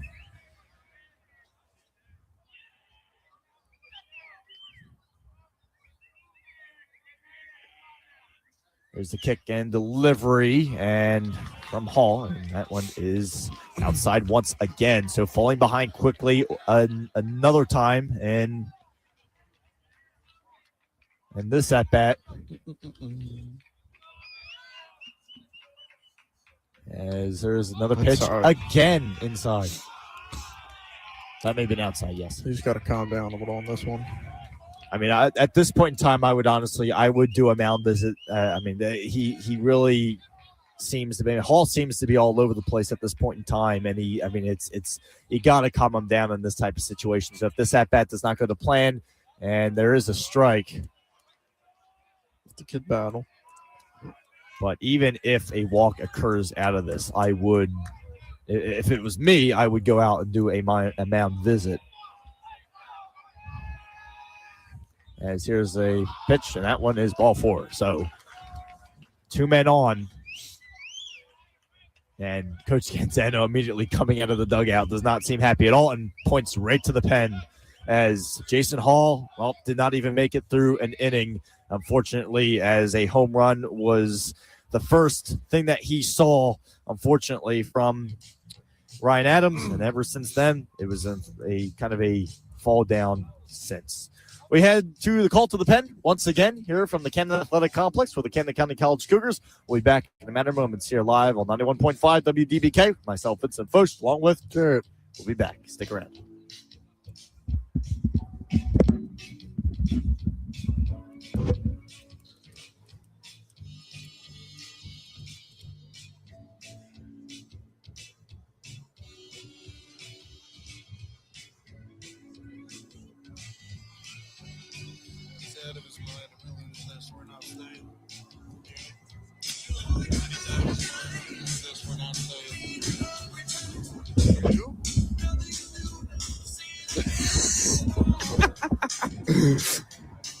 I'd say no. What's he gonna do, you know?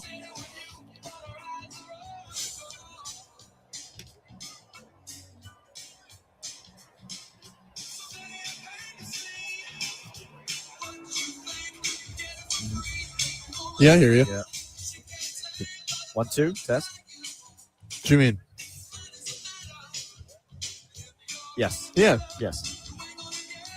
The Accessibility Center provides support services to students with disabilities attending Camden County College. At the Accessibility Center, we strive to create an environment that recognizes differences and builds independence. If you are a student with a disability attending Camden County College, you can connect to the Accessibility Center by calling 856-227-7200, extension 4430, or by emailing accessibilityservice@camdencc.edu.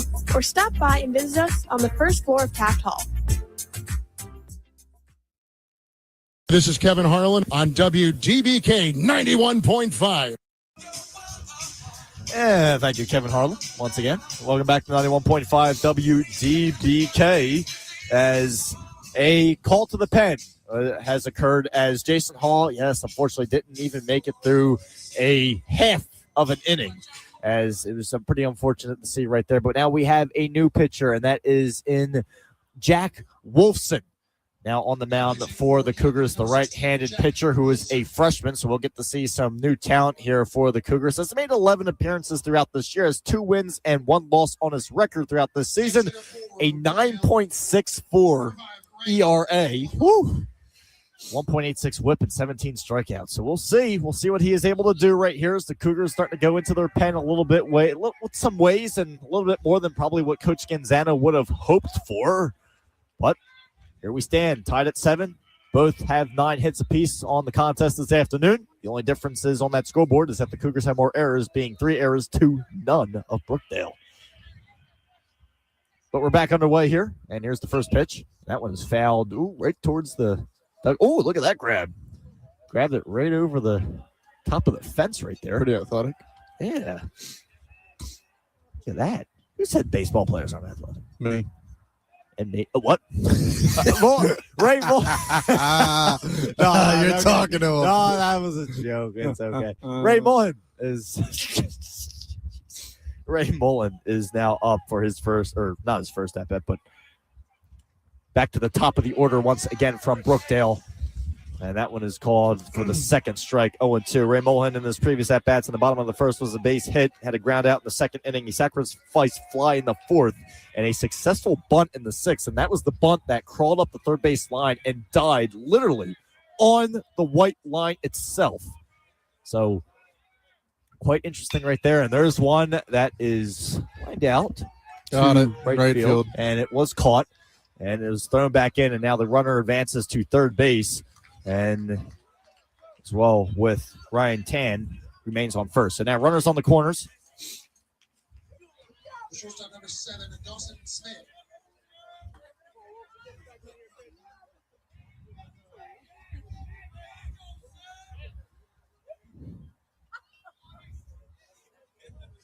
But now as we go back to Smile, Ralston Smile, who had a base hit in his first at-bat, a walk in the fourth inning, an RBI single, being his last at-bat. And there's the first pitch, which is high for ball 1.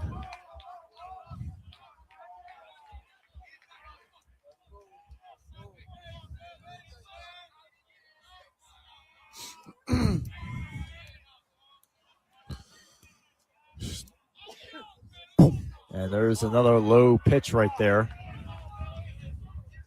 And his third back as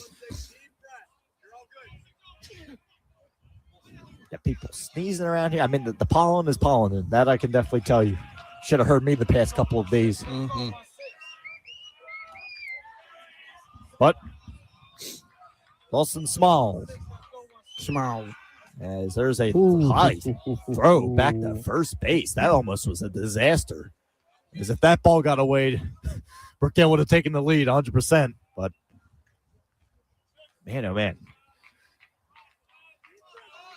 As the temperature is dropping enormously now that the cloud cover is rising at a huge rate. And there's a pitch thrown for a strike. So the first strike of this at bat, and the count is now 2-1 with 2 outs here at the bottom of the 7th inning of play here from the Camden Athletic Complex for the Region 19 Final Four presentation of NJCAA. There's one lined out to right field. That's going to drop down. It's going to go over the head in right field, and 2 runs are going to score from this. It is an RBI triple. 9-7. Brookdale leads. I mean, not much to say. No, there's not much to say. Putting the barrel on the ball. Taking a bad angle at the ball, too, at that. Letting it hop right It over didn't, him. it didn't help. And Larson Small with the RBI triple. As he has an RBI single already, and now he's got another RBI, but this one bigger. How many lead changes in this one? There will be another one in the 8th. Oh, I hope so. There's one thrown for a ball. And trying to get everything back on 4th, and it looks like they're going to intentionally walk. Yeah, they are. Wow, man, oh man. They're going to intentionally walk Perone. Number 20, Luke Rocasano. And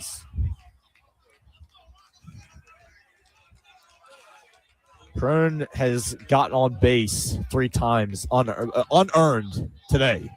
So kind of interesting with that one, but as there's one that is skied back. He got on base with a walk, his first at-bat. He got on base with an error, his second at-bat. Now got on base, intentionally walked for his third at-bat. What a day. He threw a couple pitches. He threw a couple. Yeah, he was his starting pitcher there for a while. So there is that. Tell you what. But, man, oh man. This game is definitely gaming, that I can tell you. Game is gaming. The game is gaming. As there's one that is low once again. As for Luke Rossisano, who is the current pitcher right now for Brookdale.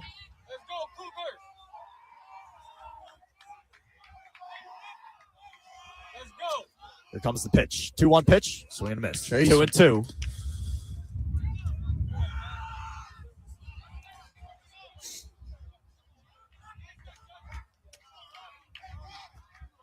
And here's the lineup once again. 2 balls, 2 strikes, 2 outs. Here's the look. Here's the pitch. Outside. 3-2. Full count here once again.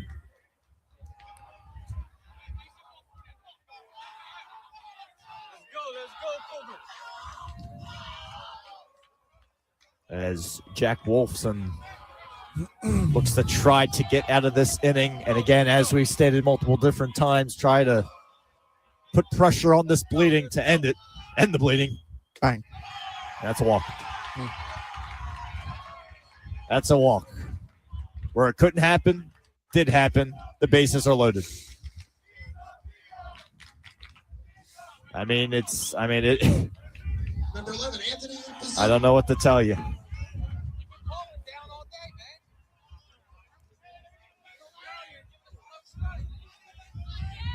And now, as we go to Rizzuti, as a hefty pitch right there, which misses.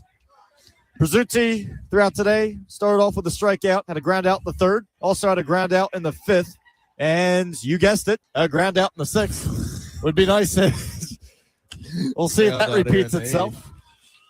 That's where we stand at this point in time. 2 balls, no strikes, and 2 outs is the count already. As Jack Wolfson of the Cougars here is the third pitcher of the day for Camden County, finds himself in a little bit of a hot potatoes position. There's one in the zone for a strike. The Cougars already have 2 outs. They need to get 1 here. That's all they need. You got to focus. Again, the good thing about this situation is the bases are loaded. Who cares what's going on behind you? Right. Focus on the guy at the plate. And the ball gets away, and a run is going to score. The ball gets away, a run scores. It's now 10-7 Brookdale. And the errors just keep on coming.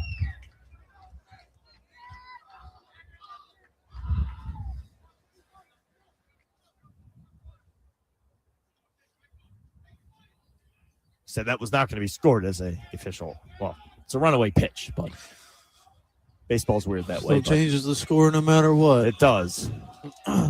Mistakes that can't happen, as I stated before in the broadcast. That's all that's been happening these past 2 innings especially.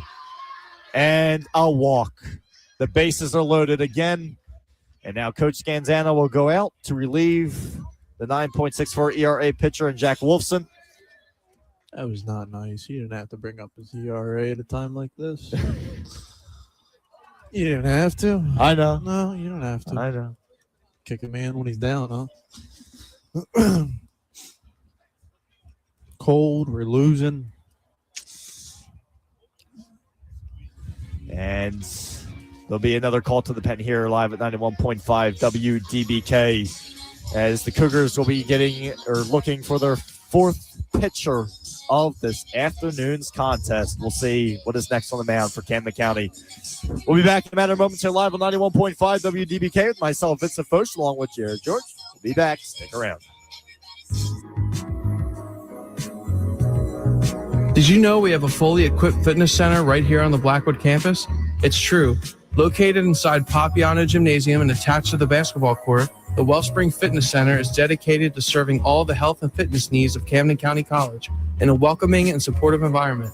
Our staff of skilled professionals will help newcomers and gym rats alike to reach their goals and to develop a positive, healthy future.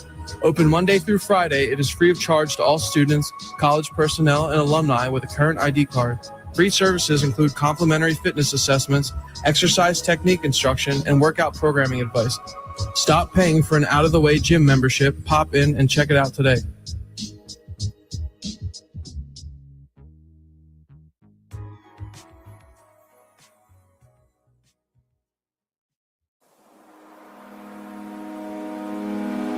My name is David Del Ropa, and you're listening to Camden County College Baseball right here on 91.5 WDBK-FM. Now, let's get you back to the game.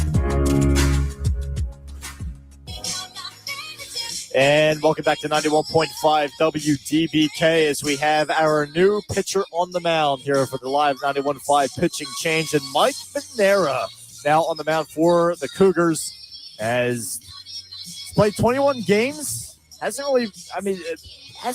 not too much really on him, to be completely honest with you. In terms of his stats and overall ERA, there's not really anything recorded, but there he is.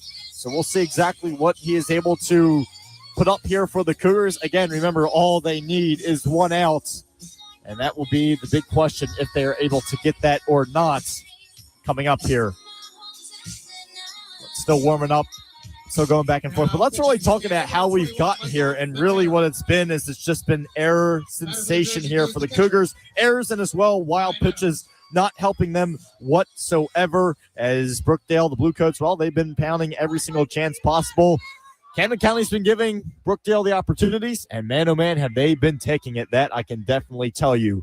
But as we stand, Cougars trail 10-7 here at the bottom of the 7th inning. And here's the first pitch.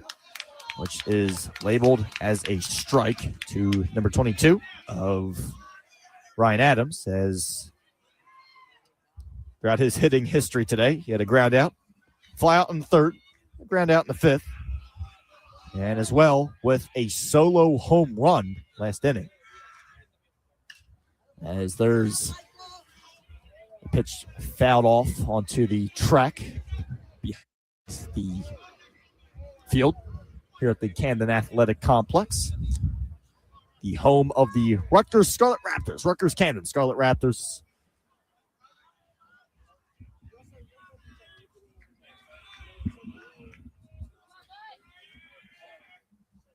As here's the pitch to Ryan Adams, and there's another one golfed out to center field, but this one should stay in the yard. But can the Cougars get to it? And they do. And there's the final outs of the bottom of the seventh inning. The Cougars are finally able to bring it in.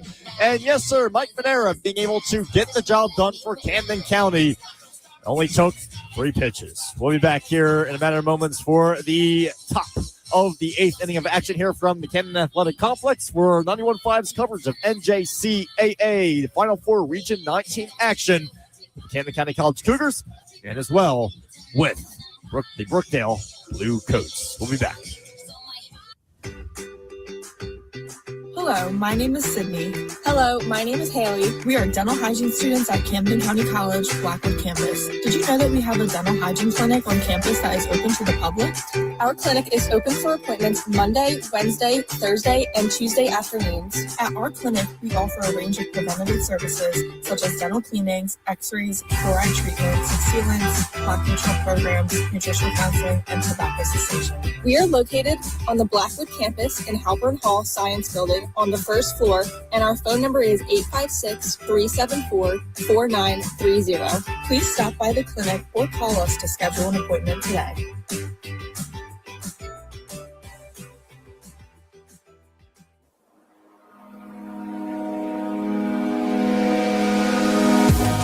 Stranahan, and you're listening to Camden County College Baseball right here on 91.5 WDBK-FM. Now let's get you back to the game. Yeah, good. Welcome back to 91.5 WDBK here for Camden County College Radio's coverage of the Final Four Region 19 playoffs with the Camden County College Cougars and the Brookdale Community College Blue Coats. Camden County unfortunately surrendered 4 runs in the last inning, as now Brookdale leads this one 10-7. But folks, don't go anywhere, right?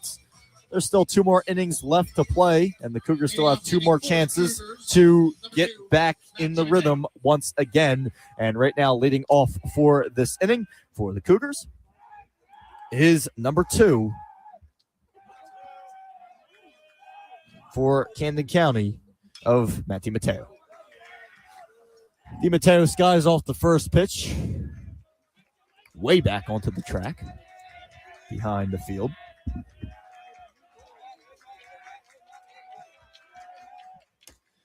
As there's another pitch which finds itself just a tad off the plate right there. 1-1. As there's another one off the plate, and this is going to be another big thing. The Cougars need to get traffic back on that base pad once again. Try. DiMatteo is the perfect guy to start off with, as at the bottom of the order. Got your rally caps. Put them on. Absolutely.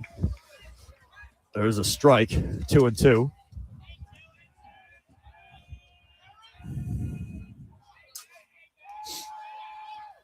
As there's the stare, and here is the kick and delivery from Luke Rossasano. And there's a swing and a miss. Down swinging once again, as DiMatteo's last at-bat was also a mirror of that as he went down swinging. And his past 2 at-bats really have been strikeout swinging. So Chase Conaway up now, as his first at-bat was a strikeout. Second one was a strikeout in the second inning. He grounded out and as well got hit by pitch. Got hit by a pitch in the 6th inning. As now Conaway looks to make his impact. The 1-0 count. And that one is outside. 2-0.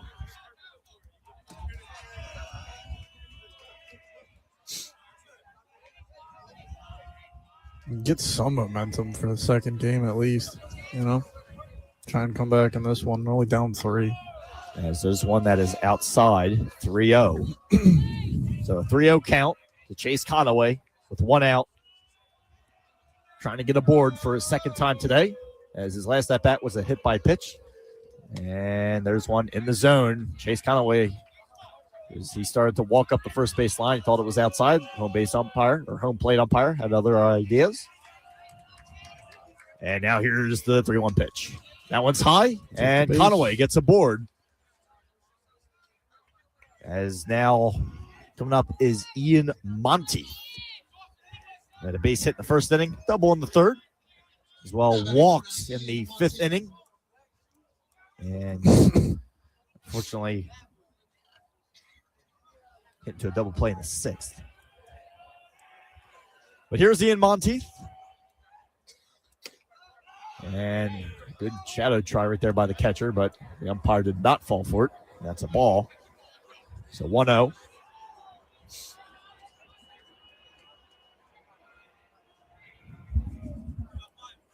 And here's pitch number 2 of the at-bat. That one is also outside, 2-0. So right now, Luke Rosasano get a little while on the around the dish. And now, with that being said, Johnny Johnson is coming out with a mound visit, and is that going to be it for him? I don't know. He's discussing. They have a guy warming up down the third base line of the bullpen. I can't see who that is. We'll try to get a number read on that, but they do have a guy warming up.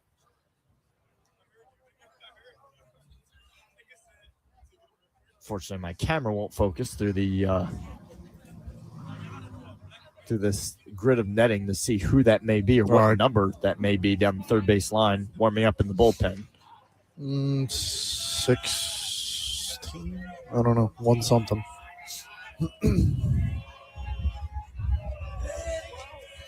Try to see if he turns around and gives me an angle. And there's the one that is fouled. Yeah, it looks like it may be 25 that is warming up in the bullpen. And that would be Matt Sediro, who is a left-handed pitcher, a sophomore, 6'2", at a Manahawkin, New Jersey, Southern Regional.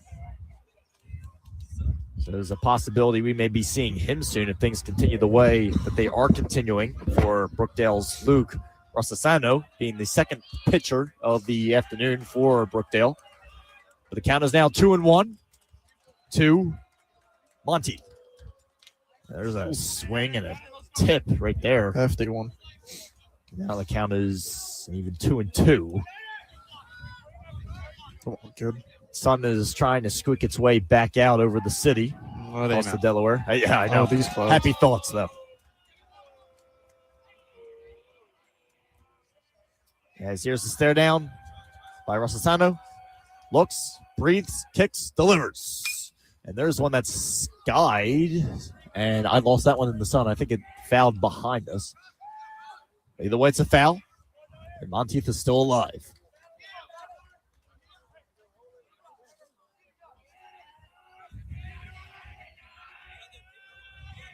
Umpire says go. And Rosasano looks for his pitch, looks for his signal, takes a look at first, and steps back. Gives his nod, kicks, delivers. There's a swing, and there's a goes foul as Chase Conaway is looking to try to steal second base to try to get a runner at least in scoring position for the Cougars.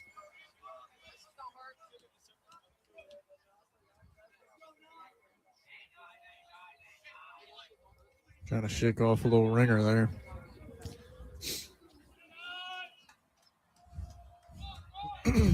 As Luke Rosasano gets back in his motion here once again. Stares, decides his pitch, takes a look back at Chase Conaway at first.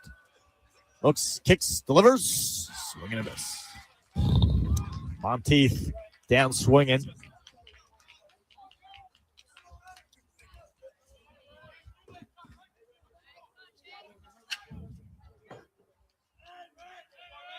The designated hitter, Chase Renteria. Chase Renteria, the DH. Now up for Camden County. There goes Chase Conaway, and the pitch gets away slightly, but he's going to hold at second base. So Chase does get into scoring position. That's exactly what he wanted to do, to at least give the Cougars a shot here to get something out of this inning. But we'll see what happens here. It's a 1-0 count to Retaria. That also takes away a possible double play try as well. Something else to think about, but doesn't matter. There's 2 outs, so that's not going to matter much.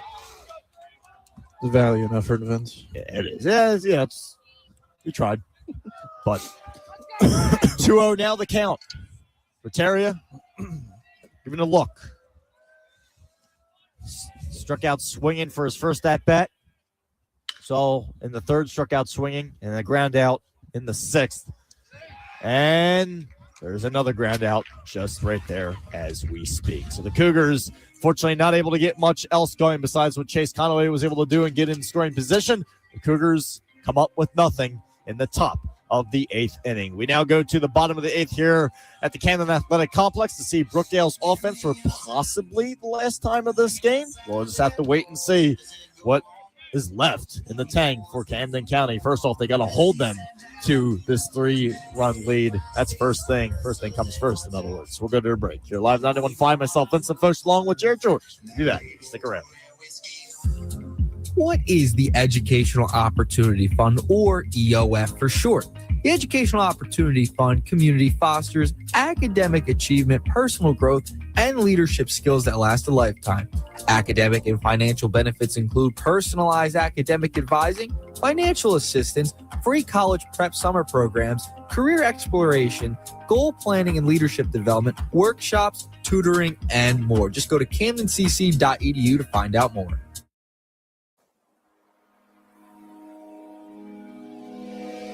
My name is RJ Shreve, and you're listening to Camden County College Baseball right here on 91.5 WDBK-FM. Now let's get back to the game. Here for the rest of our life. Welcome back to 91.5 WDBK.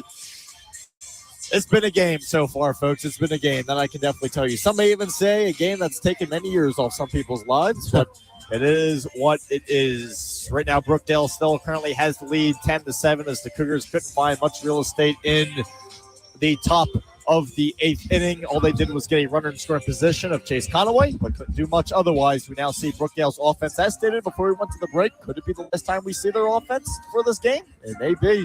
We'll just have to wait and see what occurs and really develops from it. But now back to the mound once again, and it looks like the Cougars are sticking with their man that got them out of the madness that they were in last inning, and that is with Mike Manera. Again, not really any information on Mike Manera in terms of pitching stats and really of any stats, to be specific with you.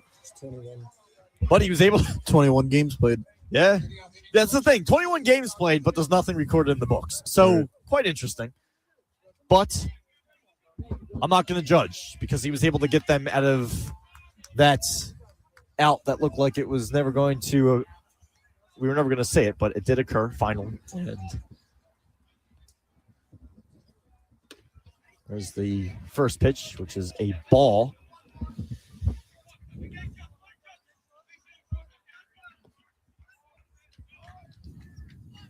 And that is to number 34 of... What was the number 34 of Diffley?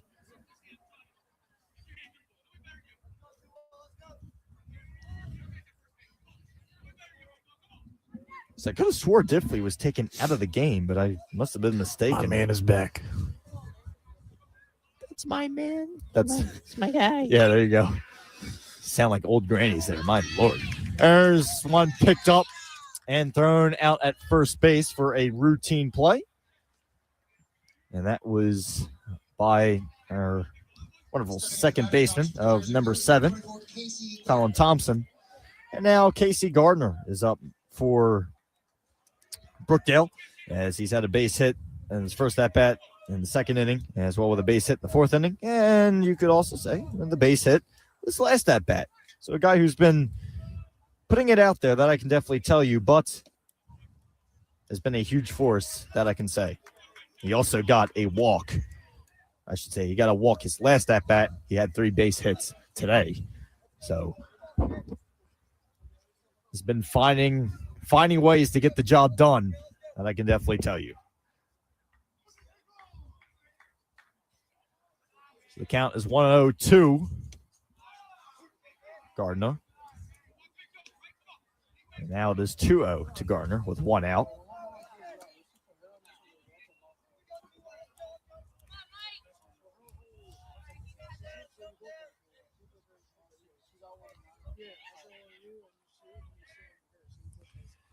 And there is one that is lined out to left field, and that's going to drop for a hit. And thrown back into the diamond. It is by the left fielder, Ian Monteith. Second baseman, number 42, Ryan Taft. And number 42 of Ryan Taft now up for Brookdale, as his first at-bat resulted in a flyout in the second inning, a ground out in the fourth inning, and then a flyout in the sixth inning, and then resulted his last at-bat of a walk. And there's a first pitch strike.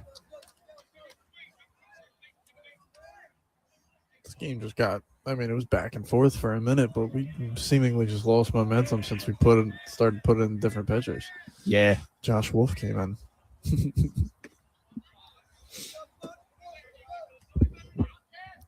I feel like we've seen Tan like 5 times in the last 20 minutes. That's what I'm saying. It gets you going a little bit stare crazy because when you're an announcer and you're keeping track of the game and you're saying, I could have swore I just saw that guy, but yet we went through 9 other batters already. Yeah. It makes you go stare crazy. You start literally losing your mind. And that's the state that I'm at right now at this point, is probably most of you can tell. As there's one that is lined out to center field. It's going to drop for a hit, and number 42 of Ryan Tan is able to get it to drop down. When it rains, it pours, ladies and gentlemen. And now runners on the corners here for Brookdale. Top of the order for the Jersey Blues, number 5, Ray Lowell. For the Jersey Blue Goats, we now have, looks like we're going to have a meeting at the mound here.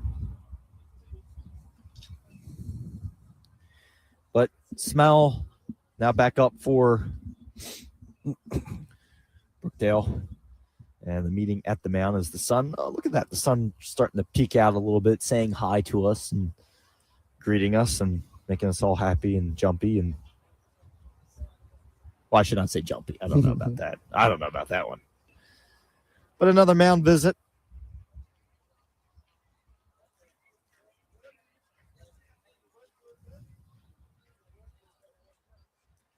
And making sure everyone's on the same page. Great. So now looking forward, the sun is shining directly in my eyes. Oh, man, we're all having a blast, aren't we?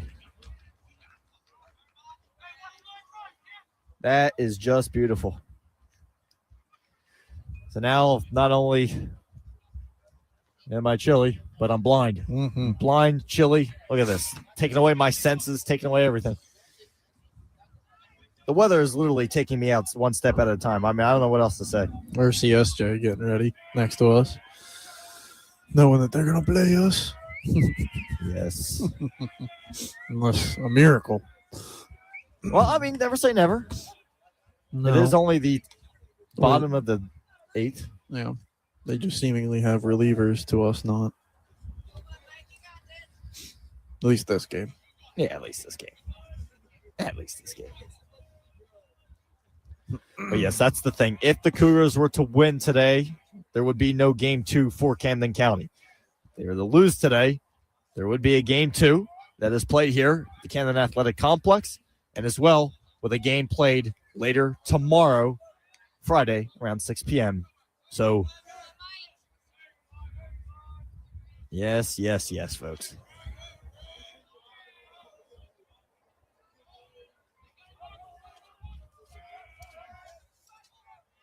One out, 1 ball, 1 strike.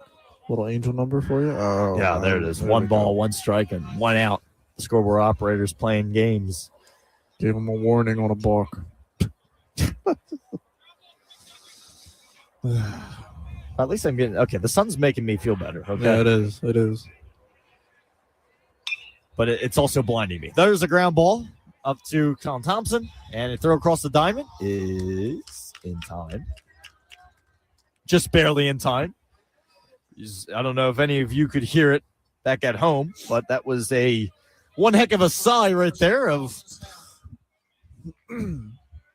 disbelief. But it is what it is. We live on.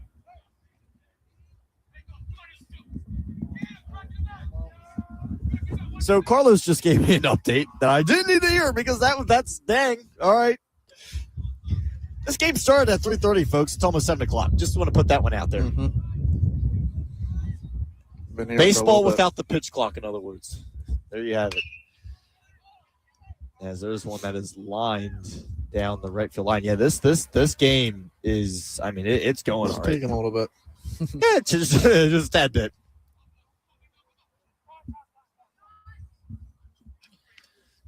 I mean, we're over the 3-hour mark. I mean, it is since 3:30. I'm going to set up a tent and live here. It's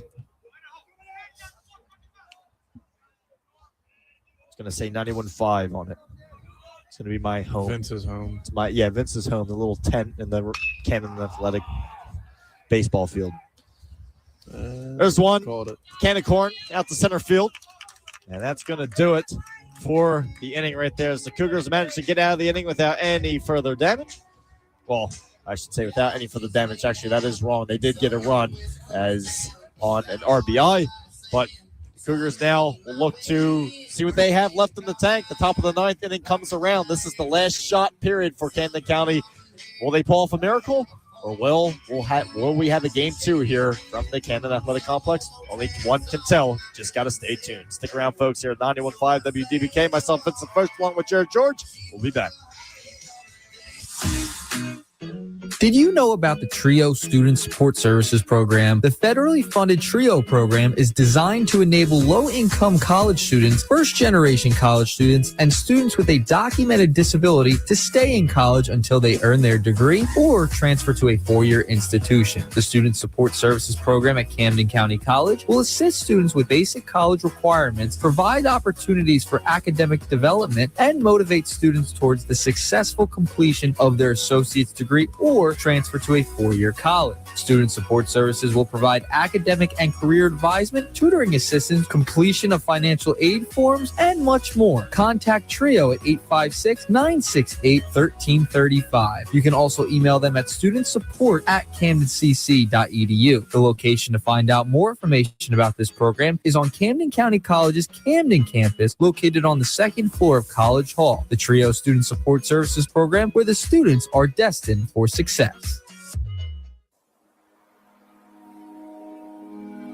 My name is Travis Jenkins, and you are listening to Camden County College Baseball right here on 91.5 WDBK-FM. Now let's get you back to the game.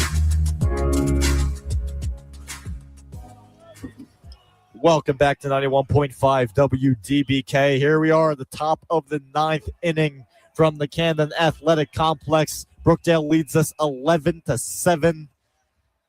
Here we are, folks. Anything can happen. Put your rally caps on. Put your rally caps on. You never know. 2 balls. You never know. 2 balls. No strikes. Look at that. No strikes.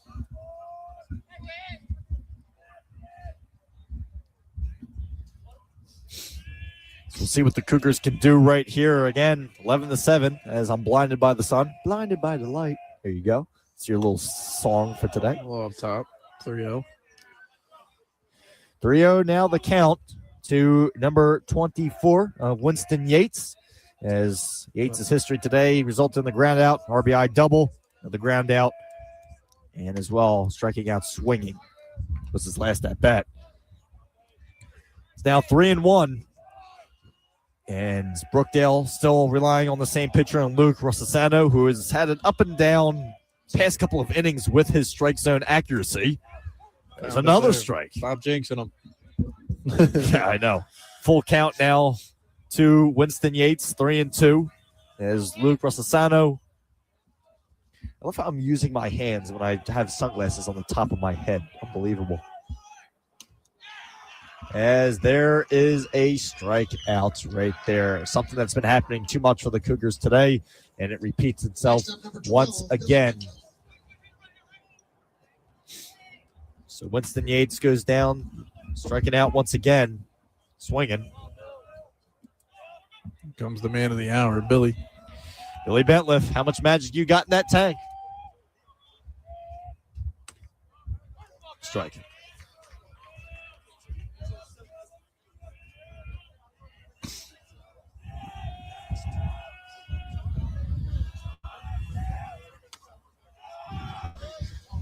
As looking at Billy Bentliff today, he came up with some good hits. A base hit in the second inning, a 2-run home run in the third. And he did indeed, geez, oh man, get intentionally walked and as well got a base hit for his last at bat. He can speak English. He's just trying to read his own notes. Yeah, so I'm just trying to read my own gets a notes. little lost. Well, at this point in the game, with as many hitters as we had, I'm running out of Excuse me. space on my card. Yeah, I am running. I mean, I'm making it, folks, but it's a struggle here at the Camden Athletic Complex. We're making it. Well, we think we're making it at least.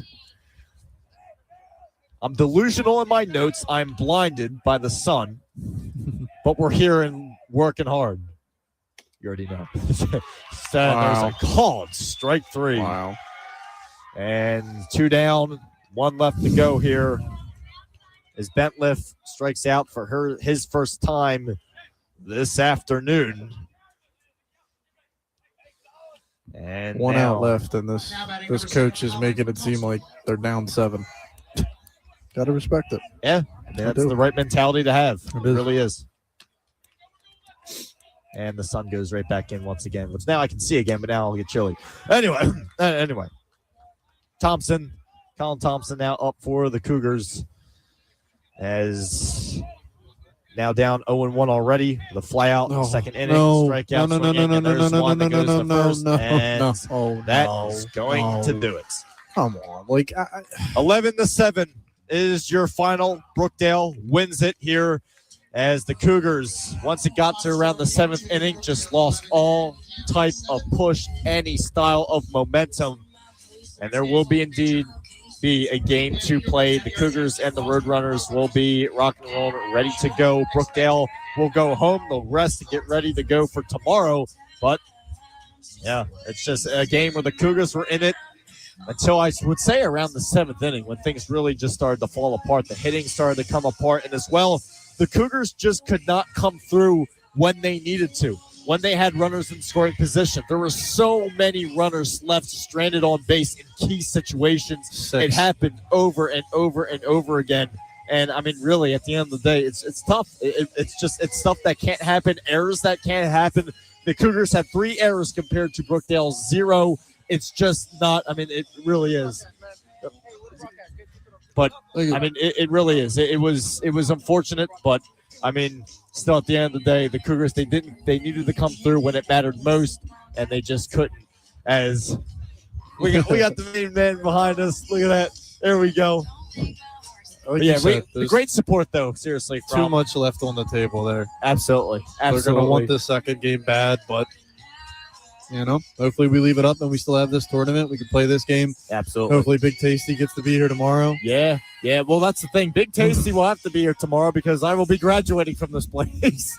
I will be graduating from Camden County College down in the Freedom Mortgage Pavilion in Camden. Literally, that it's about 4 or 5 minutes away from here. It's on the waterfront, but it's down a bit. I don't even know if I'd say 5 minutes. That may be pushing it. That may be pushing it. You can walk there, but no, it's been great. It's been a pleasure, and we'll be back though for game number 2. We don't know. Carlos just said at what time. Our on-air producer has been doing a great job. I would assume probably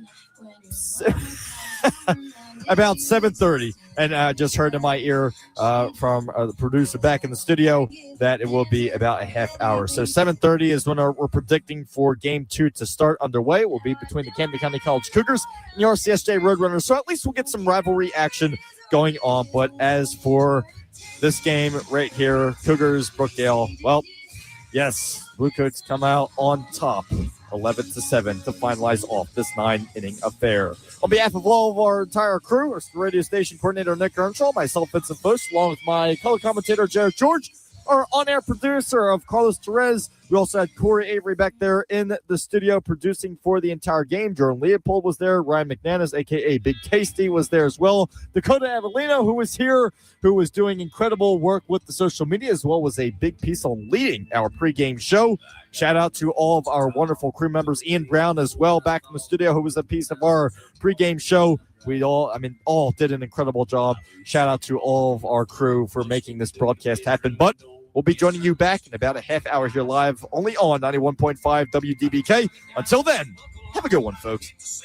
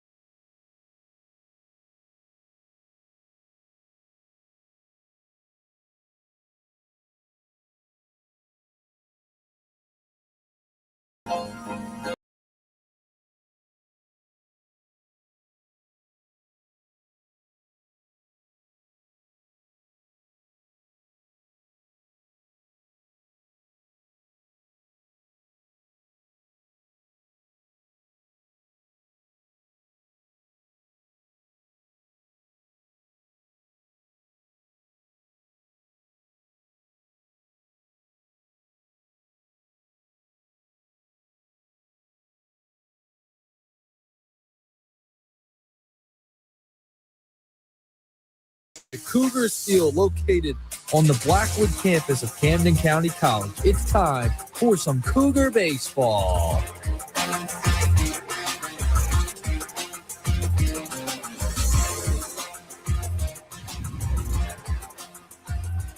And welcome to 91.5 WDBK coverage of the Final Four Region 19 playoffs, as we're now on Game 2 here live at 91.5 WDBK between the Camden County College Cougars and the RCSJ of Gloucester Road Runners. This is the losers game, in other words, if you want to put it that way, as Brookdale was able to get the win as well with Millville, the first game over RCSJ, as RCSJ lost their game 13-5, and the Cougars lost their game 11-7. So 7-11, 11-7, there you go. Yeah. But now we're off, as where we stand. Chase Conaway was able to get on base early. Here's we just came on air just after his at-bat, as there's one that is skied, and that one is foul. But Chase Conaway got on board with a walk, as the crowd has kind of simmered down a little bit here. Not as many people in the areas. It also is getting colder. But I can. It's getting colder and the sun's. The sun is setting and it's going behind the clouds, and there is a strikeout right there. Strikeout looking on Ian Monteith. So now we get Billy Bentliff up for Camden County.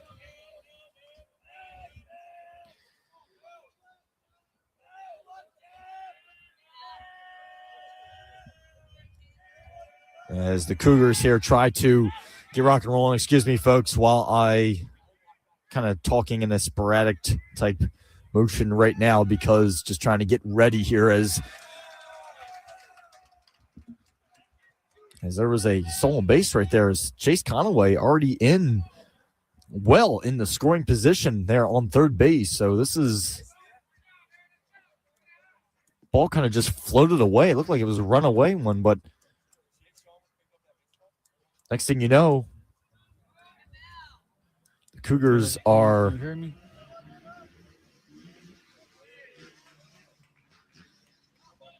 is right there with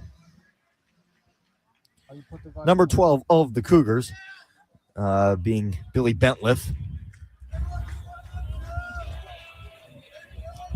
And here's the 1-0 pitch, and that one is fouled way back and out of play.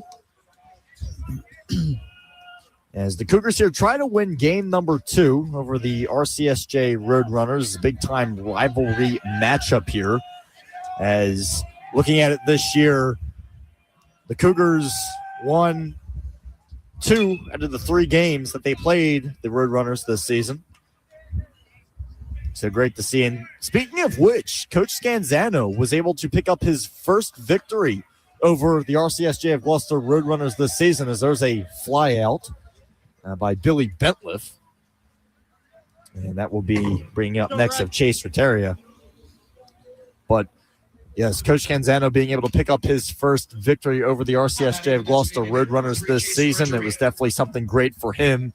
And as well, he's kind of done good against teams that he struggled against in his career, being a coach of the Camden County College Cougars. I mean, literally beating the RCSJ Cumberland these past couple of games in the round 1 portion of the playoffs.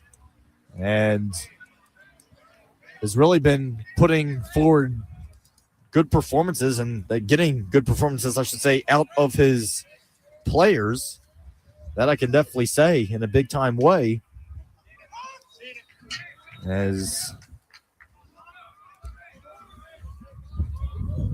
count is now currently 1-2 to Retaria.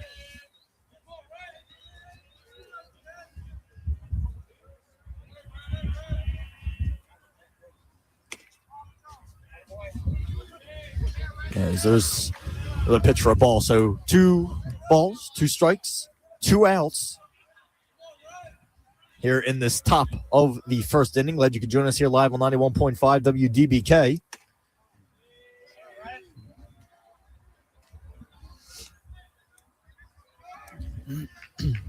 As right now the Cougars coming off of an unfortunate loss and going up against a Roadrunners team that is currently on a 8-game winning streak. They haven't lost a single game in the month of May. And with that being said, in the month of May, they have played 6 contests. They have won all of them.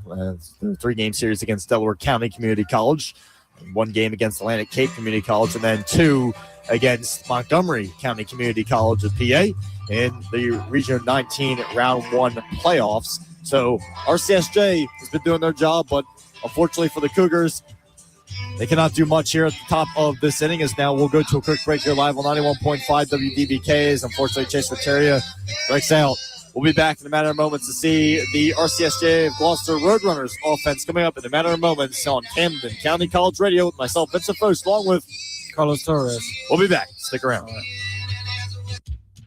Make sure to tune in starting at 2 p.m. for Region 19 Final Four Camden County College baseball coverage, where later on you can find myself on call along with Jarrett George to get the action underway. Let's go, Cougars!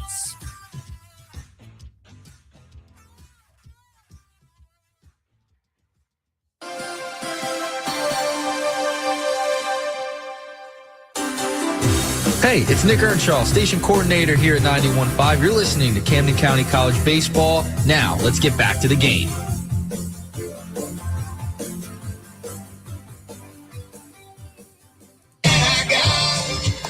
And welcome back to 91.5 WDBK for coverage of the Region 19 Final Four playoffs of NJCAA presentation here on 91.5 WDBK. Myself, Vincent Foast, along with Carlos Torres here on the call for this evening contest. Yes. And yeah, when I say this evening, yeah, it was quite a long one. The first game that we covered here live on the 91.5 airwaves, it started at 3:30 and it ended at 7 o'clock. Yeah, Man, oh man, just a half an hour for them to take a short break and get back at it. Exactly. That's why we started at 7:30. But man, oh man, it was something. All right, we're out here grinding. We're doing the best that we can to get you guys all that you need for this big time tournament. And of course, for tomorrow's game and tomorrow's contest, that will be covered by Ryan McManus, aka Big Tasty, here live on the 91.5 WDBK airwaves, as he'll be doing all that he needs to do to get you guys set for playoff baseball. For Camden County College playoff baseball, to be specific, as myself will be down the road, literally down the road from here at the Freedom Mortgage Pavilion, graduating from Camden County College. And if there is a need for a playoff game on Saturday involving the Camden County College Cougars, I will be on call for that. But if not, this very well could be my last ever call for Camden County College athletics. I cannot believe that I'm saying that, but yet here I am saying that. And it's kind of crazy to believe these 2 years have flown by, and I've enjoyed every single second of doing so. It's been a pleasure to call games here for 91.5 WDBK, and I can definitely tell you, I'll miss it. That I can definitely say. I've been saying that for these past couple of days, but it's not to talk about myself. We got a game to cover here at the Camden Athletic Complex. And now starting off with Joe Mayer for the RCSJ of Gloucester to get things rocking and rolling for their offense. The count is quickly 2-0 to him.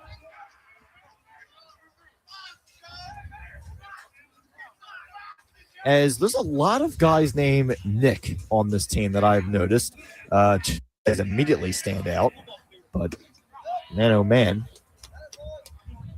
was making jokes with our station coordinator before this, saying that, hey, you're all over the place. You're out there pitching. You're doing this. You're doing that. You're doing the other thing.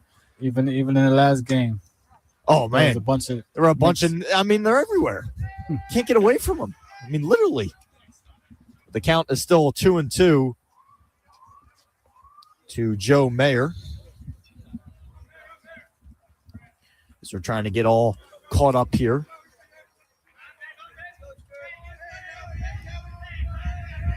As on the mound pitching for the Cougars is Aiden Stranahan.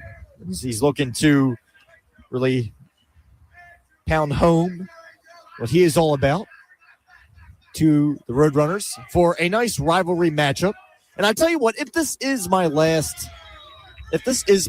call on the 91.5 airwaves for Cougars athletics, what better place will them to be against the RCSJ Gloucester Roadrunners? But Joe Mayer gets aboard on a walk, and we start things immediately off right here for the Cougars. Alex Apicia now up next for RCSJ. As third baseman, that's a walk. And it looks like he got hit by the pitch. So things are already not going too well as we speak, as Apicia has a .419 batting average coming into this one. But, and oh man, he's already put on base right there by Stranahan. As man, oh man, has already has walked a man and hit a man with a pitch. And you can already tell, I mean, to start off a game with 2 unearned bases, not exactly the greatest thing in the world to start off with at this point in time. But Aiden Stranahan, the right-handed pitcher, starts off this game with a 5.87 ERA, 1.74 whip, 30 strikeouts through the year with 13 appearances, 4 wins, 3 losses. So we'll see if he's able to rebound from this. But now currently the count to Jack Mustard is 1-0 with a man on first and on second. The RCSJ with already a runner in scoring position. And there's one that is bunted but fouled up the third base line. So the count is now 1-1 to Mustard. But as mentioned, a walk and a hit by pitch to lead this off here at the bottom of the first inning here from the Camden Athletic Complex. Right next to the beautiful Ben Franklin Bridge and across with the sun setting, right next to Center City, Philadelphia. But now the count is 2-1 to Mustard for the Roadrunners.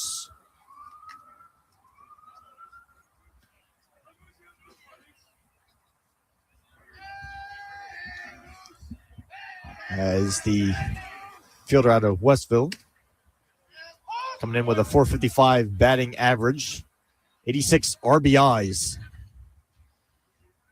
through 46 games played. I mean, this is a guy that can, again, put the barrel on the ball. And RCSJ really has a lot of those players. And here's the pitch from Stranahan. Swing and a miss down low. And he's not going to run up the line and contest it. And his strikeout right there for Mustard, swinging. And that's the first out of the inning. Number 9, Nick Slogic.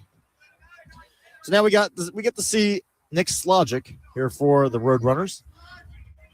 And he's up next overall. So we'll see if Stranahan can kind of work his way slowly back into this one here once again. Is Nick Slogic coming up, the first baseman, coming up with a .478 batting average. And again, another RBI machine of 82. He's able to also put some good amount of slugging out there with 19 home runs. But definitely one heck of a hitter, and this is something that RCSJ is known for. But here's the pitch by Stranahan. There's a hefty swing and a miss, and that will now be 0-2. So Stranahan with a runner on first and a runner on second has a chance to pound his way into this inning. Just say, oh, no, you don't.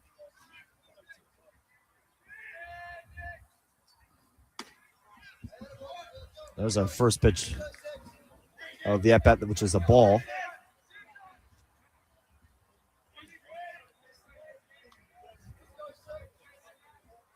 And am I going crazy, or does that board say 1-0? Yeah, it says 1-0.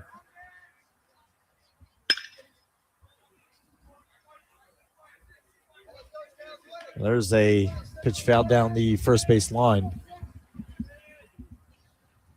Still 1-2.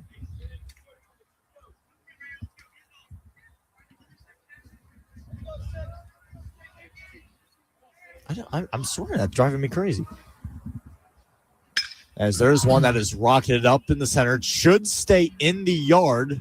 So the movement's going to have to be made in the center field. It's maintained. And a can of corn for the second out of the inning.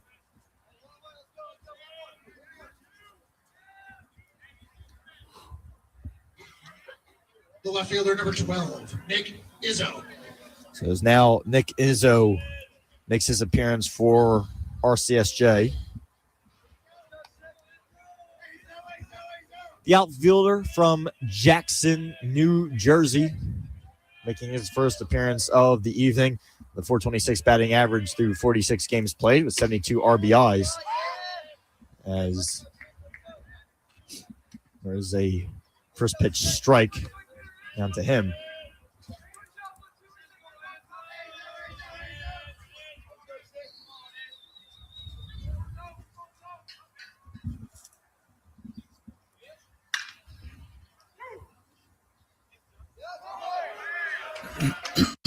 And there's one is flied out to right field right there by Izzo, and that's going to do it for the first inning of play. But now we head to the bottom of the first inning here from the Camden Athletic Complex, as the score currently is 1-0 Camden County. We'll be back in a matter of moments. Myself, Vincent Fuchs, along with Carlos Torres. Yes, sir. We'll be back.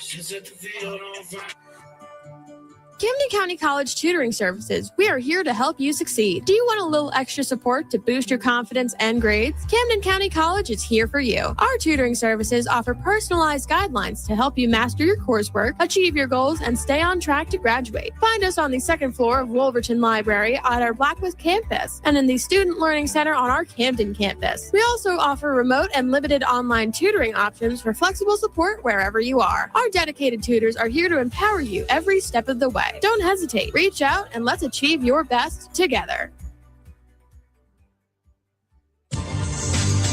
You're listening to Cougars Baseball on 91.5 WDBK-FM. Now back to the game.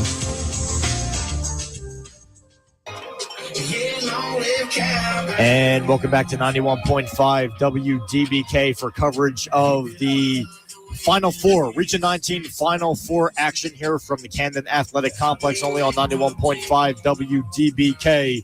And yes, a run was scored in that inning right there from a sacrifice ground out from number 12 of Camden County, Billy Bentliff.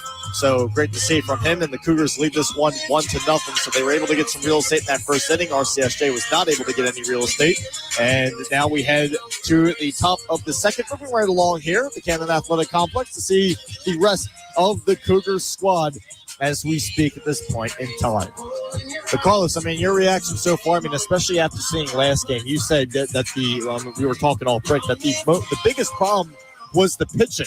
You know, after, you know, the starter came out for Camden County, and especially, I mean, as well as he played, I mean, it was something quite interesting to see. Yeah. You know, after he came out, things just kind of fell apart, and the Cougars could never really recover, and it was just something where it kind of just it kind of slowed the momentum once the second string pitcher came in. It's like it kind of actually like fell off, but that's the reason why, you know, they gave us a battle.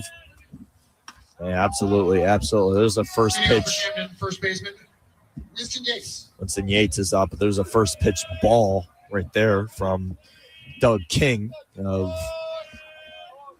RCSJ, as the pitcher from Paulsboro has definitely made his appearances known throughout his time with RCSJ. He has an ERA of 3.38, a whip of 1.25 through 10 appearances this season. Doesn't have a loss recorded, but does have 5 wins on the books. And there is another ball, so 2-1 the count from Doug King. As Winston Yates looks to try to get on base here. Here's the pitch from Doug Kane. There's one that is a bullet, which is line foul. And the count is 2-2 up here.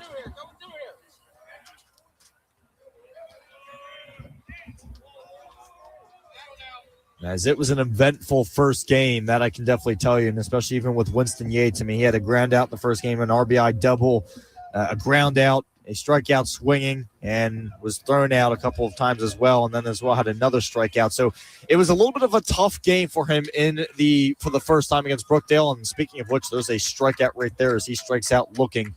But that's been kind of the main thing with the Cougars, and something that they definitely need to avoid is striking out when you just can't strike out. And what do I mean by that? Well, when you have a runner on third or a runner in second and you have one or no outs whatsoever, you can't strike out in situations, and especially striking out looking, it just can't happen. And that's what was occurring for the Cougars time and time again, over and over again, and why they kept getting caught in key situations. But now Colin Thompson is up for Camden County, looking to try to get some offensive push going for the Cougars, as there's one rocketed foul down the third base line and way out of play on the track on the field next door to the baseball complex here.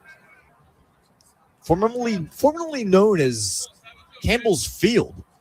And it's kind of crazy to believe the River Sharks, who used to play here, they've been gone for over a decade. It's unbelievable. Since 2015. It's nuts. It is nuts. I came to a couple games here before. Yeah, I came to a couple games. It was nice. It's a shame, because it was a nice, nice time. You get the city in the background. It was a nice, chill summer night. Relax. During the summer, you want to relax and see the baseball games. Yeah, I mean, it's something to chill out, really. You're relaxing, and the count, by the way, is 2-2, the Colin Thompson. But, I mean, it's something where you chill out, you relax yourself, and you enjoy life. As there's one rocket over center field. It was a base hit for Thompson. And he's able to get aboard here, the 354 average hitter coming into today. And man, oh man. 99, E.J. Berger. But now we have E.J. Berger coming up next here for the Cougars.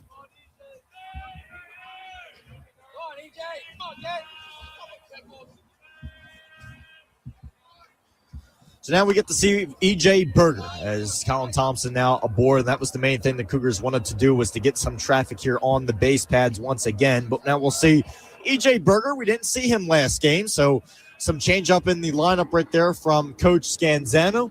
And we'll see if this is able to make some different contributions. There's one sky down the first base line.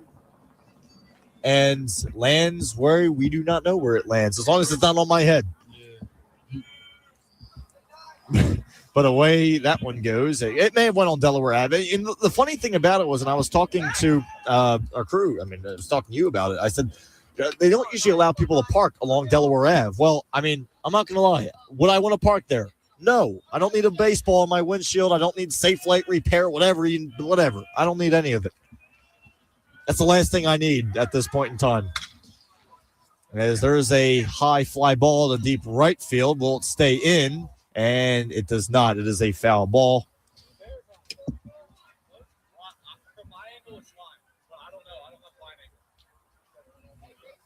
And E.J. Berger's, I don't have line angle. Or Milligan, I should say, said that. I don't have line angle.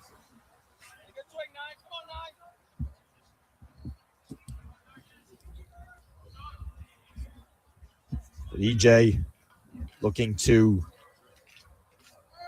get rocking and rolling here, is coming into the playoffs. He's a 364 hitter, 15 RBIs through 32 games played, as there's one skied out.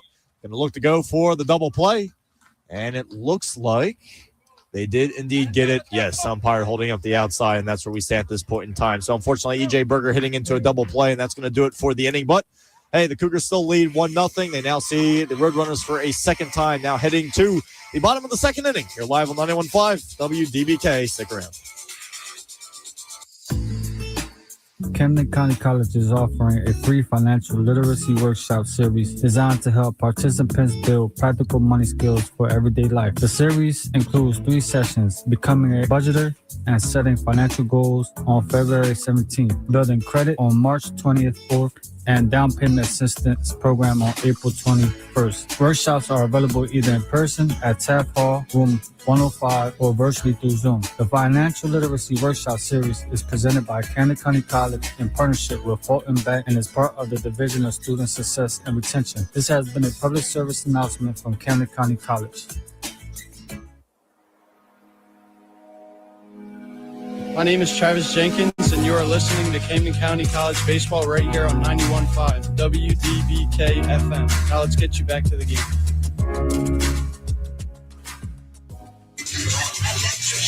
Welcome back live, 91.5 WDBK for coverage of the Final Four Region 19 tournament here from the Camden Athletic Complex. Myself, Vincent Bush, along with and Carlos. I mean, what we've seen so far, I mean, it looks like a little bit of a slower start. We're now in the bottom of the second inning. It started at 7:30, so not exactly moving the fastest in the world, but we're not moving the slowest in the world as of right now. Yeah. But what do you like really of the Cougars so far in terms of just the overall feel of the game and the rhythm of the game so far? So far, I see that they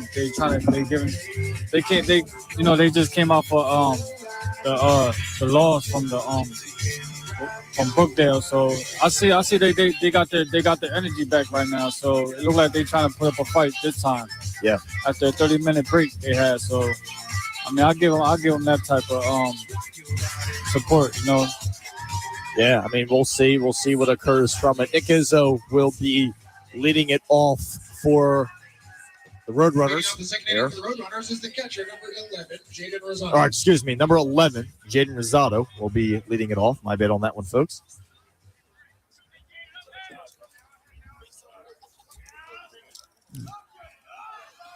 So, Jaden Rosado. And there's the first pitch taken for a ball. But Jaden Rosado coming into this one out of Bridgewater, New Jersey, batting average of .393 through 41 games played. And are they going to put that ball up on the scoreboard? I don't know. There's one swung on, and it's picked up, thrown across the diamond in time. He's able to stretch across for that wonderful play. And there is your first out right there. A wonderful stretching motion by Winston Yates, being able to pick that one up. Mm-hmm. And one down here early on. Number 1, Gavin Cohen. So Cougars is one up. One. Yes, they're leading one. Now we Gavin Cohen coming up next here to finish out the order here. Or not finish out the order, but in the 7th spot. Don't let me get too ahead of myself, folks, because I will.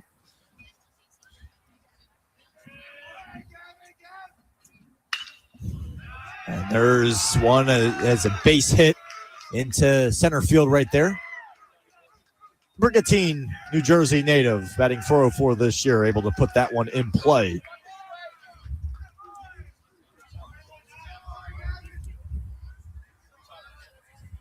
The designated hitter, number 19, Carter Kaminsky. Carter Kaminsky now the DH for RCSJ coming in as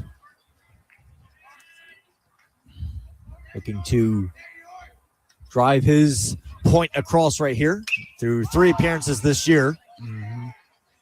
He's been able to show what he is all about. Mostly known as a pitcher. Not too much stats on him hitting wise, as that one for him flies out, and he is quickly down right there. The center fielder, number 5, Caleb Delaney. So now as we round out the order here with Caleb Delaney of RCSJ. As the outfielder here will look to get aboard, and a West Effort with a .388 average, 46 games played. Stranahan will try to get the job done, not allow a single guy on base for this inning. Or I should say, not allow another guy on the base with it. There is a man on first off of the base hit that occurred by Gavin Cohen 2 batters ago. As there's a pitch down low. Count is now 2-0 at this point in time.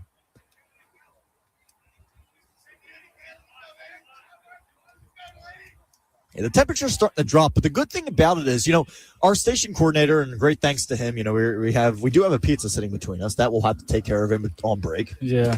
Me and you both, Carlos, right? But he also was able to give me a hoodie from the station. I don't know where. But what I can say is we appreciate him running around. He's been running around like a madman, right? Mm-hmm. So shout out to our station coordinator, Nick Earnshaw. Yeah, he felt for us, seriously. The weather got low, so he like, I'm gonna grab you guys some hoodies. No, seriously, great thanks there. Yeah. There's a strike that was just called. 3-1 now the count to Delaney, but it's something that when I'm realizing it could be my last call. Could, not is, but could be, as there is now a walk to Delaney right there. As the final count on that at bat was 4-1.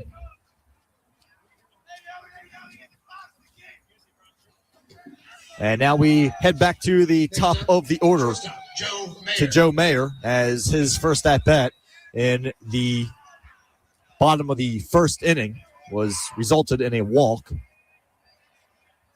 And Stranahan looks back and kicks and delivers. There's a strike delivered the bottom left corner of the zone.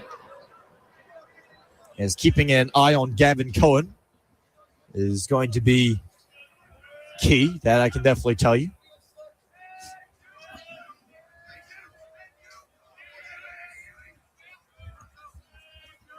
Here's the 0-1 pitch. And that one is swung on. It looks like he fouled it off of himself. If I can tell that correctly, as Mayer is not necessarily holding, just readjusting himself.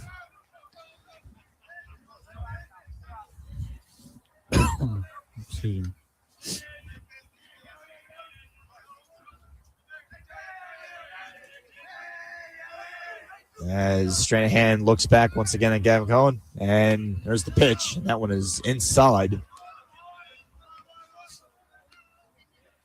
So 1-2. The count. 1 ball, 2 strikes, and 2 outs here at the bottom of the second inning of play here on game number 2 for 91.5 of the day. Game number 3, period, in general for the Camden Athletic Complex. And that one is down low. So now 2's all the way across the board. 2 balls, 2 strikes, 2 outs. And as well, 2 runners on for the Road Runners. Stranahan looking to finish this one off. That way, no harm, no fouls. Calls for the Cougars. He looks back, looks forward, sets up, delivers. And there's one that is drived out. And that's going to land for a base hit. And RCSJ is going to tie this one up. Rounding third coming home. That throws way high. And now the runners will continue to maneuver. And now 2 runners are still in scoring position. And the Road Runners tie this one up 1-1.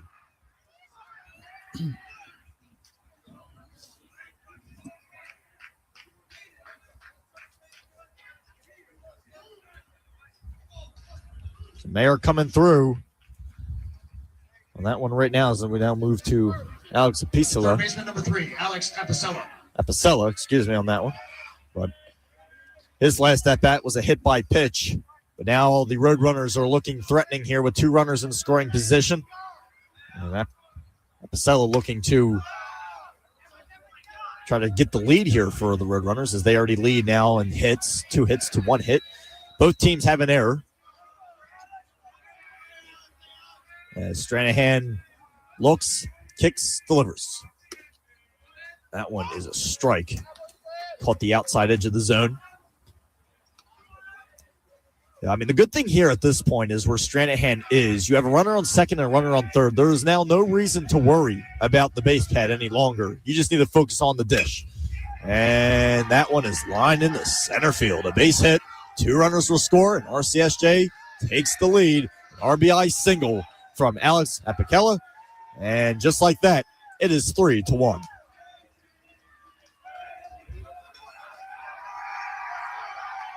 So an RBI single.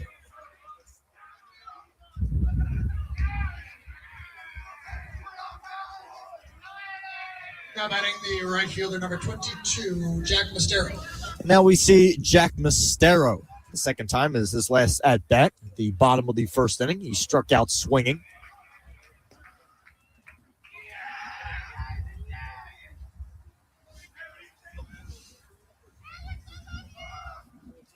And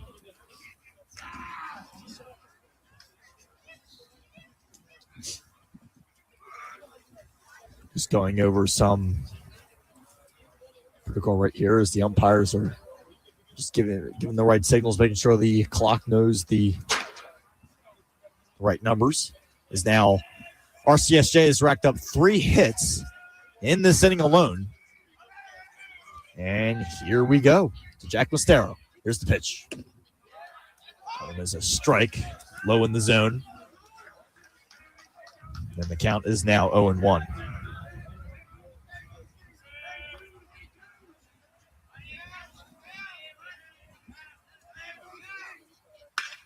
As there's one that is bounced off the pitcher's mound and into center field. And the runners will hold. And the bases, well, now first and second are taken. And another runner will make his way. Baseman number 9, Nick Slogic.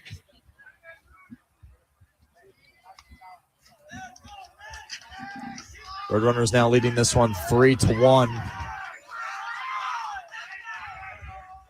As now Nick's Logic comes out after the base hit by Jack Mistero. Nick's Logic's last at bat resulted in a fly out.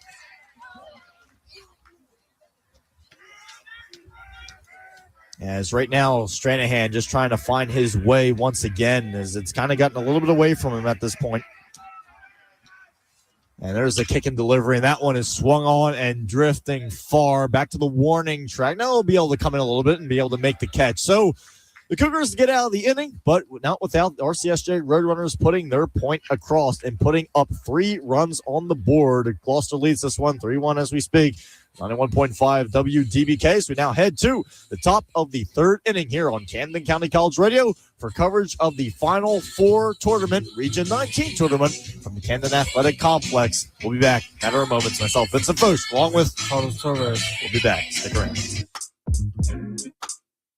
Camden County College has a dental hygiene program. Our dental hygiene clinic is located on the Blackwood campus where they offer preventative care. Services available include digital x-rays, deep cleanings, fluoride treatments, nutritional counseling, tobacco cessation, plaque control, digital scanning, and comprehensive periodontal evaluation. Patient care at the clinic is managed by experienced dental hygienists and monitored by supervising dentists. The clinic is located in Halpern Hall on the Blackwood campus and is open Monday through Thursday. Please call 856-374-4930 for more information on how to schedule an appointment.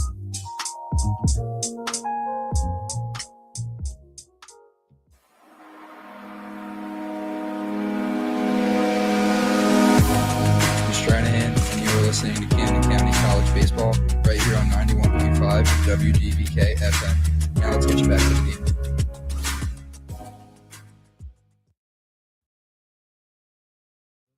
Welcome back to 91.5 WDBK for the top of the 3rd inning of action here from the Camden Athletic Complex between the Camden County College Cougars and the RCSJ of Gloucester Roadrunners here on 91.5 WDBK. Myself, Vincent Foch, along with Carlos Torres.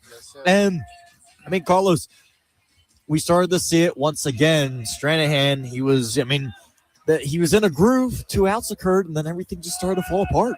Yeah, I don't know what to say. Yeah, I don't know what to say, man. I'm just hoping they just come up with a win, with a W this time. We shall see. Yeah.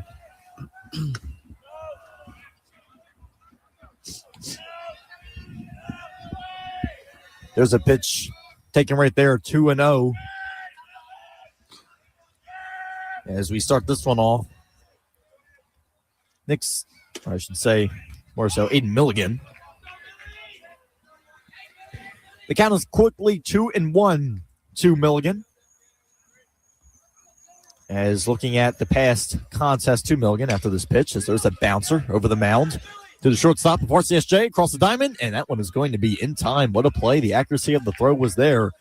And there is your quick out, number 1 of the inning right there. But no, this is, I mean, again, seeing Stranahan, especially this past inning with the Cougars, I mean, it once again, they on, then all of a sudden just kind of fell apart, was giving up these hits. And, I mean, I don't want to make it sound like the Cougars are giving up a bunch of home runs constantly, but they're giving up those simple hits. And they haven't made too many bad errors yet today. That's been a big, or I should say this game. It was a big issue last game, but this game, not necessarily. But they just gotta adjust themselves a little bit more. No. Yeah, absolutely. As there's one hit, that's going to be a bounce up the first base line, and it rolls foul before DiMatteo gets to the first base bag. I bet he was glad it rolled foul, because if it didn't, he would have been out. So now quickly 0-2 to DiMatteo. 0-2 with 1 out. As you know what that means when we hit DiMatteo, we are at the bottom of the order, as he's in the 9 spot once again. The former Garnet, Haddon Heights grad. And he takes one low for the first ball of the at-bat. Mm-hmm.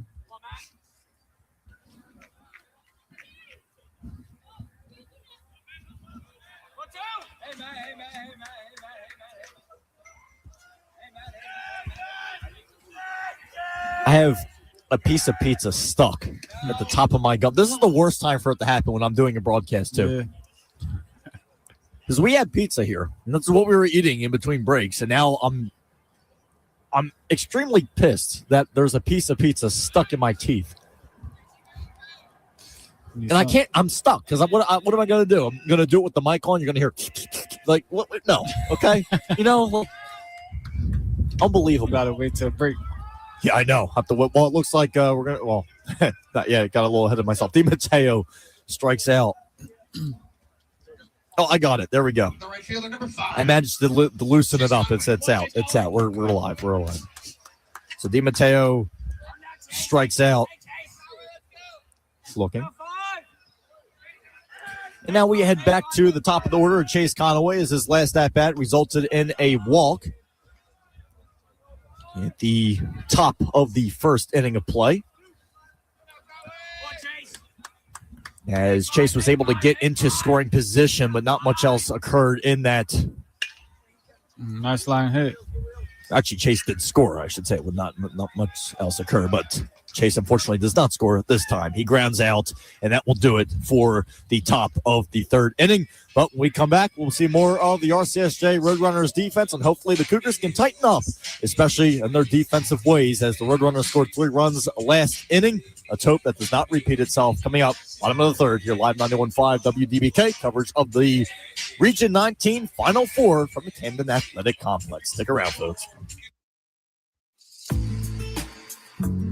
Camden County College students interested in transferring to Stockton University have an opportunity to learn more this spring. Stockton Advising Days will be held on select dates throughout the semester at the Taft Hall University Center on the Blackwood campus. Students can meet with James Rhoda, Assistant Director of Admissions and Transfer Coordinator for Stockton University, to discuss transfer pathways, academic programs, and scholarship opportunities. Advising sessions run from 8:30 in the morning until 4 in the afternoon. The walk-ins welcome. For more information, contact Camden County College Transfer Services at the Transfer Services at CAMDENCC.edu.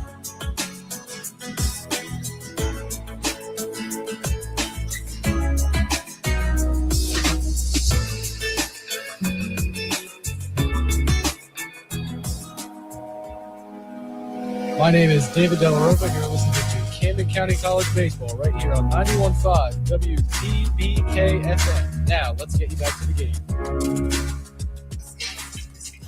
Welcome back live, 91.5 WDBK for the bottom of the third frame of action here from the Rutgers Camden, or I should say the Camden Athletic Complex. It's the home of the Camden, or the Rutgers Camden Scarlet Raptors.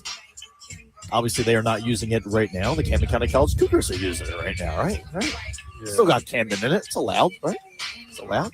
So right now, I know I'm taking off the game, but how you like the backdrop right now? It's backdropping.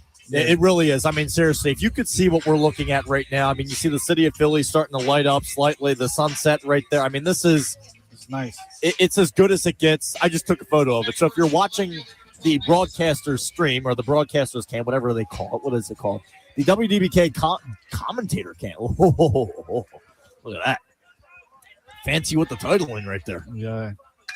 And there's one lasered into center field, and that one's going to get down and rounding fast. RCSJ. Oh, it looks like he's going to get a triple out of this. Wait a second. And he does. He does. Wow, man, oh man, turning on the Jets. I tell you what. Wow. It's logic being able to really put the pedal to the metal. Now batting the catcher number 11, Jaden Rosado.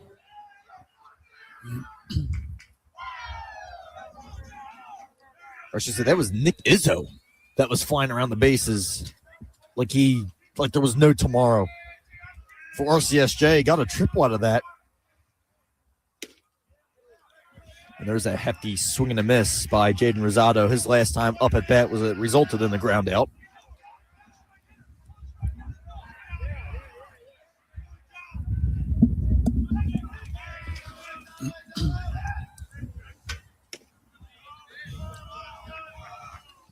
As there's a ball, and the count now is 1-1 to Rosado as we speak. 1-1, and the runners is up 3-1. Yeah, Roadrunner's up 3-1 on 5 hits. As there's a bouncer and taking up line to Hudson, and it'll go across the diamond, and that will be in time.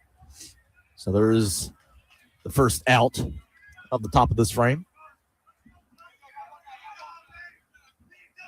As the Cougars want to make sure that they don't start running away from this, right? You don't want to see the Roadrunners start to get a foundation under them. Especially as what was happening last game. As there's one that's going to drop for a hit. And right there, Gavin Cohen putting on the brakes. He already has a base hit earlier in this contest. Well, he's got another one right there. That will be a single. And with that being said, that's an RBI signal for Gavin Cohen. RCSJ, the designated hitter, number 19, Carter Kaminsky.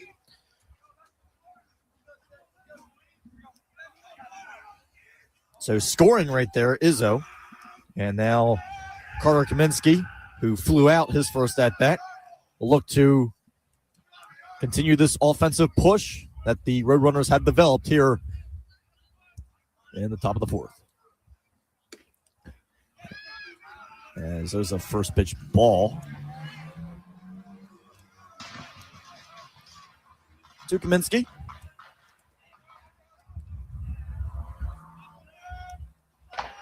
As the Middletown, New Jersey native looks to continue to try to solve Stranahan like the Roadrunners have been doing so far. As there's a strike. Now 1-1, 1 ball, 1 strike, 1 out. As Stranahan stares down his target. Adjusts, looks,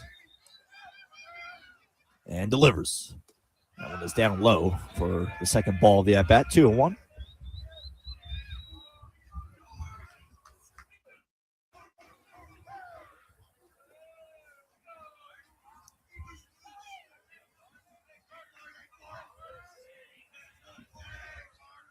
And Stranahan once again setting his ways, likes the pitch he sees, and here's the delivery. And that one is going to be called high. So 3-1 the count. Now to Kaminsky. As now the temperature is starting to drop, especially as the sun is completely, well, not below the horizon just yet, but it's gone. It's pretty much gone. And right there will be a walk now to Kaminsky as he will get on board for his first time this evening. Now we have Caleb Delaney, rounding out the order. Delaney got a board last time. with a walk.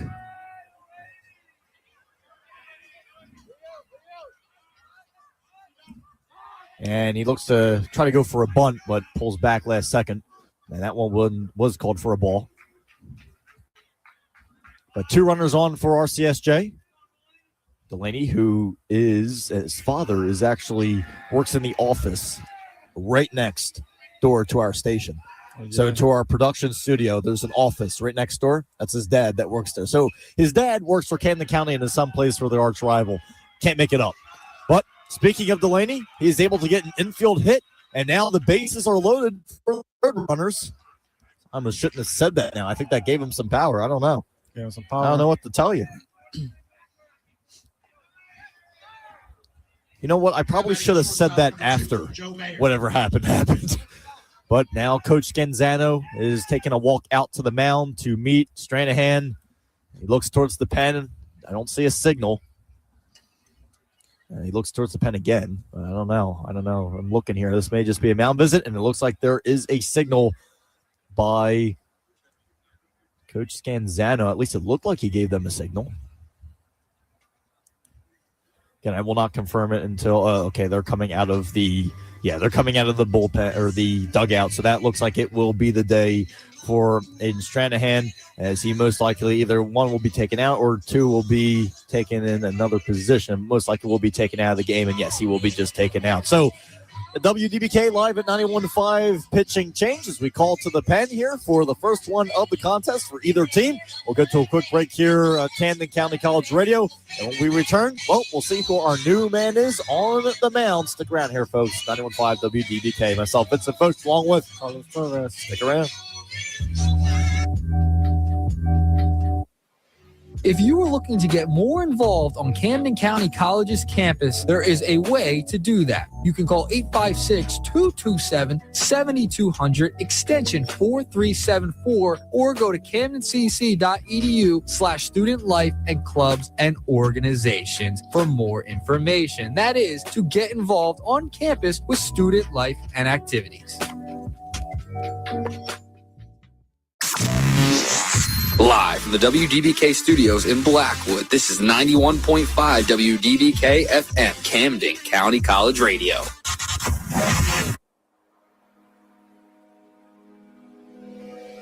My name is RJ Shreve, and you're listening to Camden County College Baseball right here on 91.5 WDBK-FM. Now let's get back to the game. And we're back here live at 91.5 WDBK as we had a live at 91.5 pitching change.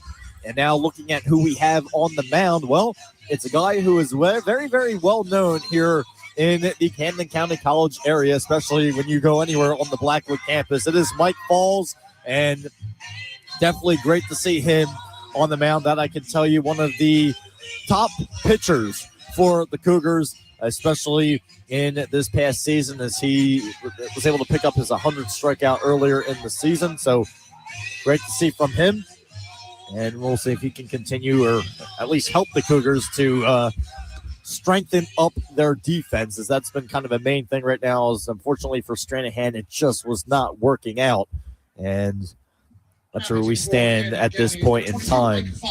But he's a right-handed pitcher. He's a sophomore as well, and we'll see what comes from this. We'll see what comes from these performances.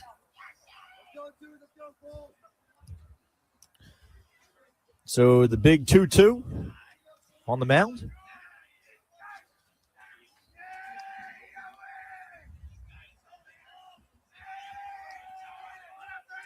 As we look to get things underway now with Falls in the helm and in the driver's seat. As there's one that's a pop-up. And that looks like it's going to go down towards the fence, down the first base line. That one is foul.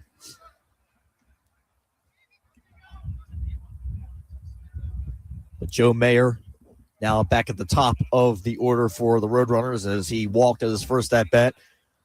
He then picked up an RBI in his second at-bat, which helped the Roadrunners advance to the 2-1 lead.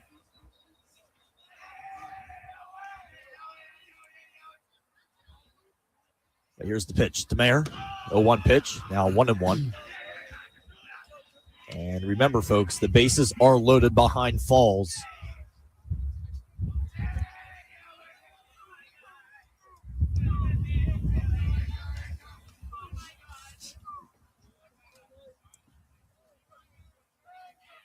As Falls lines up, takes a look behind his shoulder, and kicks and delivers. There's one right down the middle, right down Broadway for a strike. And the count is now 1-2 to Mayer. 1 ball, 2 strikes, 1 out here at the top of the 4th inning. Glad you could join us here live on 91.5 WDBK for coverage of the Region 19 Final Four from the Camden Athletic Complex. Beautiful Ben Franklin Bridge in the background, accompanied by the city of Philadelphia to its slight left. And there's a strikeout swinging right there as Falls is able to get things back on the right track once again for Camden County.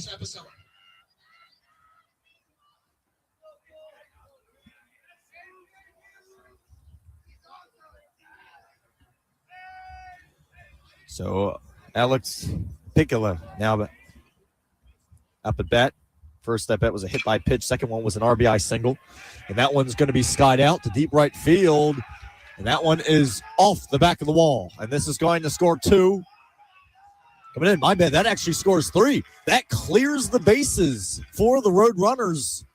And like that, folks, my, oh my, oh my. Yes. Don't blink your eye. 7-1, RCSJ.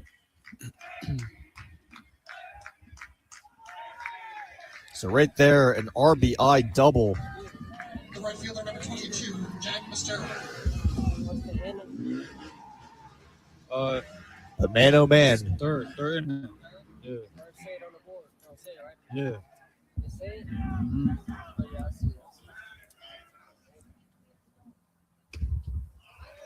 Now there's a strike.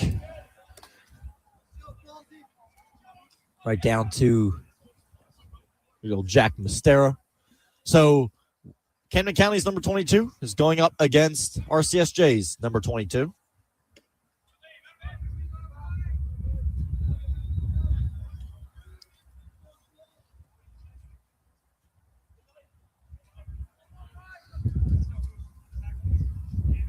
As the count is now 1-1, Falls against Mastero.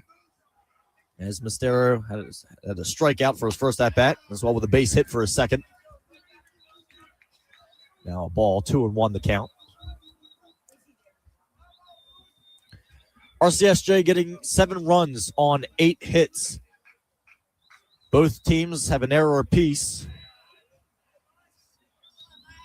Falls just trying to get out of this inning. There's a swing and a miss. Now 2-2.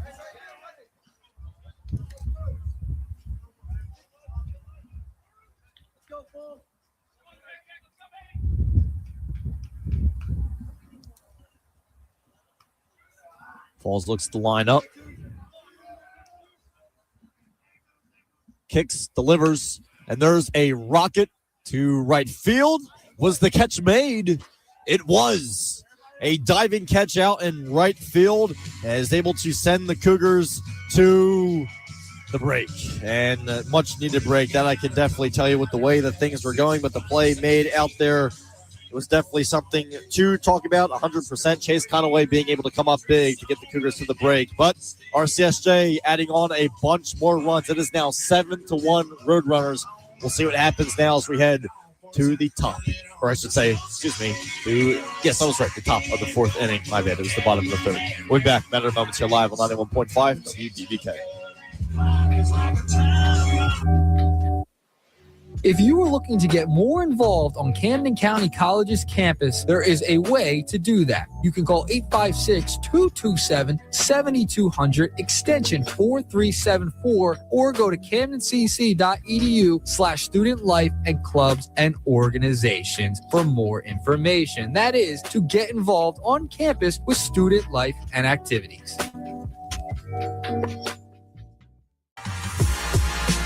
91.5 WDBK-FM has its text line back.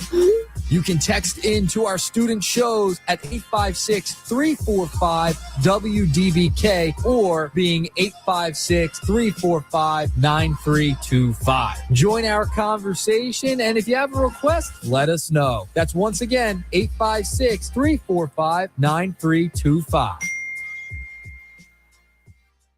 This is Kevin Harlan on WDBK 91.5. Thank you, Kevin. Welcome back here at 91.5 WDBK with myself, Vincent Bush, along with Carlos Perez, as we now head to the top of the fourth inning. The Roadrunners lead this one 7-1 after exploding in the bottom of the third inning. 4 runs. Yes, folks, I am not making that one up whatsoever, as, yes, they've been popping off. Joe Mayer been able to do what he's needing to do, and as well with, I should say, not necessarily Joe Mayer. He struck out swinging, but Alex Apixia for the Roadrunners was able to get a huge RBI, and yes, when I mean a huge RBI, well, he was able to score 4 runs, I should say, but quite incredible. I should say 3 runs on that. 4 runs were scored in the inning, so the Roadrunners are definitely, let's just say, they're running all right. They're running away with this game. They're running with the ball right now, right? 100%. Ian Monteith now up for Camden County as the Cougars tried to at least limit somewhat the bleeding, as Monteith's last at-bat was a strikeout looking. So trying to counter that is his job now.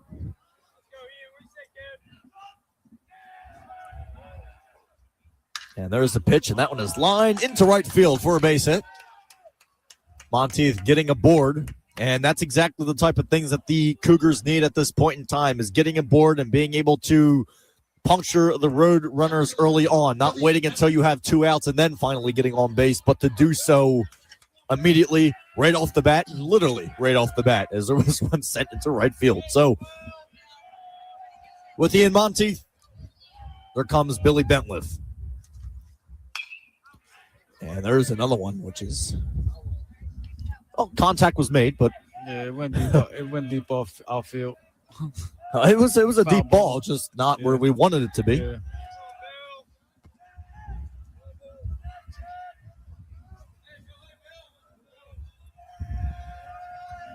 So Doug King of RCSJ looks to try to keep the Cougars at bay, as there's a pitch ball. So 1-1 the count now to Billy Bentliff, who came up with a huge 3-run home run in game 1 of the contest, or the first game, I should say, of the Cougars. It was actually game 2 in general of games played here at the Camden Athletic Complex. And there's a throw to second base. Was he out? They did. Wow, they picked him off. And the Cougars once again are caught. Ian Monteith trying to get a little bit too aggressive, but the Roadrunners saying, oh, no, you don't. And just like that, oh, man. Getting picked off when they can't afford to. And Rosado, the catcher for the Roadrunners, being able to lay a beautifully accurate throw to second base. But we're still on with Bentliff. And there's one grounded to third across the diamond, the throw. And that one is in time. And that is going to be the second out of the inning. So just when it looked like the Cougars were starting to get some offensive momentum going, it has been silenced within a minute, literally, or I should say a minute and a half, really.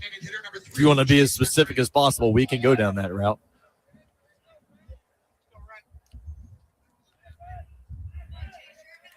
But now we have Chase Rateria. His first at-bat resulted in a strikeout.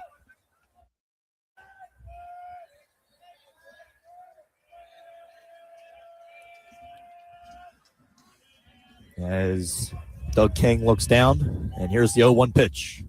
And that one is fouled off the foul netting over the Roadrunners dugout. So the count is now 0-2. No balls, 2 strikes, and 2 outs to Rateria.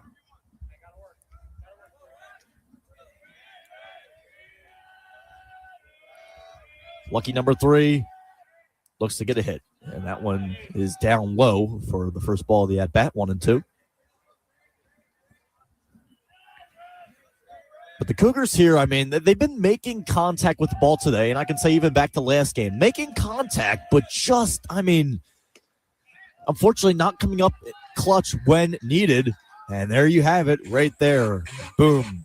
Retaria goes down with a strikeout looking, and now back-to-back strikeouts. That was for Retaria so far at his 2 at-bats today. We now head to the bottom of the 4th inning. The Roadrunners keeping the Cougars completely silent. And like I stated before, they're running. They are running away with it. We'll see what happens. We still got a lot more baseball to play. Stick around here on 91.5 WDBK with myself, Vincent Foch, and Carlos Torres. We'll be back. Stick around.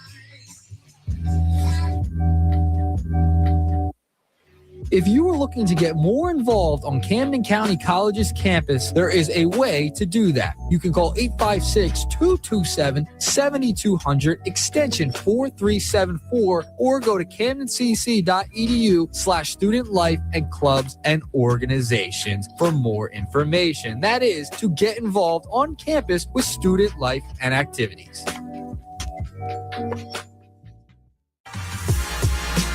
91.5 WDBK-FM has its text line back. You can text in to our student shows at 856-345-WDBK or being 856-345-9325. Join our conversation, and if you have a request, let us know. That's once again 856-345-9325.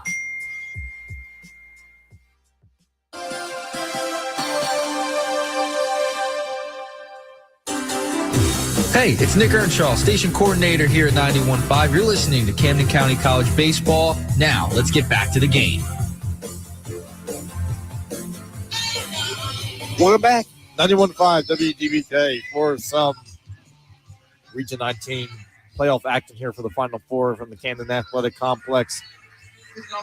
It's been something so far, folks. It really has been. The Roadrunners lead this one 7-1. The Cougars, once again, not being able to get any real estate on the base pad. And when they do, they got picked off, unfortunately, as this past time, looking at it with Ian Monteith being able to get on board. Well, unfortunately, it did not end the way that they would have hoped. Or I should say Ian Monteith was the one that got aboard, tried to go to second base and could not, as there's a line drive over the center. That one's going to be brought in and thrown to first base for the first out. And the Cougars quickly go to work on the defensive side of things. Left fielder number 12, Nick Izzo. As Nick's logic grounds out.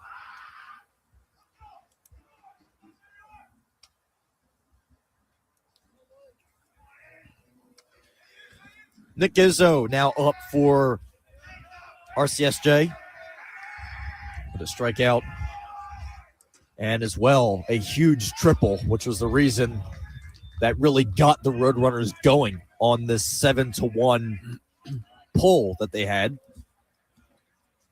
That was back in the 3rd inning.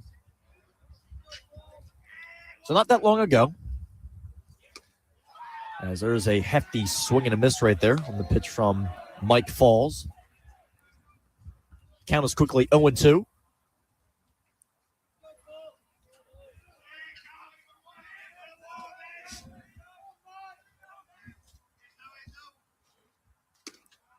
And there's a pitch that does not catch the zone. Outside, 1-2. The score is 7-1. The Roadrunners are on top right now. Roadrunners being on top, having 8 hits, scoring 7 runs on those 8 hits. As there's a foul ball that is an absolute beam right above us off the safety netting.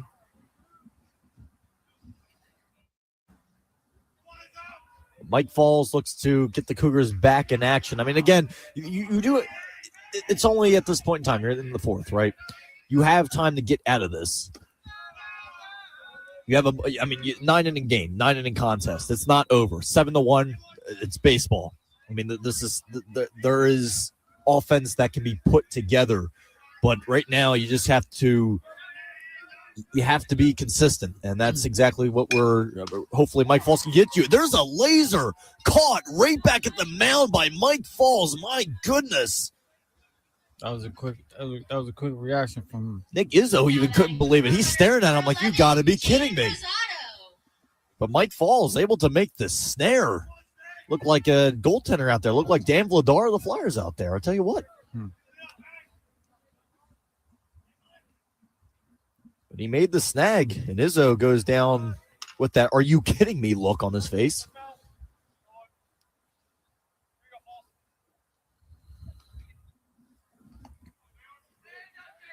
Now with Jaden Rosado up at bat for RCSJ. His first at bat ended with the ground out. And his second at bat, yes, sir, you called it, ended in a ground out. So will this one end in the ground out? We shall see. Mike Falls kicks and delivers on the 0-1 count. And there's a hefty swing and a miss. It's now 0-2 with 2 outs. Starting to see the stars coming out here at the Camden Athletic Complex as the sun goes more and more down below the horizon and behind the clouds behind the city. The city is lit up blue today, and I can see the PSFS building, which is usually always red unless said otherwise. I mean, why would it be lit up blue? It's not because of the Sixers. I mean, unless it's for their funeral. I mean, no one knows. I know there's a producer back at our studio right now that is shaking his head at what I'm saying right now. So, you know, I know I'm seeing it right now. I'm just trying to figure out why. I'm just trying to figure out why it's blue. Because it's blue right here in next to the building next to the Camden. Well, that's the New Jersey American Water building. Yeah. I mean, they just put whatever color they want to up there. Blue and white. So who knows? Water's that color. I don't know. But water's actually clear, but you never know. Whatever. Look at me. Never thought I'd be sitting here on Thursday night discussing the color of water next to a baseball field, but here we are.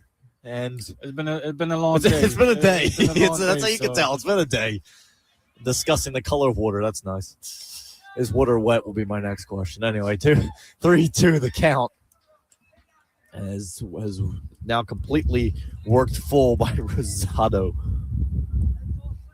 or by Gavin Cohen of the Roadrunners. Kevin Cohen having a base hit and RBI single for his past 2 at-bats. And here's the pitch. That one is ground up the first base line, snared, and is out.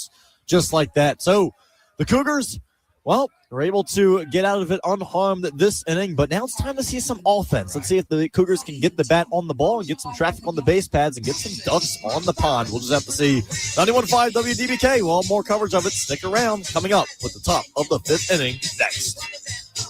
The Accessibility Center provides support services to students with disabilities attending Camden County College. At the Accessibility Center, we strive to create an environment that recognizes differences and builds independence. If you are a student with a disability attending Camden County College, you can connect with the Accessibility Center by calling 856-227-7200, extension 4430, or by emailing accessibilityservice@camdencc.edu. or stop by and visit us on the first floor of Taft Hall.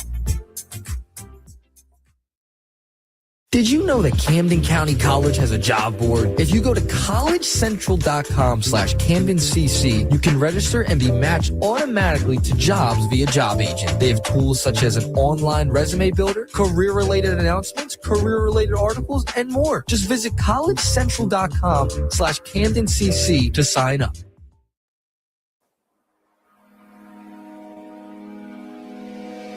My name is RJ Shreve, and you're listening to Camden County College Baseball right here on 91.5 WDBK-FM. Now let's get back to the game.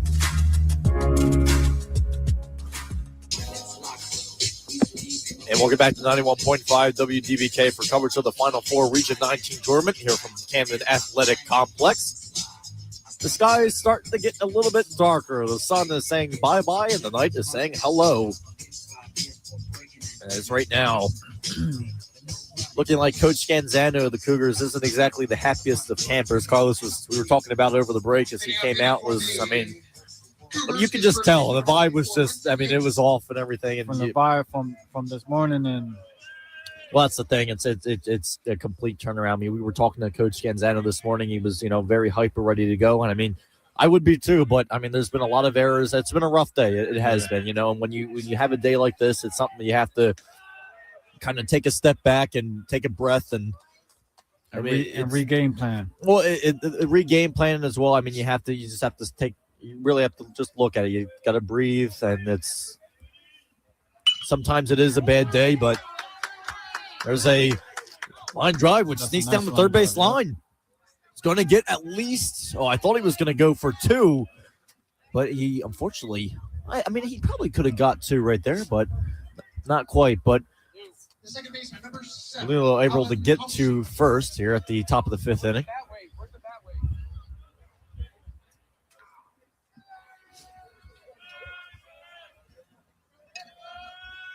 Now with Thompson being able to maneuver his speed.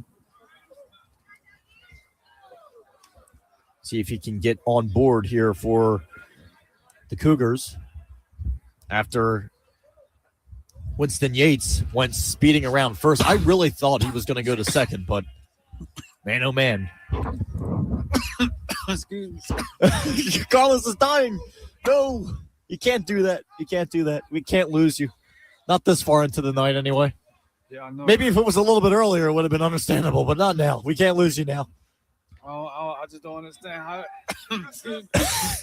it just came We're up to me losing like them. that. We're losing them, folks. Donations, please.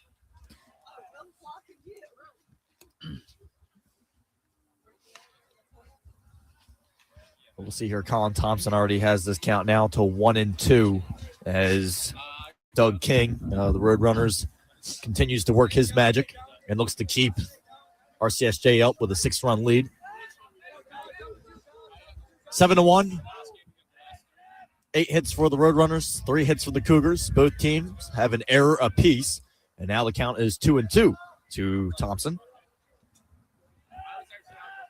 The Ben Franklin Bridge, it's not lit up tonight. It's got green on the one of the main supports, but it's not lit up like how it is on TV that they show usually before a game or whatnot. Every time I come here in person, the bridge is never lit up, but every time I watch TV, it is. Like, come on. Give me something over here. Now batting is number 99, E.J. Berger. Thompson, unfortunately, not able to come through.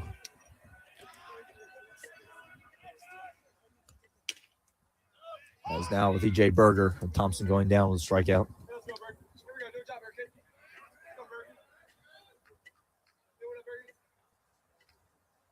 E.J. Berger's last appearance resulted in a ground out.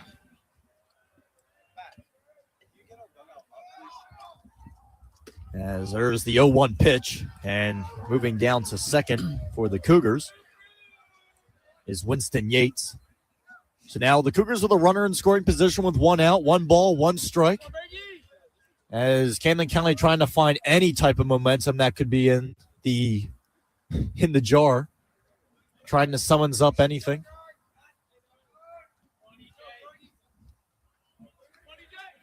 I mean, you look at earlier the game against Brookdale. The Cougars held with them until the 7th inning when things just started to completely fall apart. And really, what we discussed was that relief pitching is really what started to kind of, I should say, bend the stakes for them. As it was just it didn't come to par, and then of course the Cougars offense started to fall off slightly after. But I mean, right now it's a 7-1 contest. You have plenty of baseball left. It's not impossible to come back, and every little chance is a start. Even if you only get a run this inning, as long as it's something where you can find any little bits of life in the tank, just something. That's all we asked for.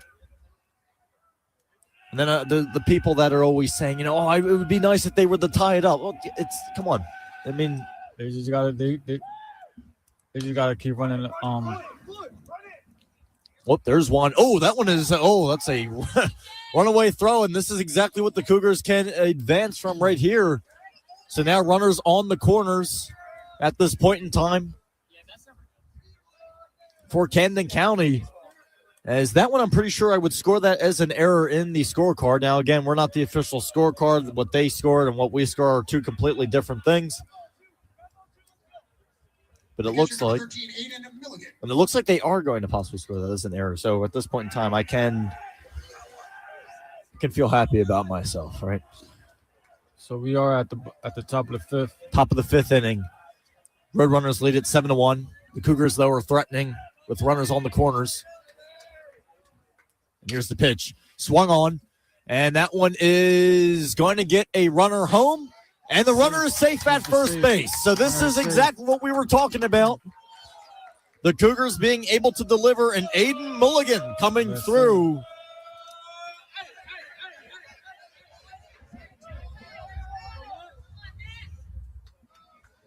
Shortstop number 2, Matt DiMatteo. So that will be an infield RBI single for Camden County. And now DiMatteo looking to get on as his last at-bat resulted in a strikeout looking. As DiMatteo will try to counter that with getting on board and getting some ducks on the pond here mid-game. Chase Conaway on deck. And there's a pitch that is in there for a strike. 0-1.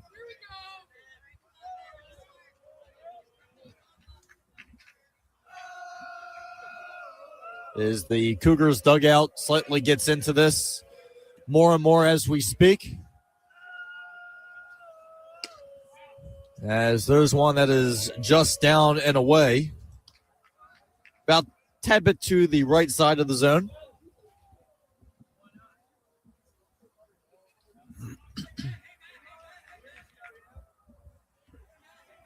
So 1 ball, 2 strikes.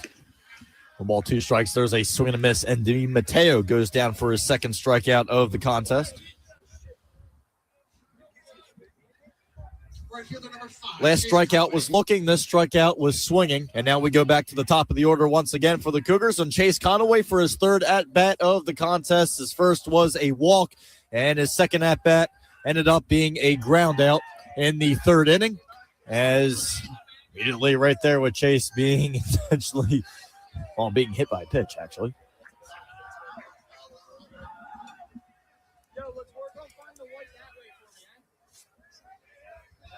So now the Cougars looking to get some momentum right now. The bases are officially loaded. All ducks are on the pond. It's a storybook type setup. Ian Monteith comes up. He struck out looking his first at-bat, but ended up resulting in a base hit his next at-bat.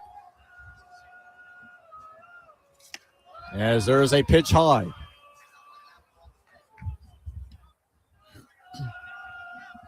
As the sun is almost completely set here at the Camden Athletic Complex. Glad you could join us on 91.5 WDBK with myself, Vincent Foch, along with Carlos Torres here for the Region 19 Final Four with Camden County College against the RCSJ Road Runners. Nothing like a rivalry matchup to finish off a day that has already been, it's been one to put in the books, that I can tell you. But with that being said, it would be something even better to put in the books with a Cougars victory, and a sweet Cougars victory at that. Is now forcing RCSJ to use a mound visit is definitely a key to success, if you do ask me myself. And putting pressure on them in any way possible is key. 7-2, Roadrunners lead here at the top of the fifth inning of play as they all disperse from their huddle.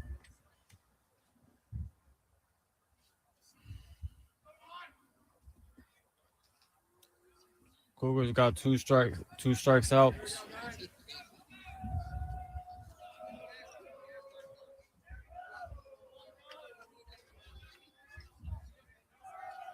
As now we get back rock and rolling here once again for Camden County. As there's one that is skied, and that one goes down. It's at the right field line.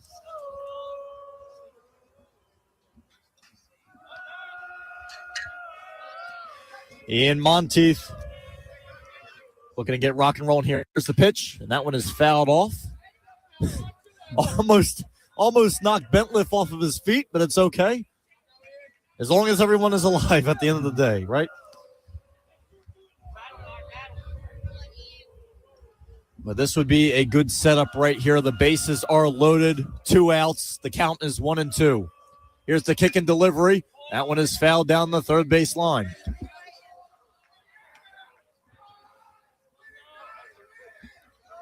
Ian Monteith has already made contact earlier in this contest with a base hit.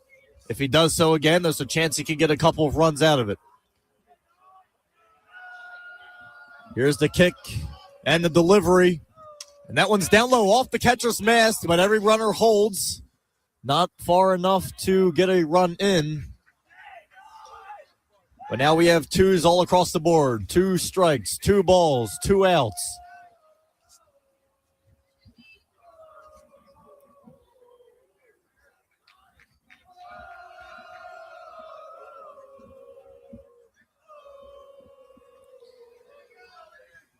Here we go. The 2-2 pitch with 2 outs. Here is the kick and delivery from Doug King. That one is lined down the first base line. That's going to result in an out, and that will do it for the inning. So once again, the Cougars have a great chance to pile on, but cannot do so. The real estate ran out once again. The housing market was full.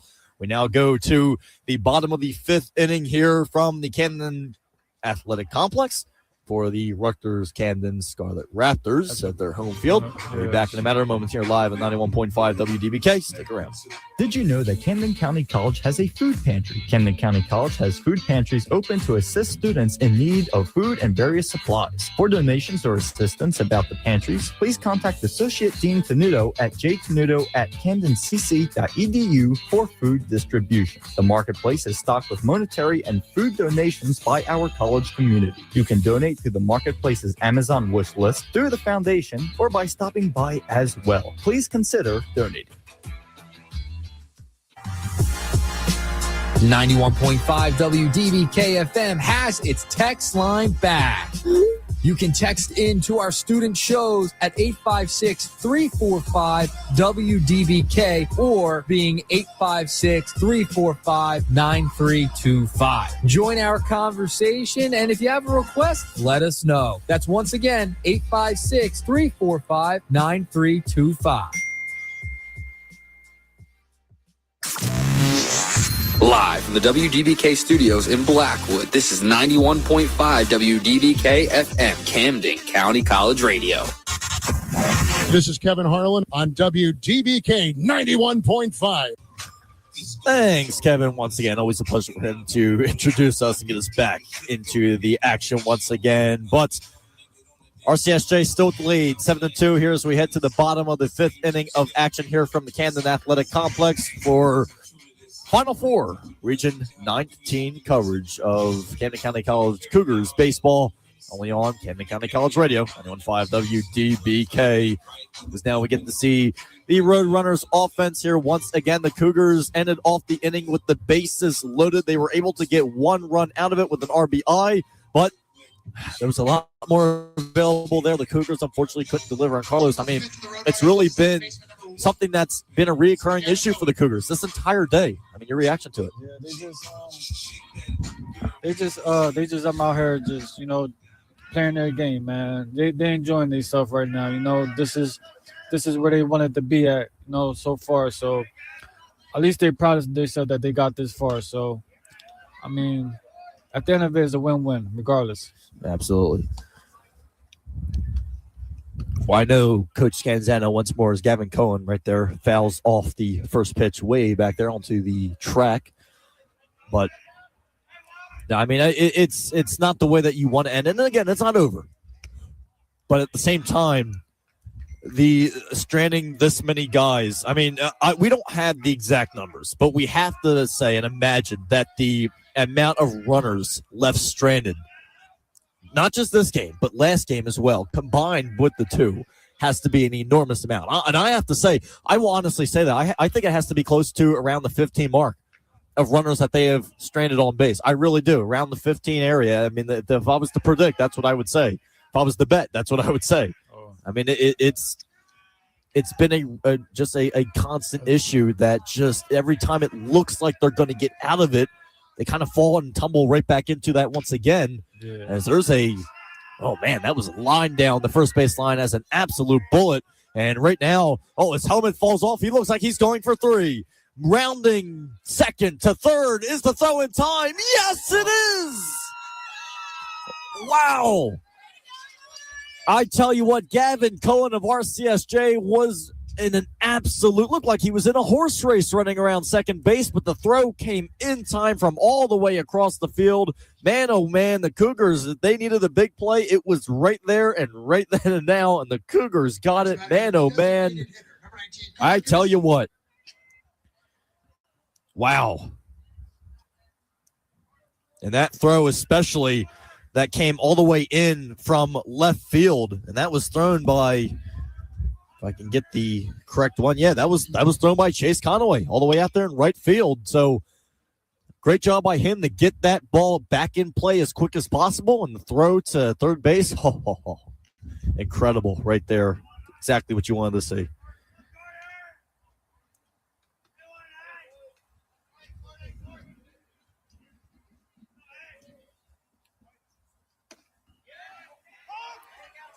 I mean, that will go down as it hits. But, man, oh, man. I tell you what.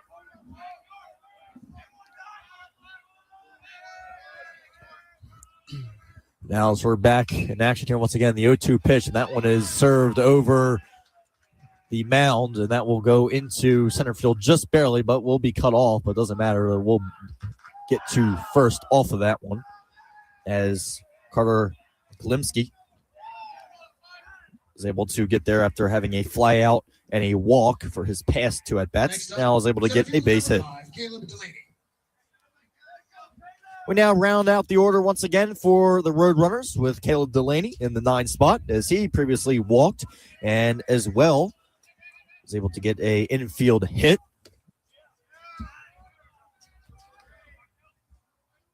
So Delaney's been making his presence known throughout. I mean, even if it was, one was an unearned base and the other one just a little bloopy infield hit that was able to get him on board. So he's been finding ways to get on base. Hasn't been pretty, but that's baseball. Things are not always meant to be pretty, and a lot of the hits, are not always the prettiest. And especially some of the hits that we've seen today, that can back that for sure. But the count is now quickly 1-1 to Delaney. 1 ball, 1 strike, and 1 out. As Mike Falls stares down Broadway and looks to deliver a pitch right down Broadway. And he does not. That one goes into the dirt and bounces way to the backstop. But luckily for the Cougars, the backstop here is nowhere near as big as it is as the Blackwood home of the Cougars. But it was enough to advance the runner to second.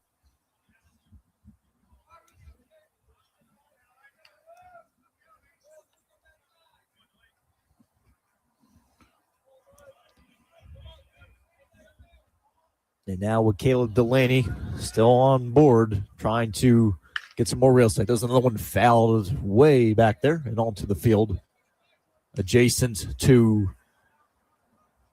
the current playing surface.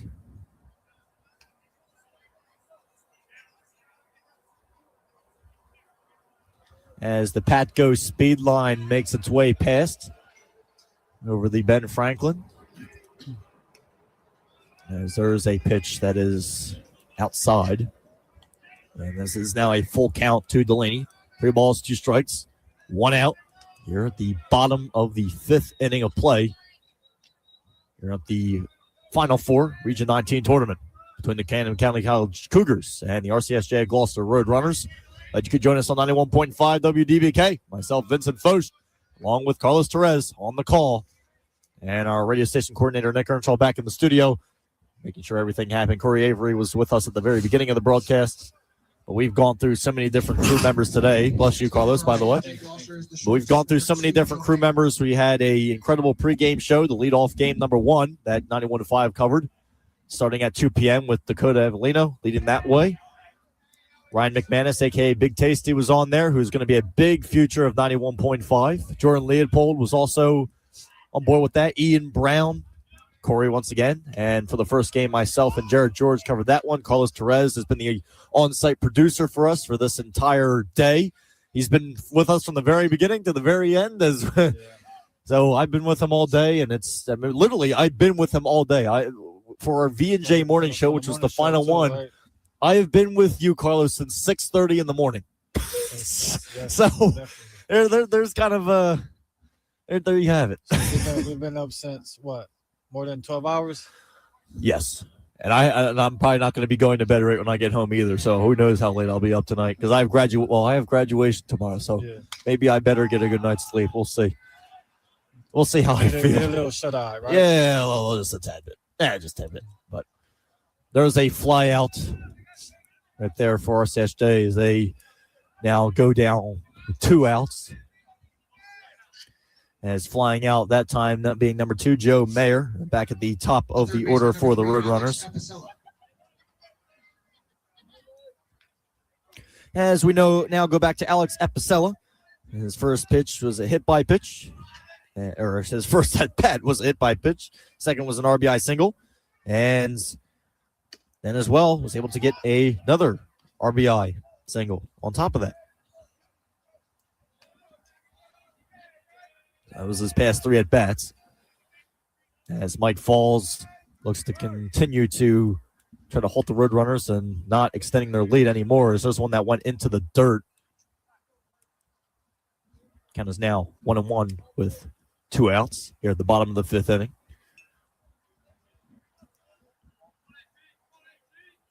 Two runners on for the Roadrunners. One on first, one on second.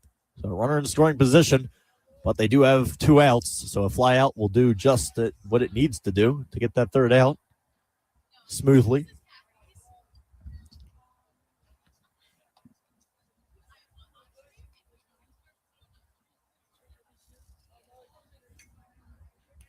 But as for Alex Apicella, looks to try to continue and keep the Roadrunners alive for this inning. Falls, stares back at second, make sure everyone's behaving themselves, takes another look back, takes a look forward, kicks, delivers. And that one is high. That will be ball 3.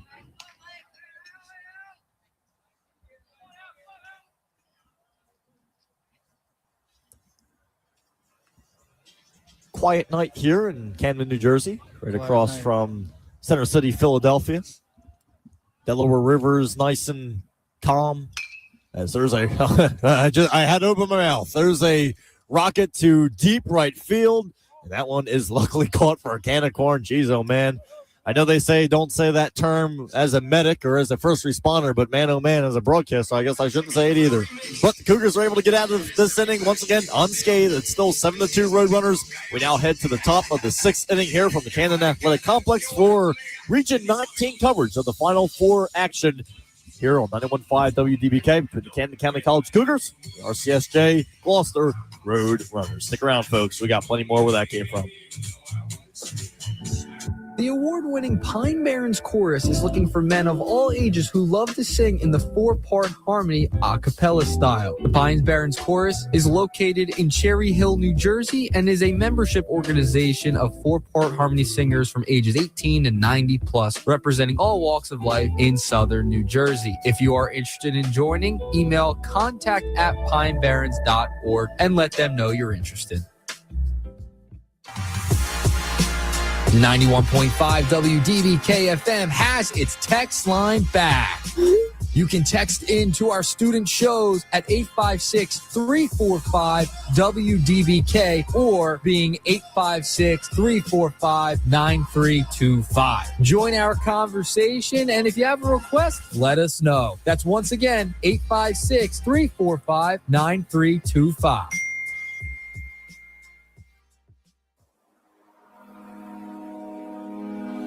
My name is Travis Jenkins, and you are listening to Camden County College Baseball right here on 91.5 WDBK-FM. Now let's get you back to the game. And welcome back to 91.5 WDBK. We return now for the top of the 6th inning of action. Moving right along here from the Camden Athletic Complex.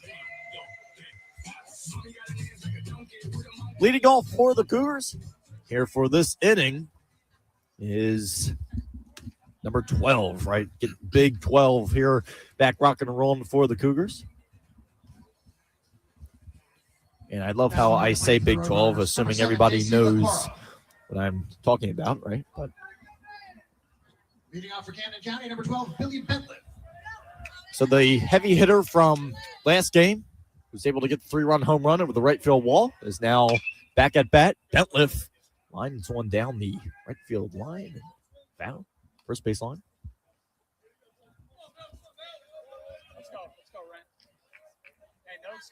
Bentliff has grounded out twice this evening.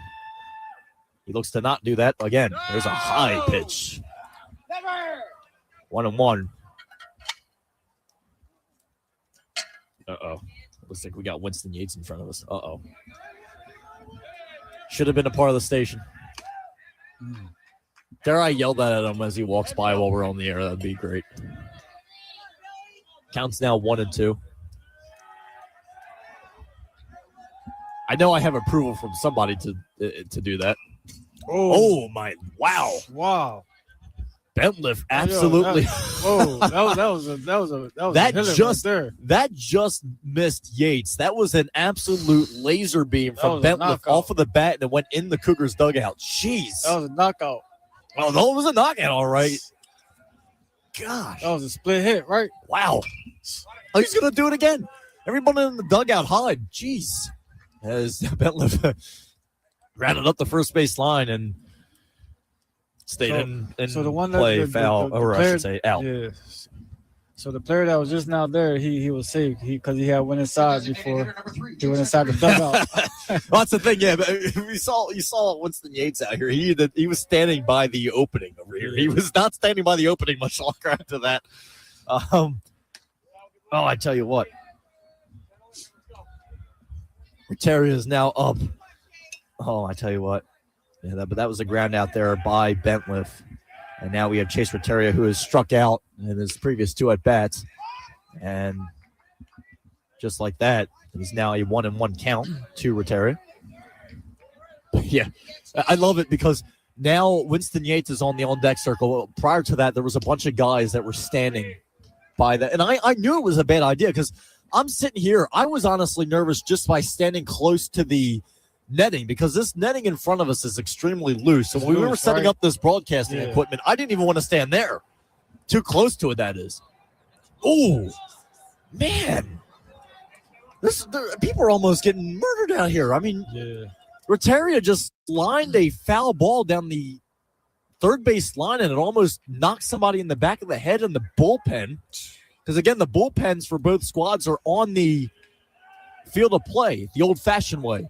So he almost nailed the catcher in the back of the head. My Lord, what's happening tonight? I get this was a long day, but can we please not go out of this with someone being taken away in an ambulance? Jeez. Anyway, the count's 3-2 to Rateria, and now it's 4-2. He walks. So Rateria gets on base for his first time this evening. First baseman number 24, Winston Yates. And there's Winston Yates. Struck out looking his first time at bat and got a base hit his second time up.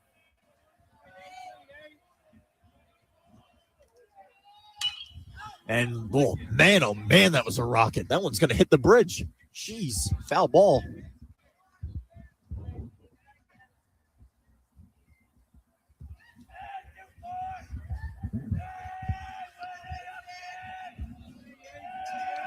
I don't know what's gotten into the Cougars.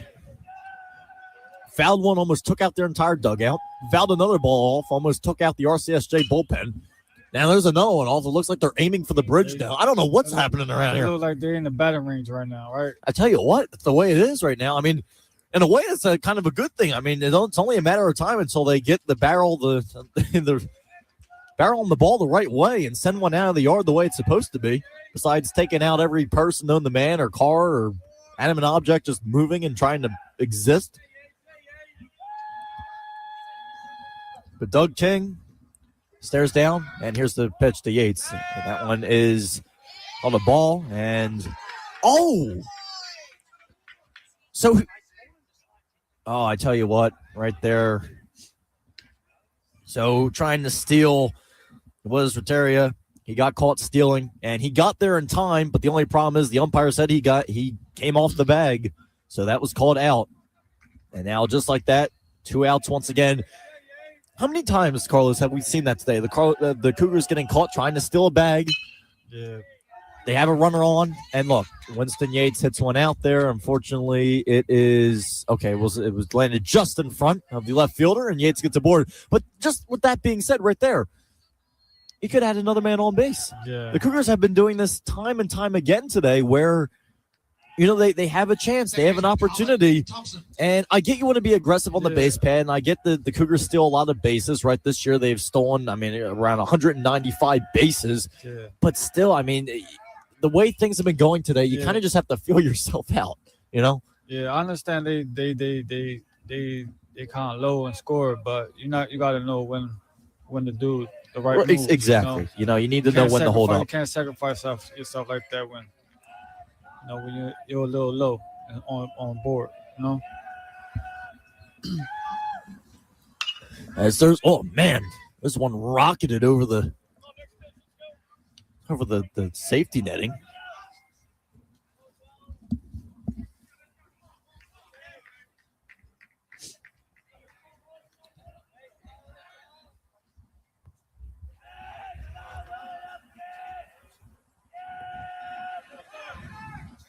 Now there's a hefty swing and a miss right there, and that's going to do it for the Cougars for this little bit of an offensive push, if you will, and if that's what you're wanting to call it. But we now go to the bottom of the frame here from the the Camden Athletic Complex here on 91.5 WDBK. Much more to come from. With that being said, we'll be back. Stick around. Did you know we have a fully equipped fitness center right here on the Blackwood campus? It's true. Located inside Papiano Gymnasium and attached to the basketball court, the Wellspring Fitness Center is dedicated to serving all the health and fitness needs of Camden County College in a welcoming and supportive environment. Our staff of skilled professionals will help newcomers and gym rats alike to reach their goals and to develop a positive, healthy future. Open Monday through Friday, it is free of charge to all students, college personnel, and alumni with a current ID card. Free services include complimentary fitness assessments, exercise technique instruction, and workout programming advice. Stop paying for an out-of-the-way gym membership. Pop in and check it out today.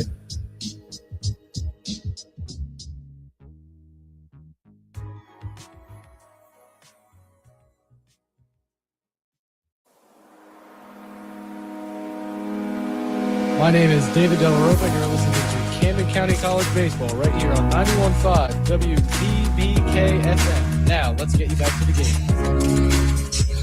And welcome back to 91.5 WDBK-FM, Camden County College Radio. As we now head to the bottom of the sixth inning as the Roadrunners still lead this one.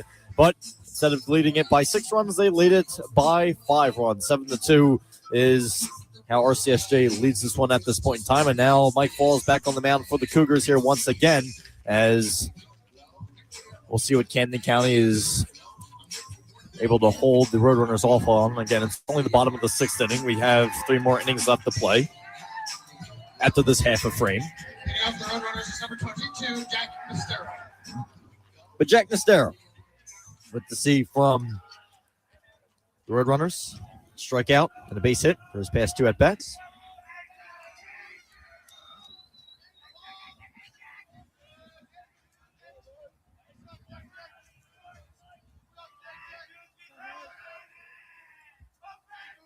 And Mike Falls with the pitch. Whoa, way up high. That's too high. Taking out the clouds with that pitch. As it was just that mosquito up there. That's all he was aiming for. He was aiming for the mosquito. He was trying to treat him good. He was being a nice guy. But number 22 going up against the RCSJ, number 22 in Nestero. As there is one that's pop fly way up there down the third base line. It's going to be way foul. I thought it had a chance to stay in the yard, but says otherwise. And the funny thing is the wind's blowing in, so the fact that it went that far, even with even with the wind blowing in, is the power said within itself.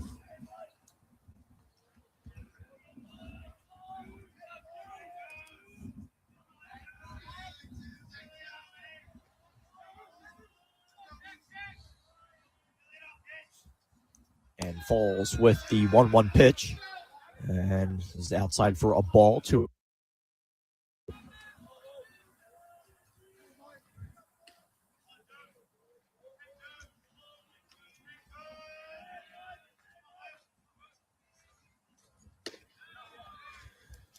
and there's another one down low, 3-1 now the count to Mastero.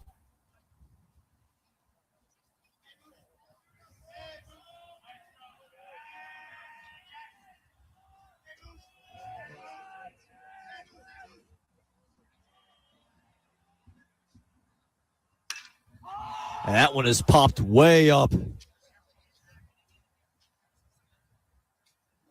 Nice catch from Cougars.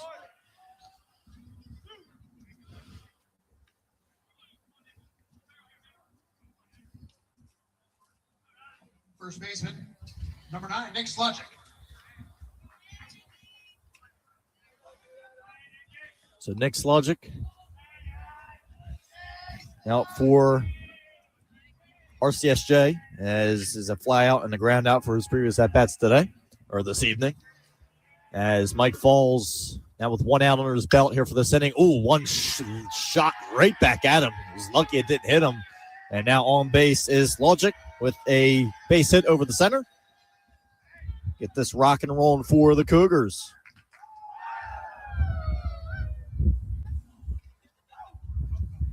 Next is left fielder number 12, Nick Izzo.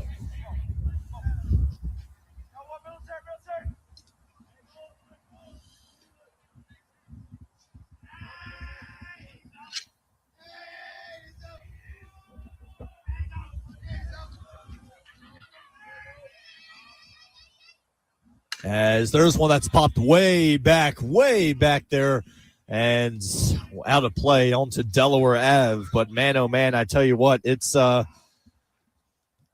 both squads are really nailing them off the bat. That I can definitely tell you. But I mean, the contact overall. I mean, we haven't seen the big time contact really since the first inning of play. Well, I should say more so big time contact that's resulted in going where they wanted the ball to go.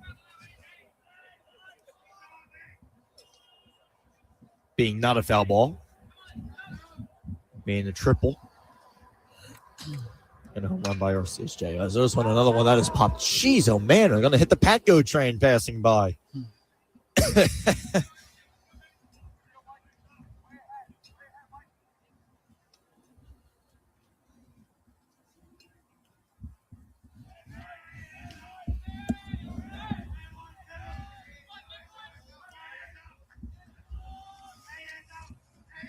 And lining up, there's Mike Falls once again. It's an 0-2 count with one out. And there's one that is fouled. And man, oh man, you got to make sure your catcher is okay with that one. I think one is the stinger.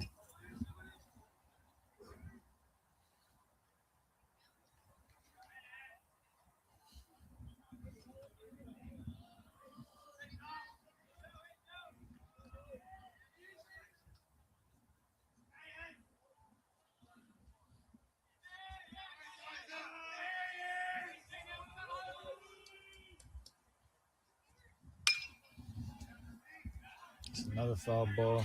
Yeah, right now it's been foul ball palooza. And man, oh man. 0-2 the count, though.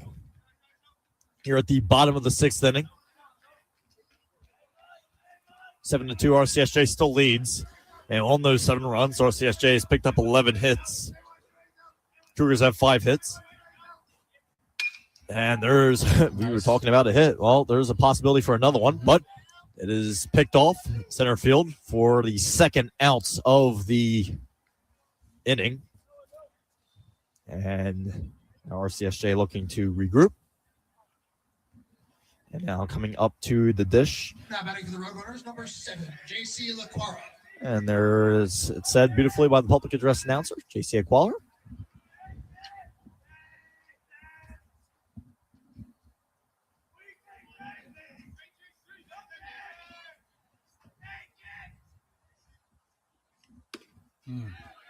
So J.C. LaQuara making his first appearance this evening for the RCSJ Roadrunners. Millstone, New Jersey native, as he comes into this contest looking to do what he needs to do for the center, or for the catcher.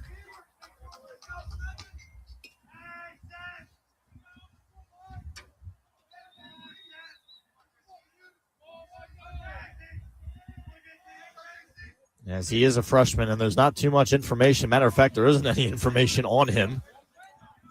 So this very well could be his first plate appearance.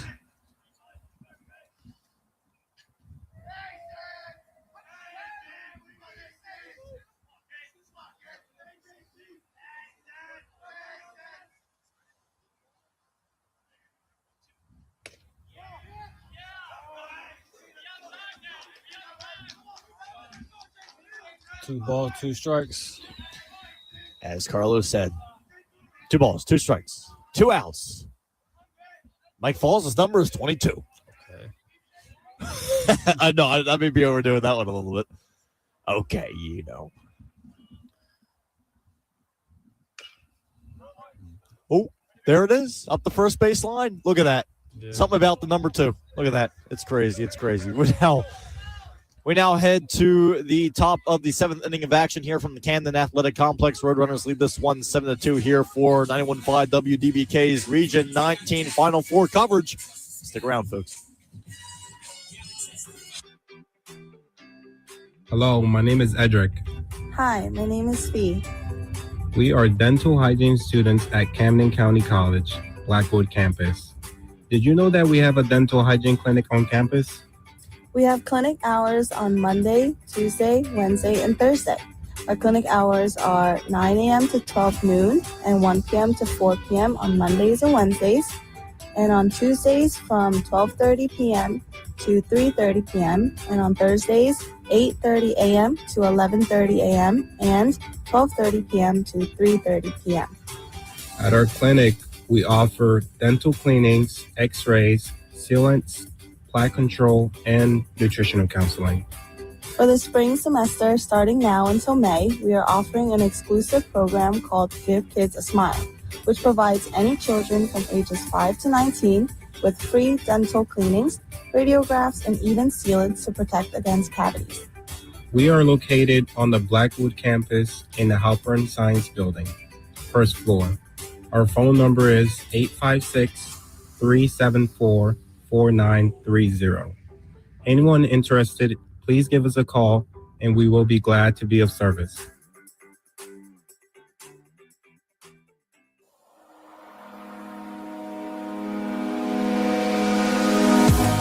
Stranahan, and you're listening to Camden County College Baseball right here on 91.5 WDBK-FM.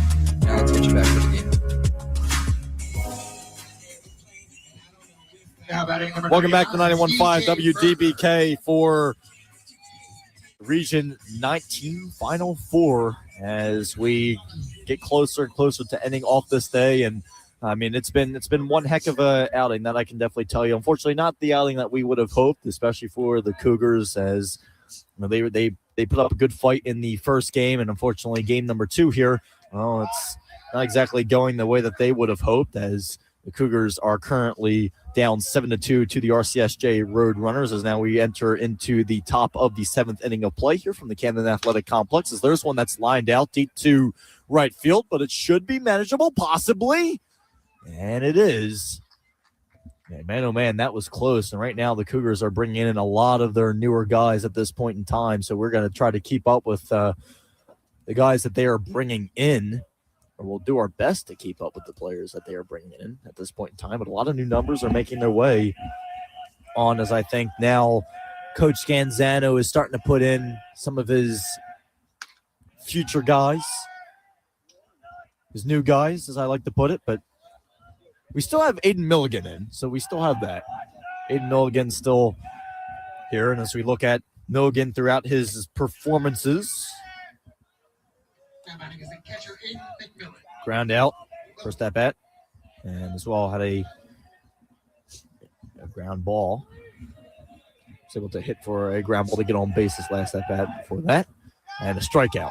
So there's his 3 final at bats. And speaking of a strikeout, well, he just struck out right now in front of us. So now 2 strikeouts on the day, or on the game, I should say.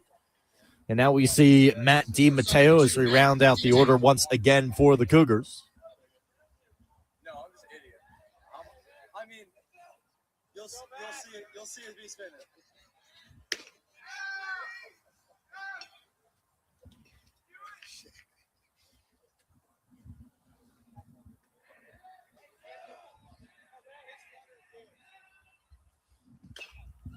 As there's one that's popped behind DiMatteo into the backstop. Count is now 0-2 with 2 outs. Again, glad you could join us here live on 91.5 WDBK for the Region 19 Final Four coverage of NJCAA baseball. Top of the 7th inning, where the Roadrunners lead this one 7-2.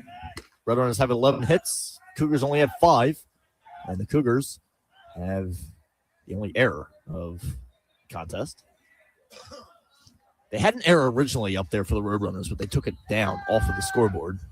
So I don't know if they changed their mind or what, but now DiMatteo goes down, strikes out, and that's going to do it for the top of the 7th frame here for the Cougars. When we come back, we'll have the bottom of the 7th against the RCSJ Roadrunners. But I want to take some time, Carlos, and really go over, what we have seen in that kind of continuous motion of what the Cougars have developed here in, these past 2 games. And that is just really every single time. And now the offense has really kind of gone silent. But what we've seen last game and especially this game was just the Cougars constantly over and over again. They get runners on. They look like they're going to do something. They get a runner in scoring position. And a lot of times we've even seen them, they've had a runner on third. But striking out. Yeah. The just unnecessary plays like grounding into a double play. It's just things that can't happen are happening. And it just seems to be, it was a continuous mistake. And really why the Cougars have ended up in this situation. Again, I don't want to pour any more fuel into the fire. I understand they're frustrated. But it's just something where, it's kind of that, and this causes the frustration. It's the same exact result every single time where you get your hope up. It looks like something will happen. I just feel like they're just moving too fast.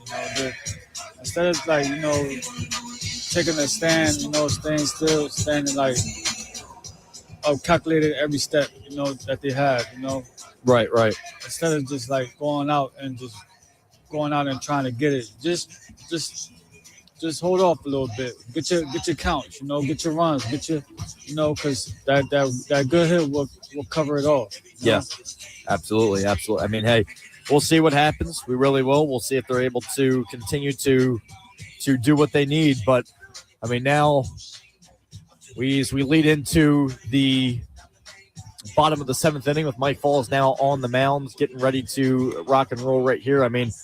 We'll see if they can get back to their ways here once again, but it's going to be tough. And I have to say, ever since Mike Falls has came in, the scoring for the Roadrunners has calmed. Obviously, they got a couple of runs with Falls joining on the mound, but that was from what was left over from Stranahan. And again, I don't want to say that all Stranahan's fault, but a lot of it was not Stranahan's day, and Falls had to come in, and he did what he had to do. Falls just need to pick up his shots a little better, Well, there's one that is skied by Jimmy Staple.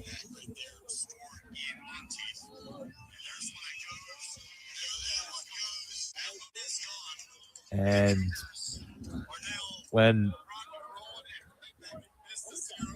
sorry, I had that. I was reacting to something. I was hearing my voice in my ear. Anyway, Jimmy.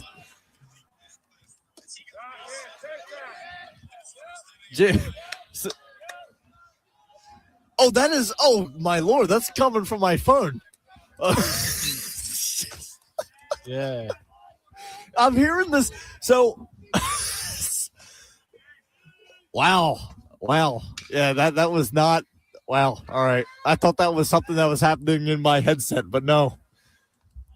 So I had my phone open. So we're doing this new thing, and it's actually live right now. It's called the WDBK Commentator Cam, or cast, whatever it may be, whatever the name is.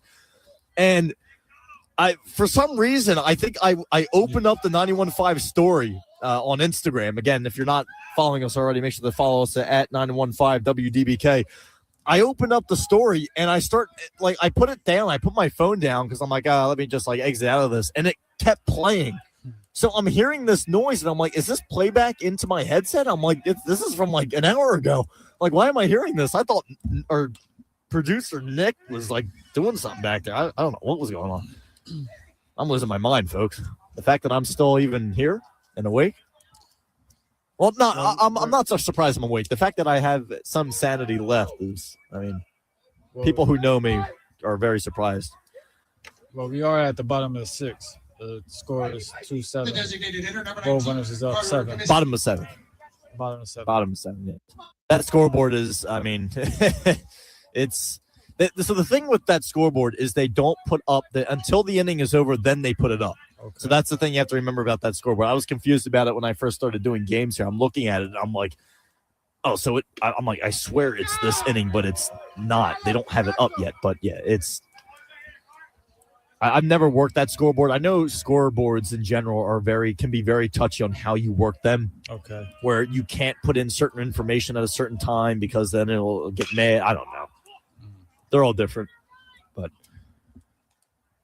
whereas they throw across the diamond, which is in time to get the first out of the inning. But yeah, this is the home of the Rutgers Camden Scarlet Raptors, as now 2 outs are on the board for the Roadrunners here in the bottom of the 7th inning, as they still lead 7-2. But this is the home of the Rutgers Camden Scarlet Raptors, and it's taken care of. Peter, who is their who is, if you want to call him the AD, he's in charge of athletics for Rutgers Camden. He's a great guy. I was able to see him earlier today, but he's usually here for all the Rutgers games. But he pops in and out when the field's being used. He's a great guy, and I've been able to speak with him throughout the years. And that scoreboard, it was funny because the one time I was covering a Rutgers baseball game here, and we're setting up our broadcast, and he's like, oh, by the way, there's going to be no scoreboard today. I'm like, what do you mean? He said, well, it doesn't work. I'm like, what do you mean it doesn't work? I'm like, it's brand new. I'm like, what did you do to it? He's like,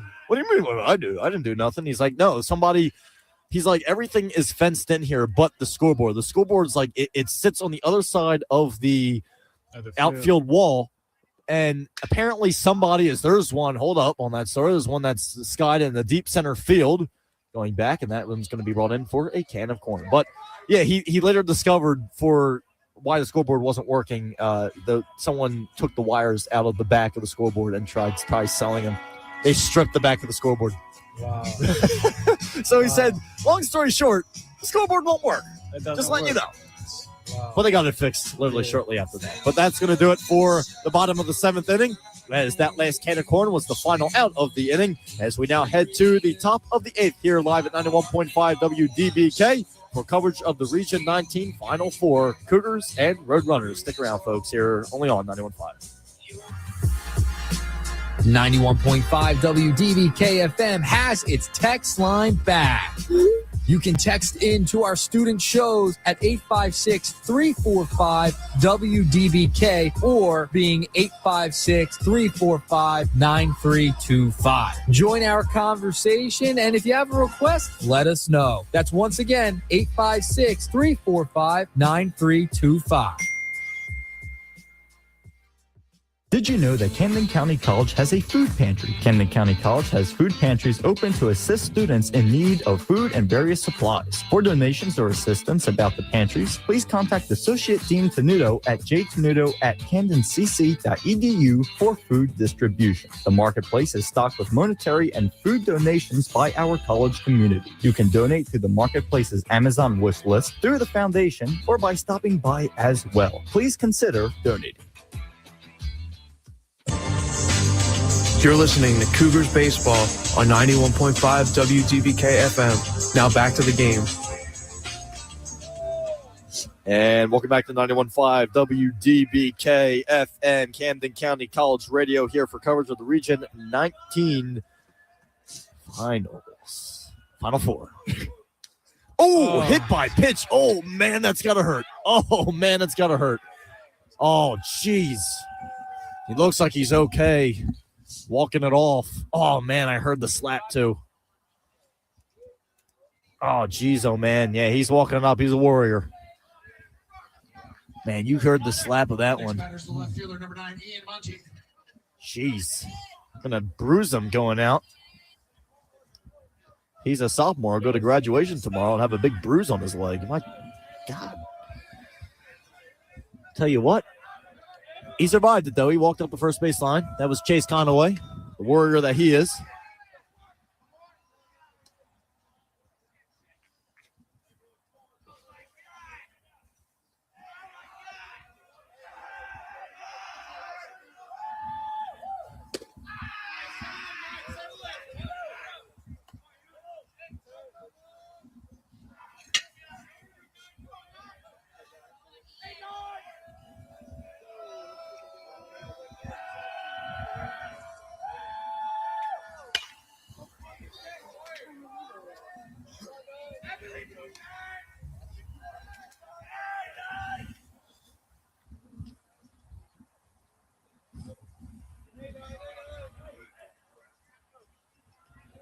But now they're setting up 2 outs quickly just like that. Man on first being Conaway. There's a swing and a miss. I should say it was 0-2 with no outs. Now it's 1 out with the swing and a miss right there. Rotaria. Or excuse me, Rotaria now coming up. That was Ian Monteith with that swing and a miss. Excuse me, folks. I am all over the place. Bentwith. Rotaria is now up on deck. It's been a long day, folks, here from the Camden Athletic Complex, covering game 1 and 2. Cougars falling short in game 1, 11-7. Now down 7-2 here in the bottom of the 8th.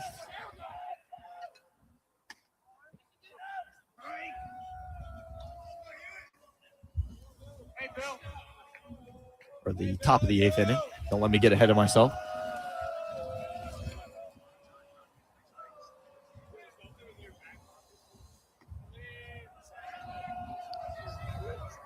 But as the Patco train passes by, as this day comes to an end, This day coming to the even more, yeah, I can't believe it that this is it for me on 91.5 Airways, because now, well, if the game continues to go the way it's going, this will be it.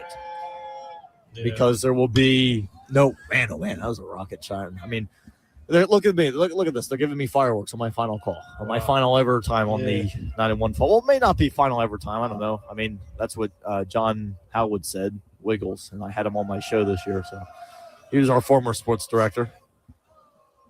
But I'll be joining him at Rowan. There's a high fly ball to right field. Should stay in the ballpark, and it is for a fly out right there by Bentliff. And now Rotaria comes up at bat here in the top of the 8th inning of play.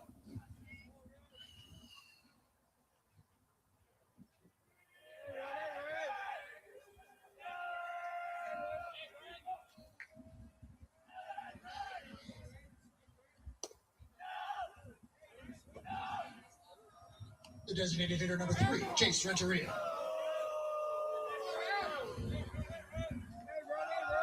So Chase Renteria now up for Camden County. They just stole. As, yes, still on the base, Conaway being able to move over right there. Now a runner in scoring position once again. So there I say it, Carlos, like I stated last time, the Cougars have a runner in scoring position. Whatever will happen. And he is out. What did I tell you, Carlos? What was I about to say? Call him slipping. What did I just say? It is what has defined the Cougars this entire day. They've got caught constantly. The same mistakes continue. We now head to the bottom of the 8th inning. The Cougars continue down the same road that they've been haunted by really this entire day. Stick around, 91.5 WDBK. Myself, Vincent Foch, along with Carlos Torres for Region 19 Final Four contest. Did you know about the TRIO Student Support Services Program? The federally funded TRIO program is designed to enable low-income college students, first-generation college students, and students with a documented disability to stay in college until they earn their degree or transfer to a four-year institution. The Student Support Services Program at Camden County College will assist students with basic college requirements, provide opportunities for academic development, and motivate students towards the successful completion of their associate's degree or transfer to a four-year college. Student Support Services will provide academic and career advisement, tutoring assistance, completion of financial aid forms, and much more. Contact TRIO at 856-968-1335. You can also email them at studentsupport@camdencc.edu. The location to find out more information about this program is on Camden County College's Camden campus, located on the second floor of College Hall. The TRIO Student Support Services Program, where the students are destined for success.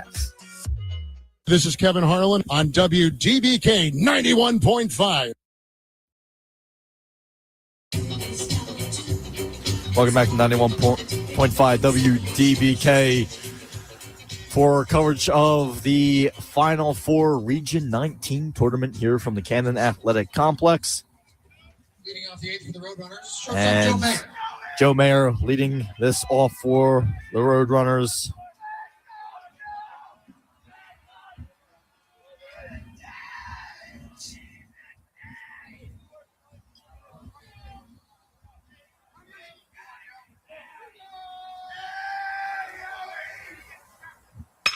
As there's one that is flying right towards his third base coach.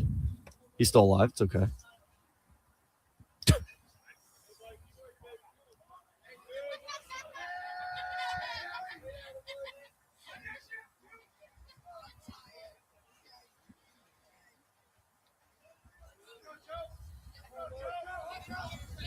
As now, once again, here for the Roadrunners is there's a pitch taken low. As up the bat for, I almost said Camden County. Don't let me lose my mind, folks. Trust me. I'm making it. Yeah, we're making it. We're making it through the end, right? Joe Mayer. Hey, man. This my final calls for 91.5. My final time on the 91.5 airwaves was with you, Carlos, since 6:30 in the morning. Got to host your last show with you. Yeah, seriously, I'm going to miss, I say to a lot of people, I'm going to miss it. And, to be able to go out, covering, I should say to be able to go out with 91.5 covering baseball and doing sports as sports director, even though the Cougars aren't winning right now, it still feels good, to be going out with 91.5 next to a backstop of a baseball field calling a game. I think feels, it's kind of that perfect way to go. I feel like someone's passing away. Yeah, I honestly need to change. Jeez, it's the perfect way to go. Jeez, oh man, I can't even do an outro the right way with this place. No, it's just something that basically is happening. Well, it's tough, and the funny thing is, it's not going to hit until next week, where I realize, it's over, But 91.5 it is. Obviously moving on the road. When you realize that you're not doing nothing no more. Not doing it with the station. Right? Because I'll still be I've been it's been fun. It's been fun. Yeah. The next chapter will be interesting, yeah? Yeah, because I can say this is you was here, you was putting the work in, and then when you gotta move to somewhere else is wow, I'm not doing this anymore. Right. Well, that's the thing. It will hit next week. It will hit next week where I'm I don't know, I'm doing work, or I say I'm going to bed or something. I'm just sitting there wow. Yeah. So our radio station coordinator had to make sure he said in my ear that he will be on the beach next week. That's nice. He with his Eagles blanket and his book of War and Peace, probably. Our station coordinator do deserve it. He's been working hard. He's going to be on the beach all by himself. Yeah. He's going to shut the phone off. He's going to shut it off. He don't want no notifications on. I mean, that's what a vacation should be, really. Yeah. I don't want to, if someone's bothering you on vacation and you're responding to texts on vacation, it's not a vacation. If you're doing work and like communicating and you only respond when it's late night when you about to go to well, like sleep if somebody said like someone's dying, that's different. But like if somebody's asking you like a work tip, like okay, like no, wait until I get home, you know.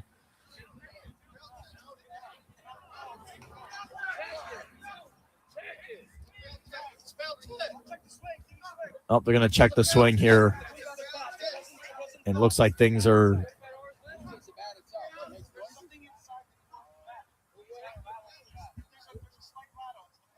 There's a slight the umpire is saying there's a slight rattle in the there's a lot going on here. A slight rattle. Well, so first off, they were trying to go over a check swing right here. By the way, this is the bottom of the 8th inning here as the Roadrunners lead this one 7-2. So they have 11 hits compared to the Cougars 5 hits, as it's a 2-2 count. As there's a pitch way out there, and that is going to be thrown across for the cross body throw out at first base. And that will be the second out of the contest. But no, I mean that's a vacation. You know, you get away, you do what you need to do, right? Next up, the right fielder, number 22, Jack Mastero. So we got Jack Nastera out here for the Roadrunners. As 2 outs are on the board here for RCSJ this frame, as there's a pitch from Falls down low. But I mean, really, when looking at the Cougars season, I mean, this was a big time growing statement from Camden County. And again, like even though the game's not over, I don't want to be putting that thought in yet. I mean, there's things that can happen, right? And especially like on a night like today, you never know. But just the way things have been going for the Cougars, don't get me wrong. Today has been an unfortunate day. It hasn't gone the Cougars' way. It's been very, very frustrating, especially with being able to not strand runners on. And, it was. I could say it was the cause of the game with Brookdale. You know, when I can say when they switched the pitcher. You know. Well, that's the thing. The relievers for the Cougars was really not the greatest thing in the world, and it cost them quite a little bit. I mean, it really did. And when Nick Monkienko for the Cougars was taken out of the game, it kind of was a downhill. You know, it really, I should say, it was an uphill climb, really. And they lost that one 11-7. And today, well, I mean, Aiden Stranahan for the Cougars, who was the leadoff pitcher or I should say, was the starting pitcher for the second game. It was not going his way. And I mean, he was leaving pitches over the plate. And I mean, it just showed, I mean, they were constant contact with the ball. It was a constant battle that game. It was. I mean, the innings was a little long, you know. So yes. So you know, our starter pitcher he got tired in the fifth inning, the sixth inning, around there. So I can understand that part. Yeah, you know? I mean, it's unfortunate, and I mean, it's been a rough day for the Cougars all around. But I mean, seriously, when looking at it, I mean, it's frustrating, and I understand that. But it's been, I mean, when you look back at the year in total for the Cougars, I mean, it's something that, I mean, they made a lot of growth.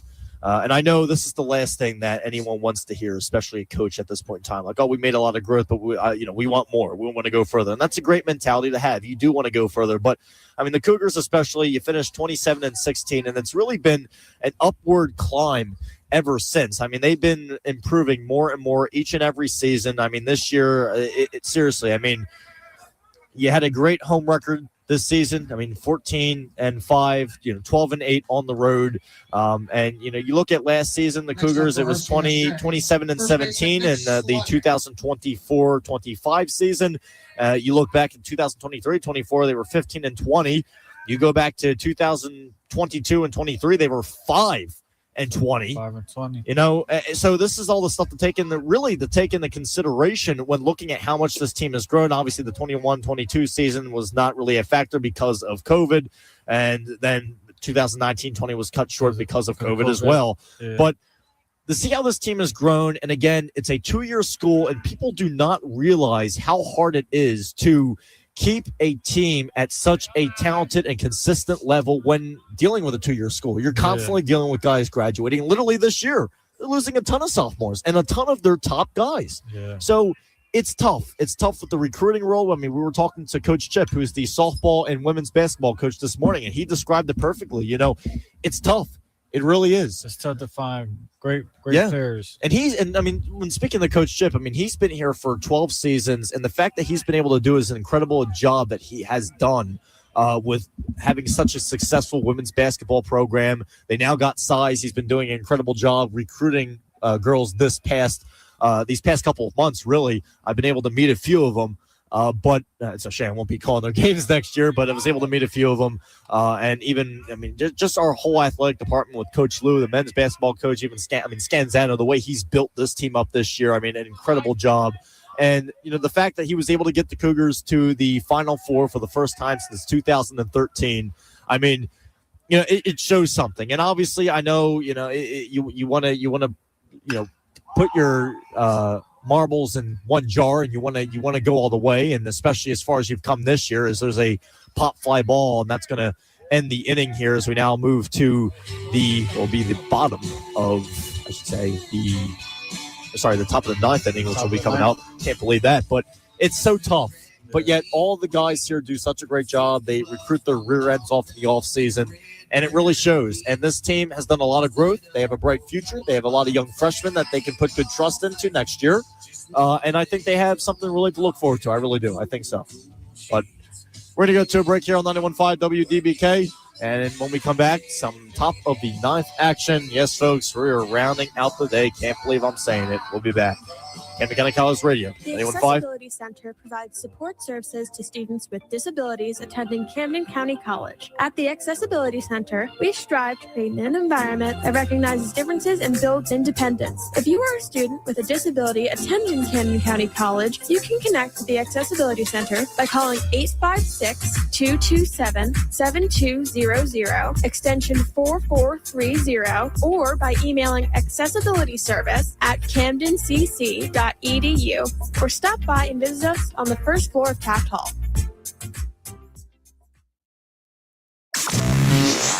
Live from the WDBK studios in Blackwood, this is 91.5 WDBK-FM, Camden County College Radio.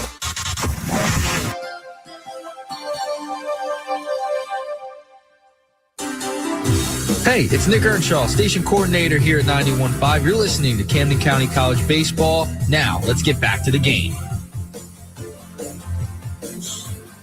Welcome back to 91.5 WDBK for coverage of the Final Four Region 19 tournament here from the Camden Athletic Complex, home of the Rutgers Camden Scarlet Raptors. I had the pleasure of using their field here for this tournament. The Camden County College Cougars and RCSJ Roadrunners currently at it at this point in time. Yeah. Roadrunners leading 7-2 here as we are now in the top of the ninth inning of action here from the Rutgers Camden Complex. From the wonderful Rutgers Camden Complex. We love it, right? But it's been one heck of a day. I mean, it really has been, and it's been something special that I can tell you. But it's now a calm night and everything, and I mean, really. But here's the Cougars. This is their last shot at it here today. As Renteria is up. And there's the first pitch to him, which is recorded as not the first pitch to him. It's 3-1. Jeez, it's falling behind a little bit right there.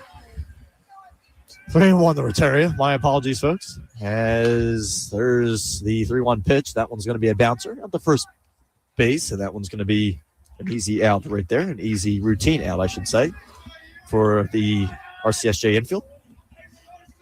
One down here at the top of the ninth inning. As coming up next for Camden County, the big 2-4. Come on, Winnie. Hey, get loud in here. Come on, let's go. Come on, Winnie. Come on, Winnie.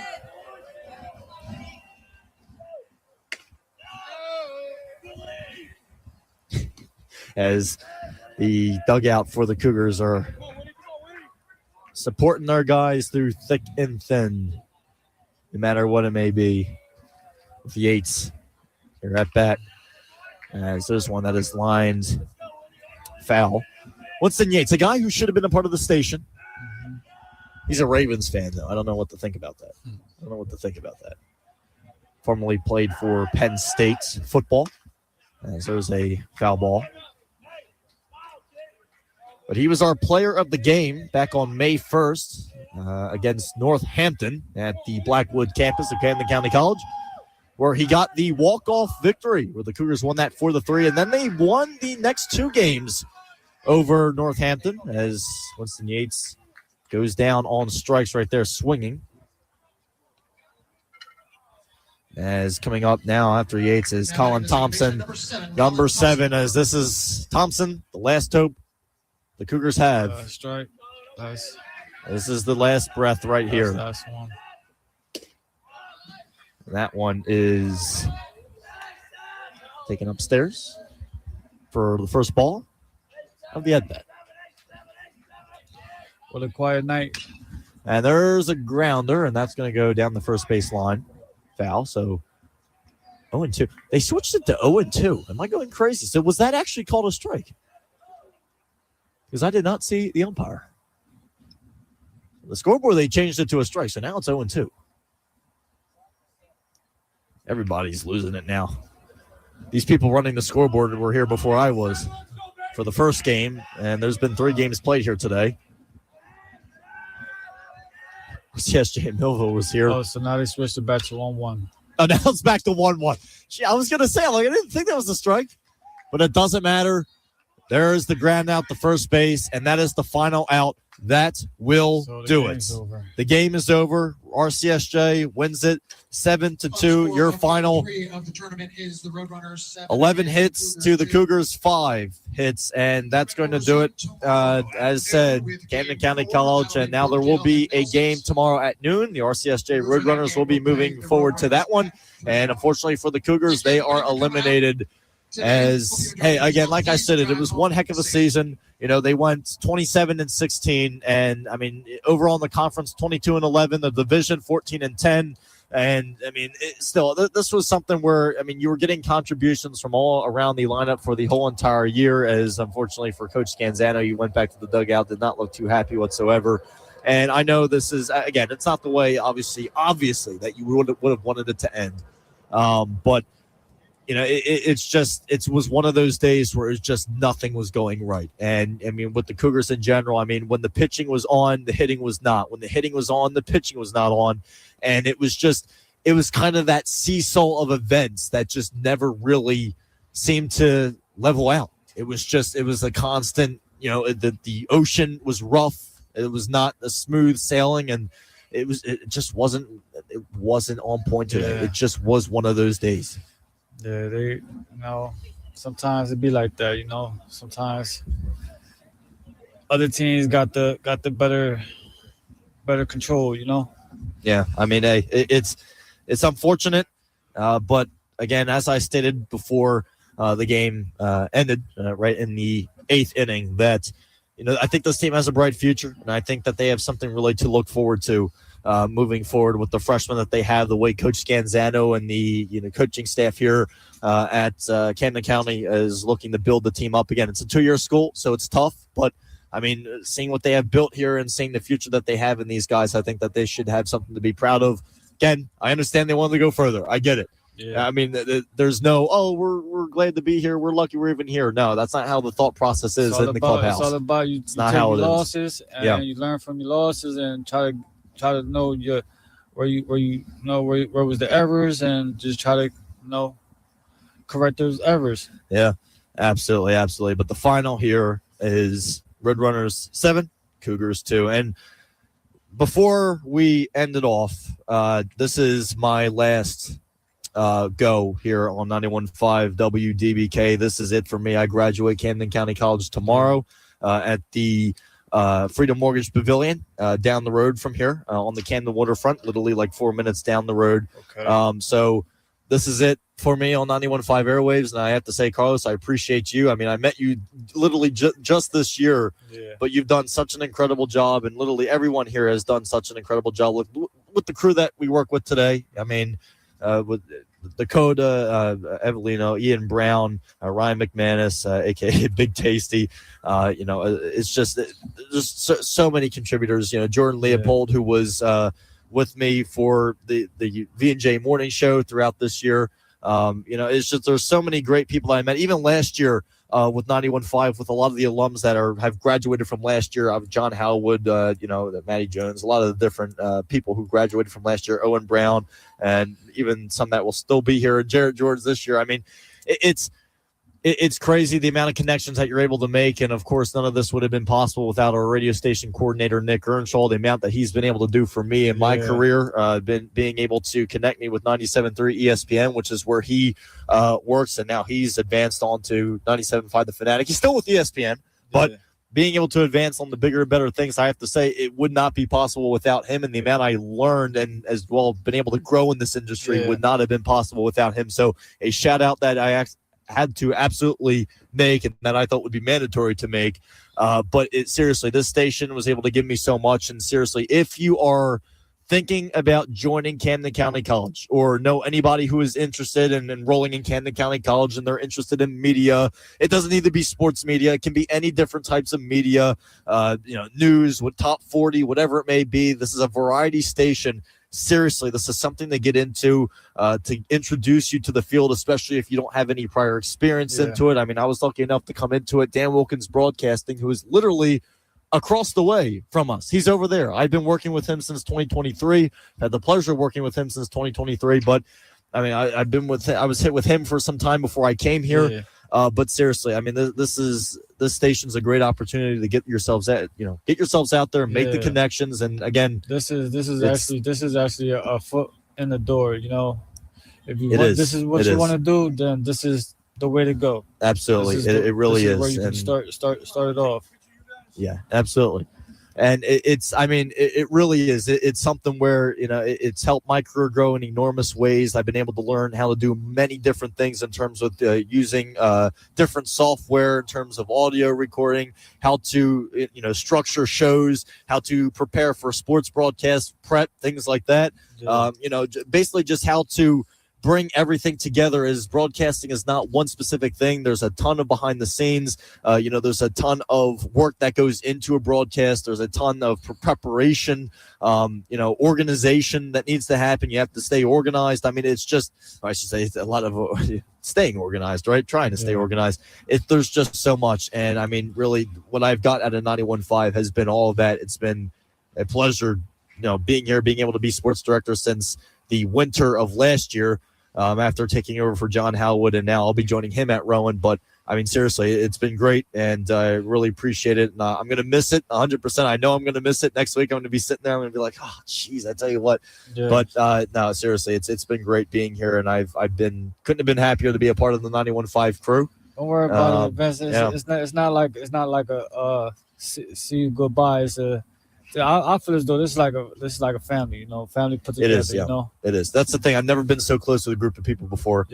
Before coming here, and it's something where you're working with them all the time, and you develop a great relationship with everyone, and even at times the things they may not look like they work out at first, and it's like everyone is like, oh, that's my sister or my brother. Like, it really is. It's you see a certain group of people all the time. You work well with them, and it's really great, the relationships that are built from it. So I appreciate it very much. I'm going to miss this place, but for the final time, the Cougars here, unfortunately, did not come up with the victory. 7-2 the final. Roadrunners come away with it.